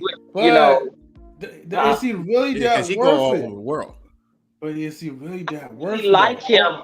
I like him as a comedian. I always wanted to see him. But then now when I saw the price, I was like, do I really like him that much? Right. Right, but you already paid for it. Yeah. Yeah, that's why I said And you should get go. I mean, I don't 10 think times the amount. What if it was 10 times? What if she's seen the price and they were selling it for 10 times the price? But it's Eddie, not. can you see- But it's not. No, it's not. Oh, Okay, yeah, so you it's said not. But imagination? let's say it was. Okay, check this Would out. you still say Check the this same out. thing? Check this out. Do y'all think I should hold out a little longer because the show is in August? So you think I should hold out, and it might even hold out a little bit longer. Yeah. Oh, the show's in August. Oh, okay. Yes. Yeah, wait for like another month. Yeah. So And what? then Yeah. What see if in that- like a month it goes to where she could sell it for 10 times the amount, Eddie King? We can see sell for if 10 it's gonna be that amount. We can see. Goodness. I don't know how much it's gonna be before. I'm saying I don't know if it's. I can't answer that. I don't know if it's gonna be that amount. But I'm saying if it was. So even though you don't know, let's say for example that it was, do you still think that she should go instead of selling the ticket? Well, she bought it. Well, it's up to her. I'm saying I wouldn't. I wouldn't. You wouldn't if she could sell it for 10 times the amount, you would still go? Well, Chris Rock is really Chris Rock is funny to her. Oh, He's not really funny to me now. But if it was Martin Lawrence, if I paid for a ticket to see Martin Lawrence, I still would. I can see you saying that, Eddie, because he's not that funny to you. And see, and that's the thing. Martin Lawrence is not that funny to me. So I get it. I totally get what you're saying. Right. Even if it was something funny to me, if I could sell a ticket and get 10 times the amount I paid, this is only one time, and then go get a ticket the next time that they gonna have a it ain't no telling when you gonna see him. Just like OG Patrice says, I mean, and you feel like he's so funny. This is the only time you get to see him. You might not even see him for another 2 years out. Why wouldn't you? But okay, So, another 2 years doesn't I mean would you go. can still see him though. I would go and have a good time, get away from all that negativity. Wow. You know, OG Patrice, don't listen to Eddie King. Just don't. I would please. go. I would go. Don't listen to him, please. So the thing about it is, I still got time. I could hold out to see if the price is going to go up even a little more. You can see, you can see. You know what I mean? So what's this, June? I got all of July and half of August. Well, according to Eddie King, it don't matter how much it goes up, you should still go anyway. Yeah. Just go. Right. So Eddie King saying if it go up 10 times as much, I still should go. Well, I mean, who pays for a ticket that's like 10 times the amount? I've never heard that before. You never know. Has that ever happened? You never know. It's an astronomical number because look, the tickets, his tickets went on sale in Vegas, right? And that's huge. The front row, maybe the first 10 rows, those tickets starting at like $3,000 and up, like for those rows, like right there, like front and center, like where you said in $3,000 Vegas. and up? In Vegas. And in Vegas, but I'm seeing them in Arizona. So I'm thinking I probably should hold out because it might go up a little she bit probably more. get 12. You sell that, you won't get like Hold 12. on. If it's 10 times the amount, look, I don't care if it's Stevie Wonder. Thank you. I am selling them damn tickets if it's 10 times the amount. If it's 10 times. If it's 10 times. Has that ever 3 happened? times, I don't know. 3 times, I don't know. I don't know how much they would keep going up. I don't know if there's a cap. I don't really know because I don't really do concerts and all that like that too much, especially since the whole pandemic. But you know what I'm saying. So, but you know. And his tickets are selling like hotcakes. Celebrities and regular folk. I mean, they paying this money to see. They are paying this money to see him. Hold on, I'll say this, OG. It depends on the person. Like, if it's somebody in their prime, and like I know I'm gonna be able to see him again, then yeah. If it's somebody that's a little bit older, and I know they may kick the bucket, then I may have to consider just still going. But it all depends on how much I can get for them tickets, though. It all depends on how much. If I can get some paper for it, I'm selling them joints. I mean, some major paper, like some major paper. Yeah, you know what I mean. Like, look, man, they can take 3 buckets. Is all it cares. Who has heard of a ticket? I asked the question. Who has heard of a ticket that's 10 times? Well, I haven't. It's astronomical, but I have heard of 3, 4, and 5 times the ticket price. Because with Michael Jackson tickets used to go like that. You know, your big celebrity, Madonna's, your Lady Gaga's, your Prince's, they tickets would be that price normally in Vegas. So you said 5 times the amount, right? 5 times? Yeah, they would be very expensive. Yeah, but we talking about 10 though. We talking about 10. Have you ever heard of that? No, I've never heard of that. Right. So right. So I don't think it's gonna I don't think it's gonna get there. It's 3 now. Maybe by mid-August it might be 4 or 5, maybe. It's gonna be probably 5. It's not gonna be 10. Whatever it is, hold on to it. 10 doesn't exist. Hold on to that ticket. 5 times. 10 doesn't exist. So if the ticket goes up 5 times the amount, she shouldn't sell the ticket. No. What is 5 bands? It really ain't nothing. You ain't rich like that. You can't stop. That ain't really nothing. You can put I ain't rich like that. I ain't said I was rich. Hold on. 5 bands is 5 bands now. 5 bands is 5 bands. He said I ain't rich like that. Wait, hold up. Y'all talking about 500 or 5,000? 5,000. 5,000. Man, 5,000. Look, for $5,000, I would sell my PlayStation 5. Are you kidding me? 5,000? Thank you. But Eddie can't talk like that. Ain't that much. Come on now. No, it ain't. That ain't money. Nothing. Man, that's something. The way these gas prices are, it's something. Thank you. That ain't nothing. If you, what you gotta do? You gotta I bought some soap. I bought some soap, and I bought like a few granola bars from Sprouts, and I was like, damn, this damn thing was damn near $40, $50. I was like, well, goddamn, I ain't even bought that many things. I bought some granola bars, some fruit, and I think some soap or something. I only bought like 3 items, and the thing was damn near $50, $60. I was like, good Lord. So, man, the way that food is going up, the way that gas is going up, you listen, 550, 5,000 for the show. Yeah, man. So yes. What did she say? Jessica? She said it's illegal to sell tickets for reprofit. Man, I'm gonna sell them. I don't care if it's legal. No. Listen. That's if my money. Have y'all ever bought a ticket before? Your name is on it? That's if you know, but listen, I'm finna tell y'all about this new thing. Okay. Scalping is illegal, yes. But if you got an account with Ticketmaster, they have a new thing on there where you can trade, you can sell your ticket or you can give it to somebody else. And it'll through your account, it'll change over into their name and they'll get the email with the ticket. Print it out, and you can pay them, and it's all legal, and it's on Ticketmaster. If you don't believe me, go and I got an account with Ticketmaster. That's how come I know I could do it that way. Wait, how much did they take out? I know that's true. Just because, so my daughter and I, we went to go see that Vote of America thing with all the Olympic gymnasts. I was there, And that's what that's one of my friends did. She had her ticket on Ticketmaster or whatever, and was able to switch it over to me. And yeah, as long as you got an account with Ticketmaster, you could do it. Yep, it's all legal. Yeah, They know things happen sometime, and people can't make it. People get sick. Things happen. So OG Patrice, so you said that you can sell them online? Yeah, you could. What you could do is change it over into the person name that you want to purchase the ticket, and then they reimburse you, and then the ticket will be in their name. Okay. Yeah. So you hold on some value, man. Great value. That's what I gotta say. I'm still stuck on the $5,000. I'm so sorry. I'm stuck. I was just saying it's ching ching. All right. Right. Yeah, so of course, if I'm selling it, if I'm say, hey Eddie, you want the ticket? Yeah. OG, I'm gonna pay you 5 bands for it. I go in my account. I transfer the name after he, of course, hit me with them 5 bands.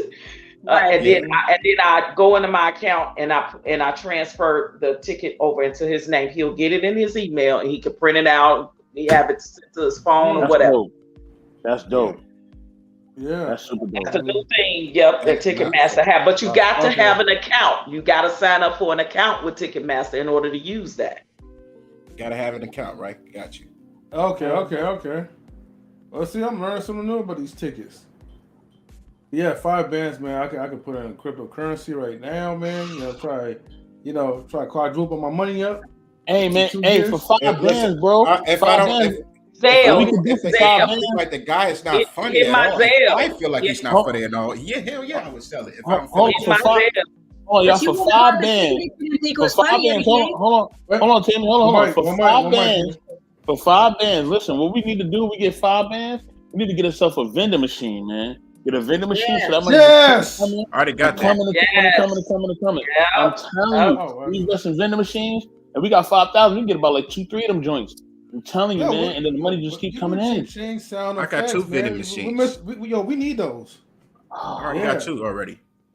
Man, I'm telling you, the 5Gs. I had an ex years ago that had a vending machine company in the 90s. He ended up selling it, but and actually he had them all over Chicago. But yeah, and I used to like going ride with him while he would do the fill up and put restock them and take the change, the money slot thing out, dump it. Yeah, I could totally do. Man, that's a great idea. Actually, that's an awesome idea. Yeah, either that or I would say it's either the one or two things. I would either do that or I would try to do a 24-hour laundromat. You know what I mean?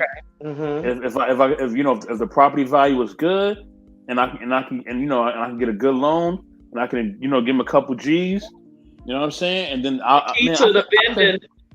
key to the vending machine ideas, Mr. Best. For real, that's a good answer. Get out of my head.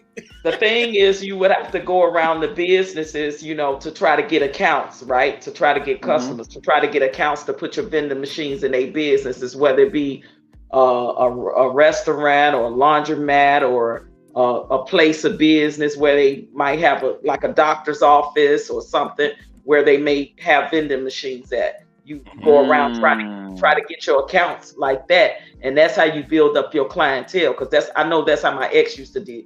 He started out with like about 4 vending machines. By the time he sold his vending machine business, and this was in the mid 90s, he had triple. He had 15. Oh my gosh! All you gotta do is just sit in the money. Just 15 vending machines. Yes, 15 in different places, businesses, residential, senior citizen homes down in their little lobbies, laundromats. I used to ride with him while he go and I would watch him and he would have like bags of change and dollars, and then we will take it and go, he will put it into his business account in the bank. Mm-hmm. Yeah. He did that in the mid 90s. I got a vending machine at my job, but they don't know it's mine though. They're just it's just sitting there. So do you know what the estimate income will be if you started out with 2 or 3 vending machines somewhere? Or do you know what the estimate like monthly income, extra income could be for you? If monthly? Yeah, I'm saying monthly because it probably take you 30 days for you to restock, or Yeah. whatever. Mm-hmm. So like a month. Say if you had 3, I'd even say 2. That's you got 3 vending machines, right? So let's see, 15, 3, 4, 4,500 a month. Mm-hmm. So okay, so Eddie, All together, it's so 45. Eddie, did you get new vending machine or used vending machine? Well, I bought them as used ones, but I fix them up, clean it, Okay. everything like that, Uh-huh. and then that's how I did it. Okay, so did you get a good price for them? Yeah. Oh yeah. Okay, and they work good, right? Yep. They work perfect. Buttons work, everything. Yeah, and Okay. I know somebody that knows how to fix things like that. That used Okay. to, that also sell, got their own vending machines and stuff. So I hired somebody to do it. Okay. It was cheap, fair price. And you just brought back a memory for me. That might be a good little extra source of income coming in. And with the vending person, machine business. the person, talk, shoot. Yeah. Stop for real. I might start researching on how much these vending machines cost. You know what I do? I get this little bag. I might give me about 3 or 4 of them and listen. I take that money and I put it straight in, not in the bank, but like in the bag. I put it up. I don't even use it. Okay. Only pay the bills like with the check that I'm receiving from my job, but all the rest of the vending machine, I just put it up. Right.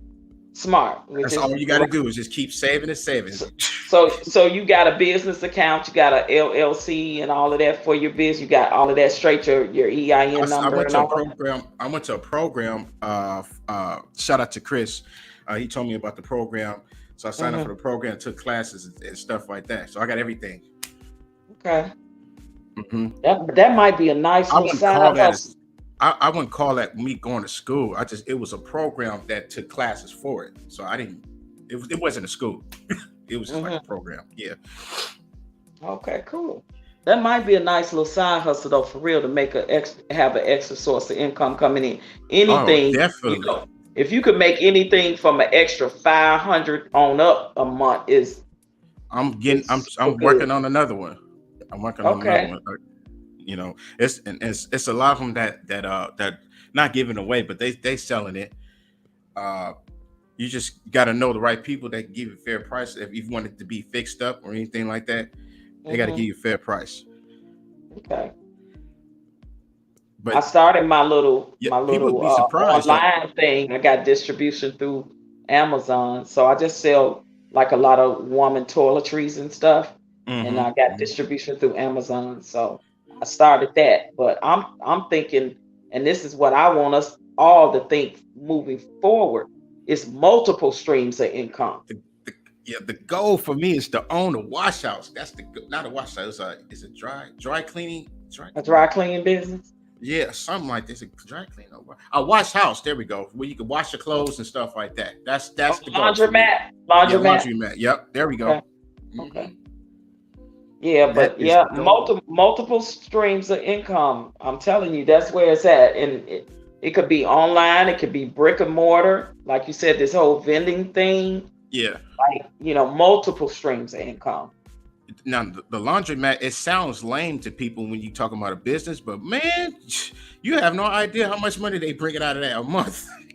Oh my God, let me tell you, do you know who really buying up a lot of laundromats and opening up a lot of laundromat? Hispanics. Yeah. Hispanics, they all here in Arizona, everywhere, opening up either laundromats, of course, or they restaurants. Yeah. Real talk. Yeah, you got it. Yep. This lady, she lived right next door to me, and I had no idea that she was like a millionaire because she owned a lot of laundry places and a whole bunch of business. She was driving a regular car too, driving a whole bucket. I had no idea. Idea. I like the low key incognito. You ain't got to know I'm a millionaire. Right. Type of thing. And that's how you do it. We the only ones be flossing. We got to show out. We got. That's why I don't be flossing like that. We gotta splurge, right? Yeah, but that's how you do it. You ain't supposed to show nobody you floss. See, that's you putting a target on your back. I don't show nobody that. I don't want eyes looking at me. I don't want nobody knowing what I'm doing. Right. Well, yeah, man, I'm telling you, man, you really gave me an idea about this vending machine thing. I'm really gonna look into that. Yes, please. Yes. Because all you got to do is stock and restock and go collect your money and restock and go to your locations. You know, you got 3-4 locations maybe, or maybe you got just 2 locations because you got 2 machines in each local, you know, however, you know, and build your clientele up with people. Just say, for instance, you driving around or whatever, and you see somebody opening up a new business. You go in there and say, "Hey, I own a vending machine," you know, and solicit your see if you can put your vending machine in they big place of business. Yeah. The way how I got on a while back. It was I used to work at this place called Labor Ready. It was a place to where they hunt jobs for you. Yeah, I heard of it. Yeah. And I was there for a few years. I mean, a couple of years, I think. And I didn't really want to work there no more. But I was in good with the people who still work there. So the people that was running the place, not only, but they were just there running the place to tell people like, hey, you could go out today, you go out tomorrow, this, that, and third. A few of the people I asked, you know, and they was the one that gave me that idea. Yeah, that's my boy Chris. You know, that's a good idea. Like, really, you got my bells and whistles going on now. All the information, everything. So sometimes it depends on who you know, or sometimes you just got to get it good with people. You know, you got to do that sometimes because it's hard for us already. And I'm wondering, it probably some kind of business list account too you can go by, like within your community, and find out where all the local businesses and the new up and coming and get accounts that way as well too. Yeah. You get a business card. Definitely get a business card. Yeah, definitely get your LLC, get your FEIN number, your tax ID number, get your business cards. Yeah. And find a way to start soliciting to get your clientele up. I got a question for OG Patrice. OG Patrice, when you go to these events and you do the VIP thing, I mean, what is that experience like? Because I've never done it before ever, and what is that like to go to an event? It's VIP. You see people that you know. Some people are famous. Some people are not famous. Like, how's that experience? It's cool. It's more exciting for me when it's people that I've never met before. So, you know, and the thing about it now, because of COVID, a lot of them are not doing the meet and greets like they used to because of it, you know, because of the whole COVID. So like when I went to see Stephanie a few weeks ago, I had VIP because I know her road manager, but they got strict COVID rules and I couldn't see her this time. The only reason why I'm going to see Jeffrey Osborne is because I'm actually going to be singing background for him in September here in Arizona. And then of course, what's Chris Rock don't have the meet and greet with his VIP ticket. I got VIP tickets for Lunel. Now she usually do a meet and greet, but the last meet and greet she did, somebody gave her COVID. So I don't know if she gonna do it this time. So when I see her Saturday, I'm not sure if she's gonna do a meet and greet. Now, when I met Tommy Davidson, Gary Owen, Tommy Davidson. Yeah, Tommy Davidson, Gary, all of them, they did meet and greets. I was able to go back. Ricky Smiley, all of them did meet and greets, which was really, really cool. The only one that didn't do the meet and greet was freaking Kevin Hart, which I don't even care really, because he just happened to be in town hosting these guys that, you know how he get guys to do like up and coming comedians and stuff. Yeah. And he was the surprise guest. Didn't nobody even know he was going to be there. That's how low key it was. So I went to this comedy show just to see these guys, and it actually was his guys, and he came out and he did a thing. And I had never. I'm not a Kevin Hart fan, so yeah, me neither. You know, so it was cool seeing a little short ass, but you know, but I'm not really a fan. And I knew now his guys did the meet and greet, but he didn't do it. You know. And let's see who else I saw recently. Shaka Khan, I got to meet. Oh, Shaka Khan. I met her. I know her road manager too. I know her road manager and Stephanie Mills' road manager. I know, and sometimes I may know the background singers that may be on the gig for these people, and I get them that way too as well. So yeah, but this time I'm actually going to background for Jeffrey Osborne here in Arizona in September. So that's gonna be first time ever, and I always want the background for him. Man, I can't wait. So we start rehearsing next month, but man, it's gonna be so dope. What we have is much more than they can see. Hey. That's my joint. Hey. Yes, sir. Yeah, but I like meeting people that I never met before and getting that experience to be able to go backstage and stuff like yeah. Did y'all see the pictures? Oh, I don't know if y'all follow me on Instagram, but you know, I met James Evans. I met from Good Times. I met the father. Oh, that's the man. Yes, yeah. James Evans. Right. I met him at the Las Vegas Black Film Festival. You know, and when you got a VIP pass, he was the keynote speaker for that. So I was able to, you know, talk and take pictures with him and actually literally hold him a conversation. He was the nicest guy ever. Just so freaking cool.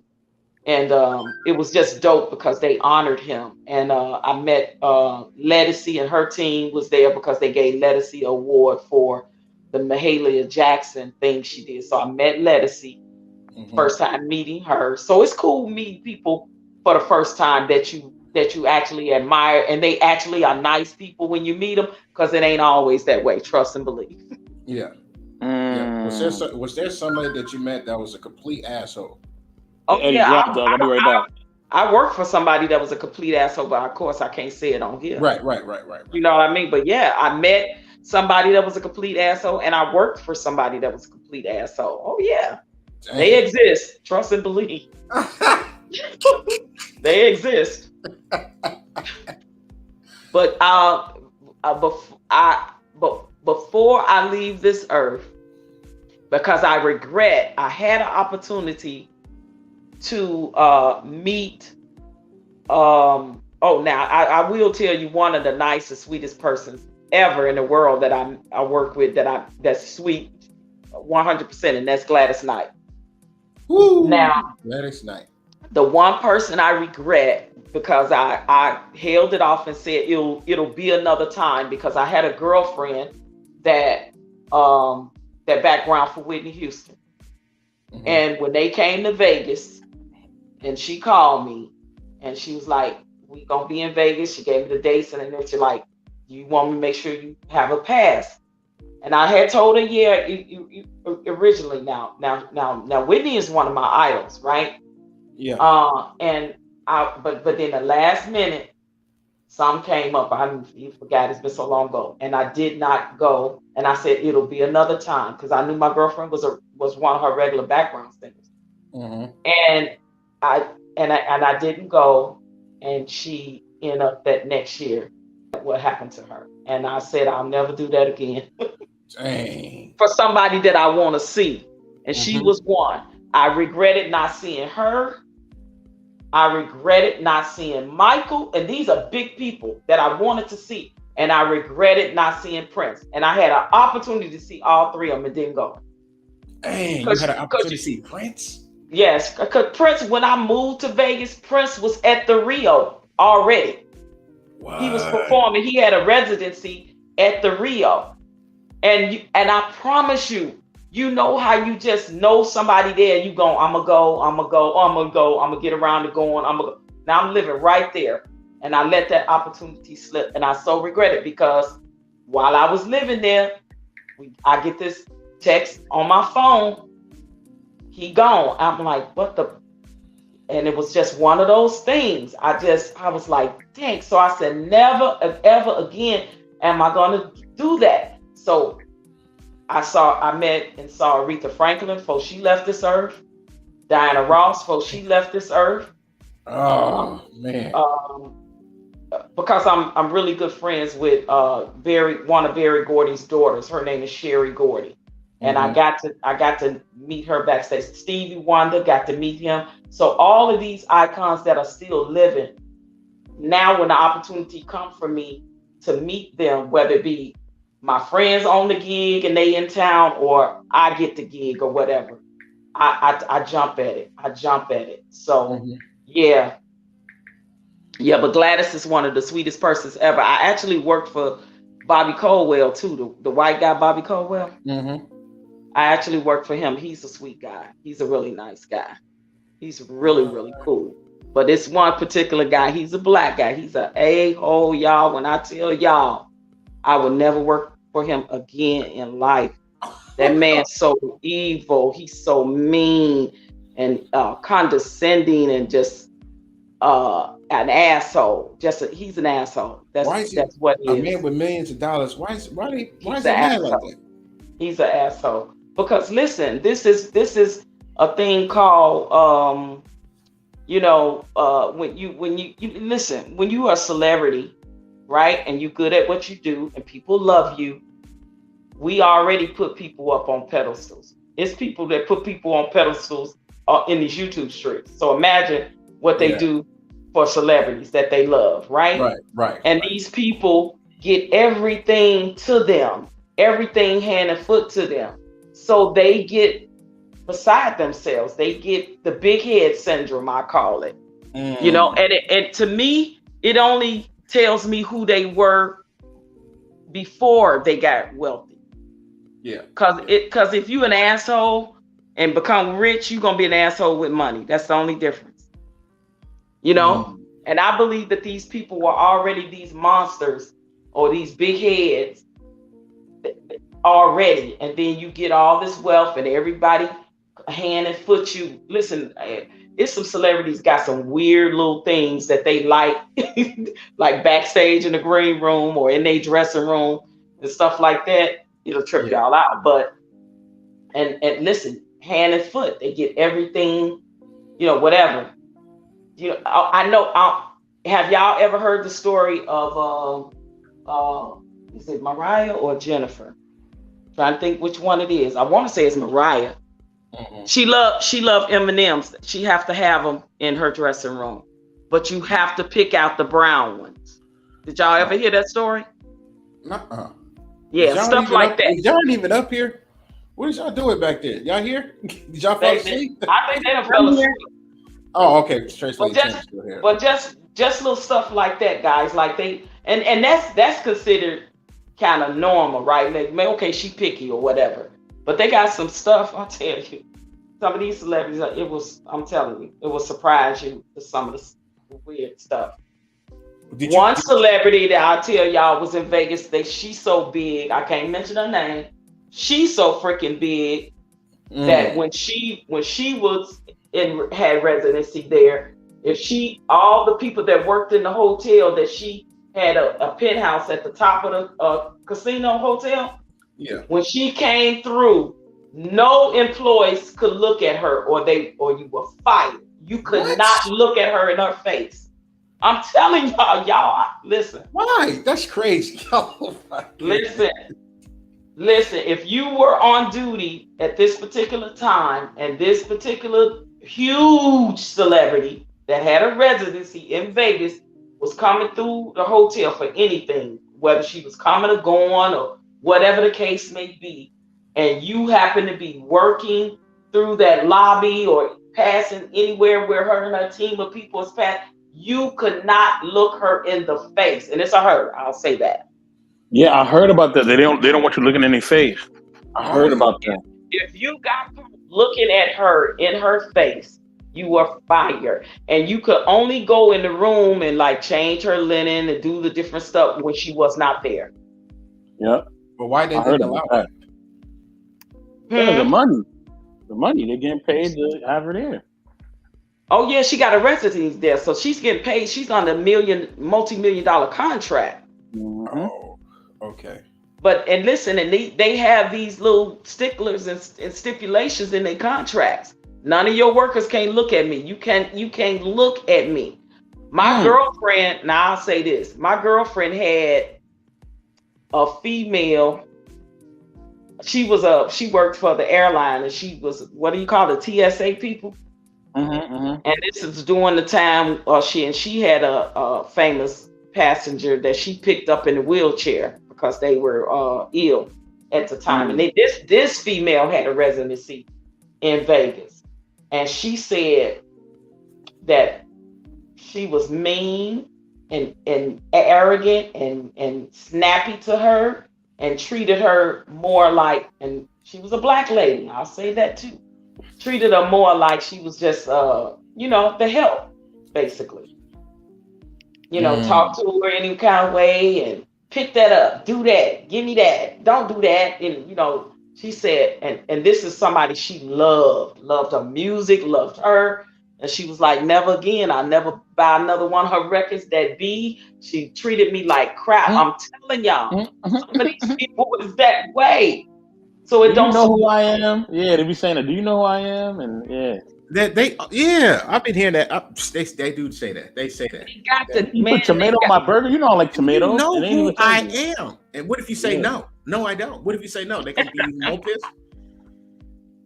But yeah, I'm telling you, it's just some weird stuff. They got some weird look, and a lot of them. Listen, I'm telling you, it's very few that are very humble, that you feel like you can have a regular conversation with them, like we having up here. Yeah. Gladys Knight is one of those people. Gladys Knight is one of those people. For real? Yo, shit. Gladys will invite you at a house and cook for you. She like Patty. What? They good cooks. Yeah, they invite you to their house and stuff if you work for them and stuff, and cook meals for you. They sweet as pie. Now they the old school sweet. Can we look at them though? Yeah. We can. Yeah. Yeah, you clowning, bro. I tell you. I don't want to get fired, Then they had this one that everybody loved. She's the QB. How about that? And I heard she does not tip. She didn't tip the maid. She didn't tip her driver. She didn't tip the baggage people. Nothing. And when she had her residency there, she lost the luggage that was valuable. They had valuables in it. And the employee found it and brought it. They gave it to her, and she didn't, nothing. Mm-hmm. So I'm telling you, these people, them just tidbits of stories that I know on some of these folks. People. Oh, they're true. When people get money or they get some type of fame, they act the worst. They'll ask you to do so many things for them. They'll ask you to take care of so many things for them, and the only thing they'll give you is either a handshake or a thank you. That's about it. And you're lucky if you get that. And this person don't tip nobody. Didn't tip. Didn't nothing. This person found the valuable. The luggage was worth something. What was in the luggage was worth something. They said she didn't even say thank you. Damn. Yeah, you're lucky if you get that. Now I'm telling y'all, this is how some of these people are. But I would say it's more cool ones than not. Maxwell was cool. He's a cool ass dude. Maxwell cool? Maxwell cool as fuck. Hang out. I'm surprised. Surprised. Maxwell, you can hang out with him because Maxwell, he likes to get in his car or either in a limo, and he likes to go sightseeing when he's in town. Like he'll get in town a couple of days before sound check and rehearsal, and he'll just get and be like, let's drive around, and he'll hit like a fast food restaurant, go through the drive-through in the limo, stuff like that, roll the window down and go, and the girls go. You see what I'm saying? And he just so cool, taking pictures, signing autographs at the local In and Out, whatever. Yeah, he do stuff like that. Maybe we should pause on the celebrities because you kind of cutting out a little bit. I'm sorry. I don't know if somebody's cut you out. No, I can hear it fully. She good. No. You can hear it fully? Okay. Yeah. I thought somebody was cutting her out. Nah, she good. She good. Yeah, but you know, and I'm speaking well. I'm not speaking ill of. I'm just saying there's some ill ones, but I ain't naming them. I'm talking about the good people. Right. You know, the good that I know that people, you know, some of these celebrities do. I know, you know, like I said, Gladys is one of the sweetest persons. Got to be one of the top sweetest persons I ever met in my life, just as a human being. Dang. She's real sweet, y'all. That's real talk on her. But yeah, but some of them, they ain't so sweet, ain't so nice. And the women could be worse than the guys for the most part. I hate to say. That's always how it is in life. Yeah. Damn. Just mean and evil. Mean and evil. You said the women? Yeah. Millions of dollars? Yeah. Oh yeah. If you get a one that's a female, she worse than the guy. Dang. Yeah, real talk. And y'all know some of the other stuff I told y'all in secret before, so we can't discuss that on the panel. But you know, put your IG in the back chat. Put it in the back chat because I don't have you on IG. But put it in the back chat. Okay. So I can add you. Yeah, I'm gonna go do the same. Let's see.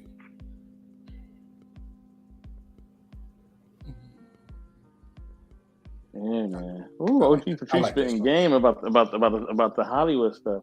Tammy, you got any questions, Tammy? Where Tammy at? Tammy! I'm here.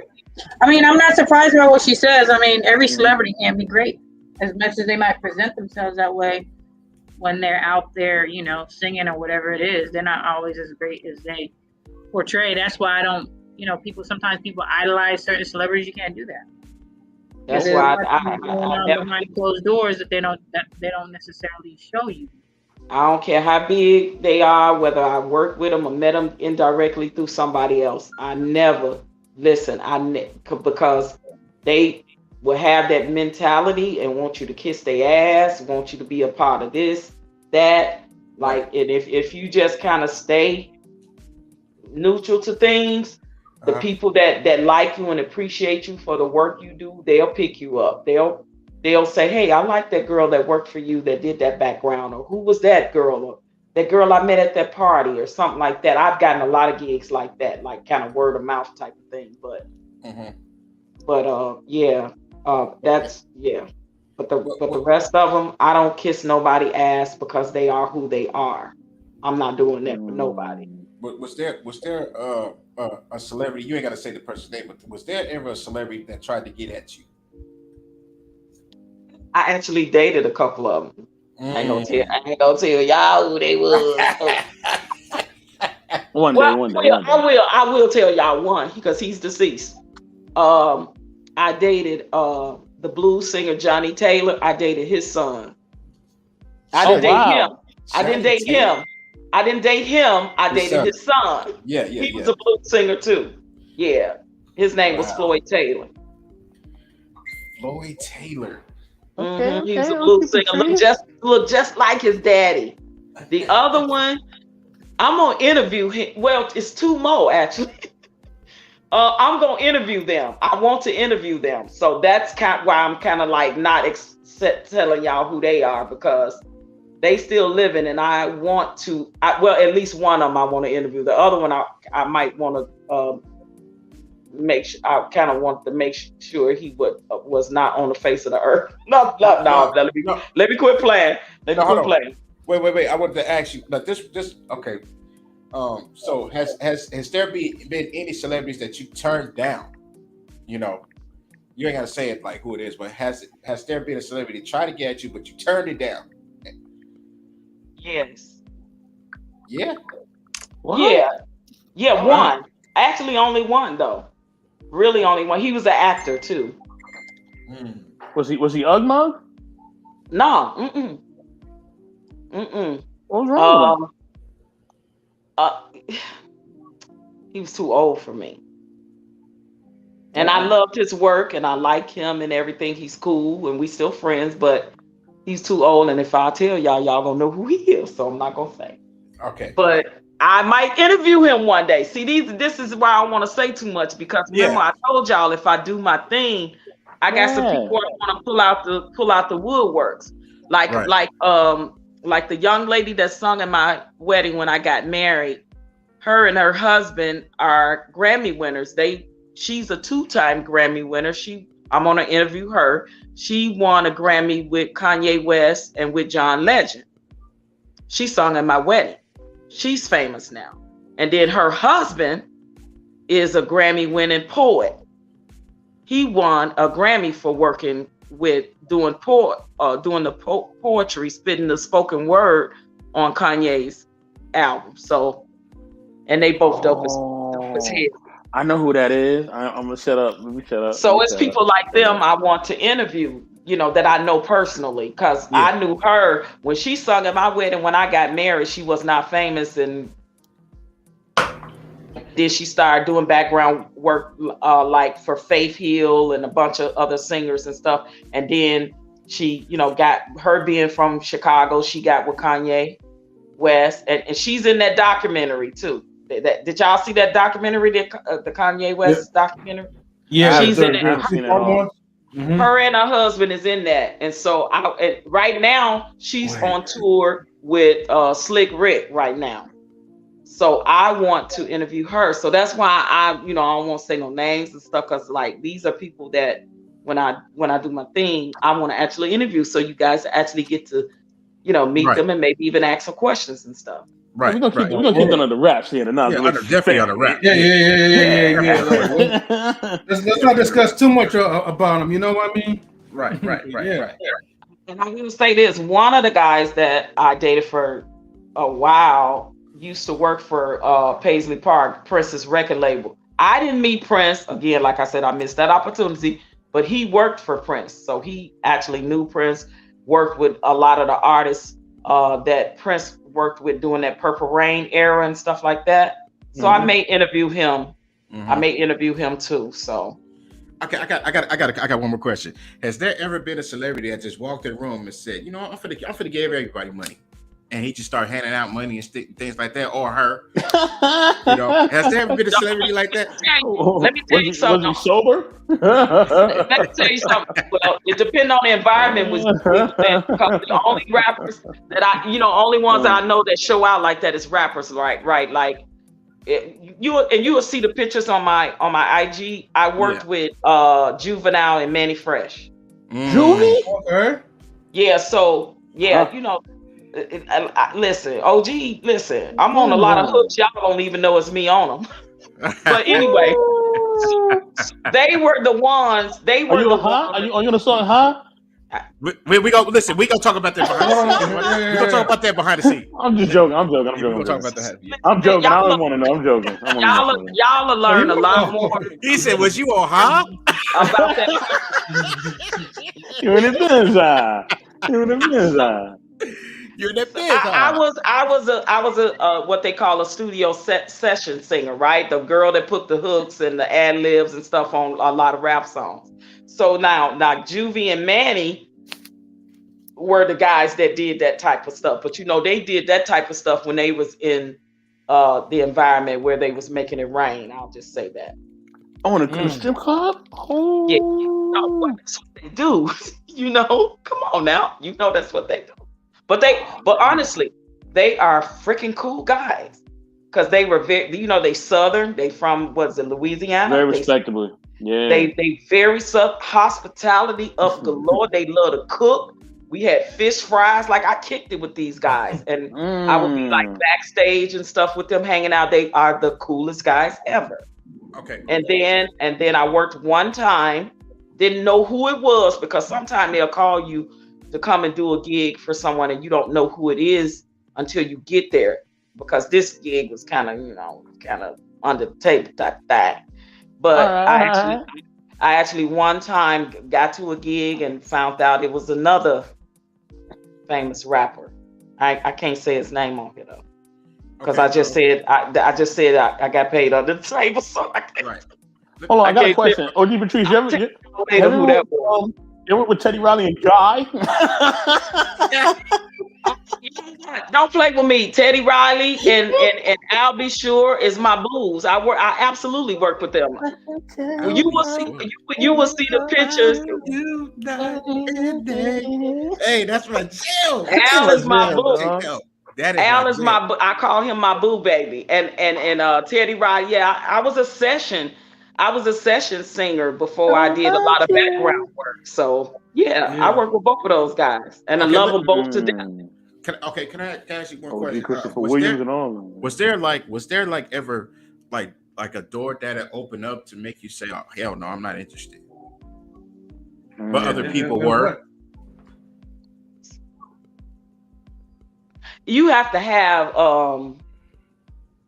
tough skin, right, in this business. So I didn't get a lot of opportunities because I wouldn't cross that line. Mm-hmm. Because I drew the line and I had morals and integrity, and I knew that if I did a certain thing, it would come back to bite me in the ass later on, because I've seen it do so many people in the business that way. And I was like, nope, because some people do things to throw it up in your face later or to hold it against you because they want you to keep using you for something. Y'all know the kind of stuff that kind of like people do in real life. They do the same, it's the same way in the business. So yeah, it's a lot of things I didn't get because I wouldn't, yeah. Absolutely. Wow. You know, OG, you can write a book if you wanted to. Yes. Oh my goodness. They say you can't write. They say you can't write a book if you want to still stay in the business, because it'll be a tell-all, right? That's true.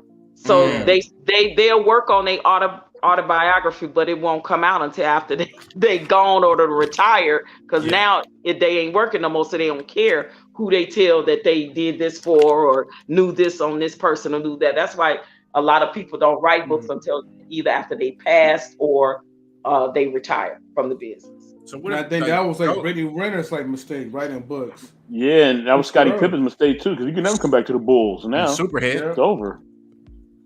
Yeah, it's certain people, like once you do that, ain't no coming back. They don't play that in this business. It's certain names like I'm gonna tell y'all, somebody really potato chips in the background. Somebody really big. They child is really big in the business. I don't know the child, but I know the parent. Mm-hmm. I want to interview them, and when I tell you this is a mega star, two of them actually. Two mega. One's a female and one's a male. I wanna interview their parent, because I actually worked for one of their parents. Right. So these are I'm telling y'all, these are people that I want to interview. Like, I'm very good friends with Marvin Gaye's sister. Marvin Gaye sister. That's my favorite. I want to interview her. Goodness. I want to interview her. Her name is Ziola, sweet as pie. I want to interview her. Woo! Barry Gordy's daughter. Her name is Sherry Gordy. I'm cool with her. Want to interview her too. These are all people I know from like Vegas and stuff like that. They OG, hold on. Don't put no more out there. Don't put them out there. That's it. Don't put them out there. Don't put no more out there. I'm not telling anymore. This is what I'm saying. Like these are like some of the people that I want to interview. Antonio Fargas. I'll say him as well. Mm-hmm. Y'all know Antonio Fargas, right? Yes. Yeah. What? Yeah, so if I can, I'm gonna try to get it together, guys. But I want to get at least a good 2-month lineup in order first. Yes, ma'am. That's how I kind of want to do it, and then go from there. So I gotta see though, because I'm gonna tell y'all, these people are very, very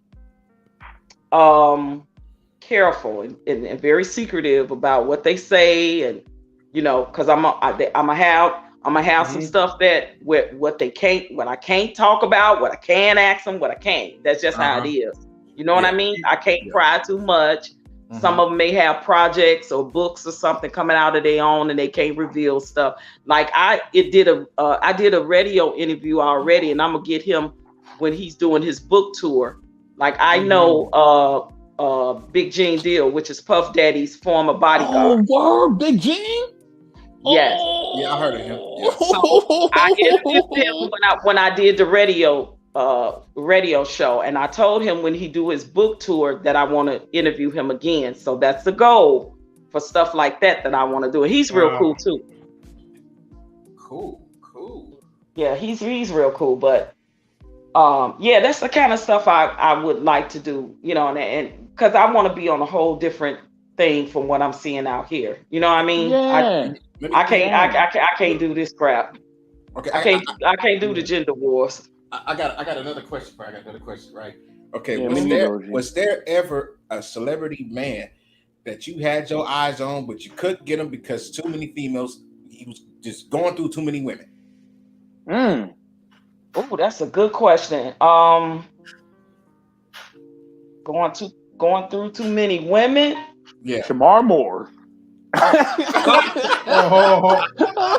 didn't say that. I didn't say that. Actually, Shamar Moore. Shamar Moore. Now he's fine, but he's a little younger than I am. So, and I never met him, even though he's from my hometown. I never met Shamar. I'm trying to think back, because I'm thinking back my time from when I started in the business in the late 80s. You had your eyes on for a while, but then couldn't get him because he was going through too many women. You was like, damn, I can't do it. But you know what? I can't. That'll have to be a backstory because Yeah. It could be a backstory, but I'm just asking, has that happened? It's one person. It's a sad person because they're no longer here, and it's a backstory. Yeah. So. Yeah, but of course. Yeah. M3, let's close this stream out, man. So you can talk to OG, man. Close this out, please. Definitely. Go home. I've been waiting for this anyway. So yeah. Anyways, man, look, to be continued. OG Patrice, let's not say no more, right? Until after the stream. Exactly. Yeah. Right. Yeah. So leave some to the imagination, as they say. Yeah, but you guys, I'm so blessed. I've lived a really good full life doing what I love to do. It has not always been easy. It still ain't, but every now and then my phone will still ring. So I'm very grateful. And I've always been humble. I've never thought that I was better than nobody else or anything like that because of the opportunities that I've had and the people that I know, because that's their life. And that's the difference. I always kept my life and that life separately. That's what you have to do. Keep your you gotta keep your personal life and for your business life separate. Absolutely. I was at a lot of parties, but then it was a lot of parties when I went home. Can't wait to get off that stage to just go home because I didn't want to go to the after party or the after party. Like I just want to see my bed. OG, stick around, OG. Hold on. M3, drop the outro, man. So you can go home. Stick around, OG. Don't go nowhere, please. Take it home, M3. Take it home. Okay, for sure. Thank you, everybody. Tune in to Knowledge and Relationships on YouTube and on Twitch. Subscribe to DJ Eddie King. Subscribe to the Intellectual Soapbox. Stay tuned for Tammy's Book Club. And we are out. So later, y'all. Peace. Hurry up, man. Hold on. And subscribe to OG Patrice too. Yeah, there we go. Yeah.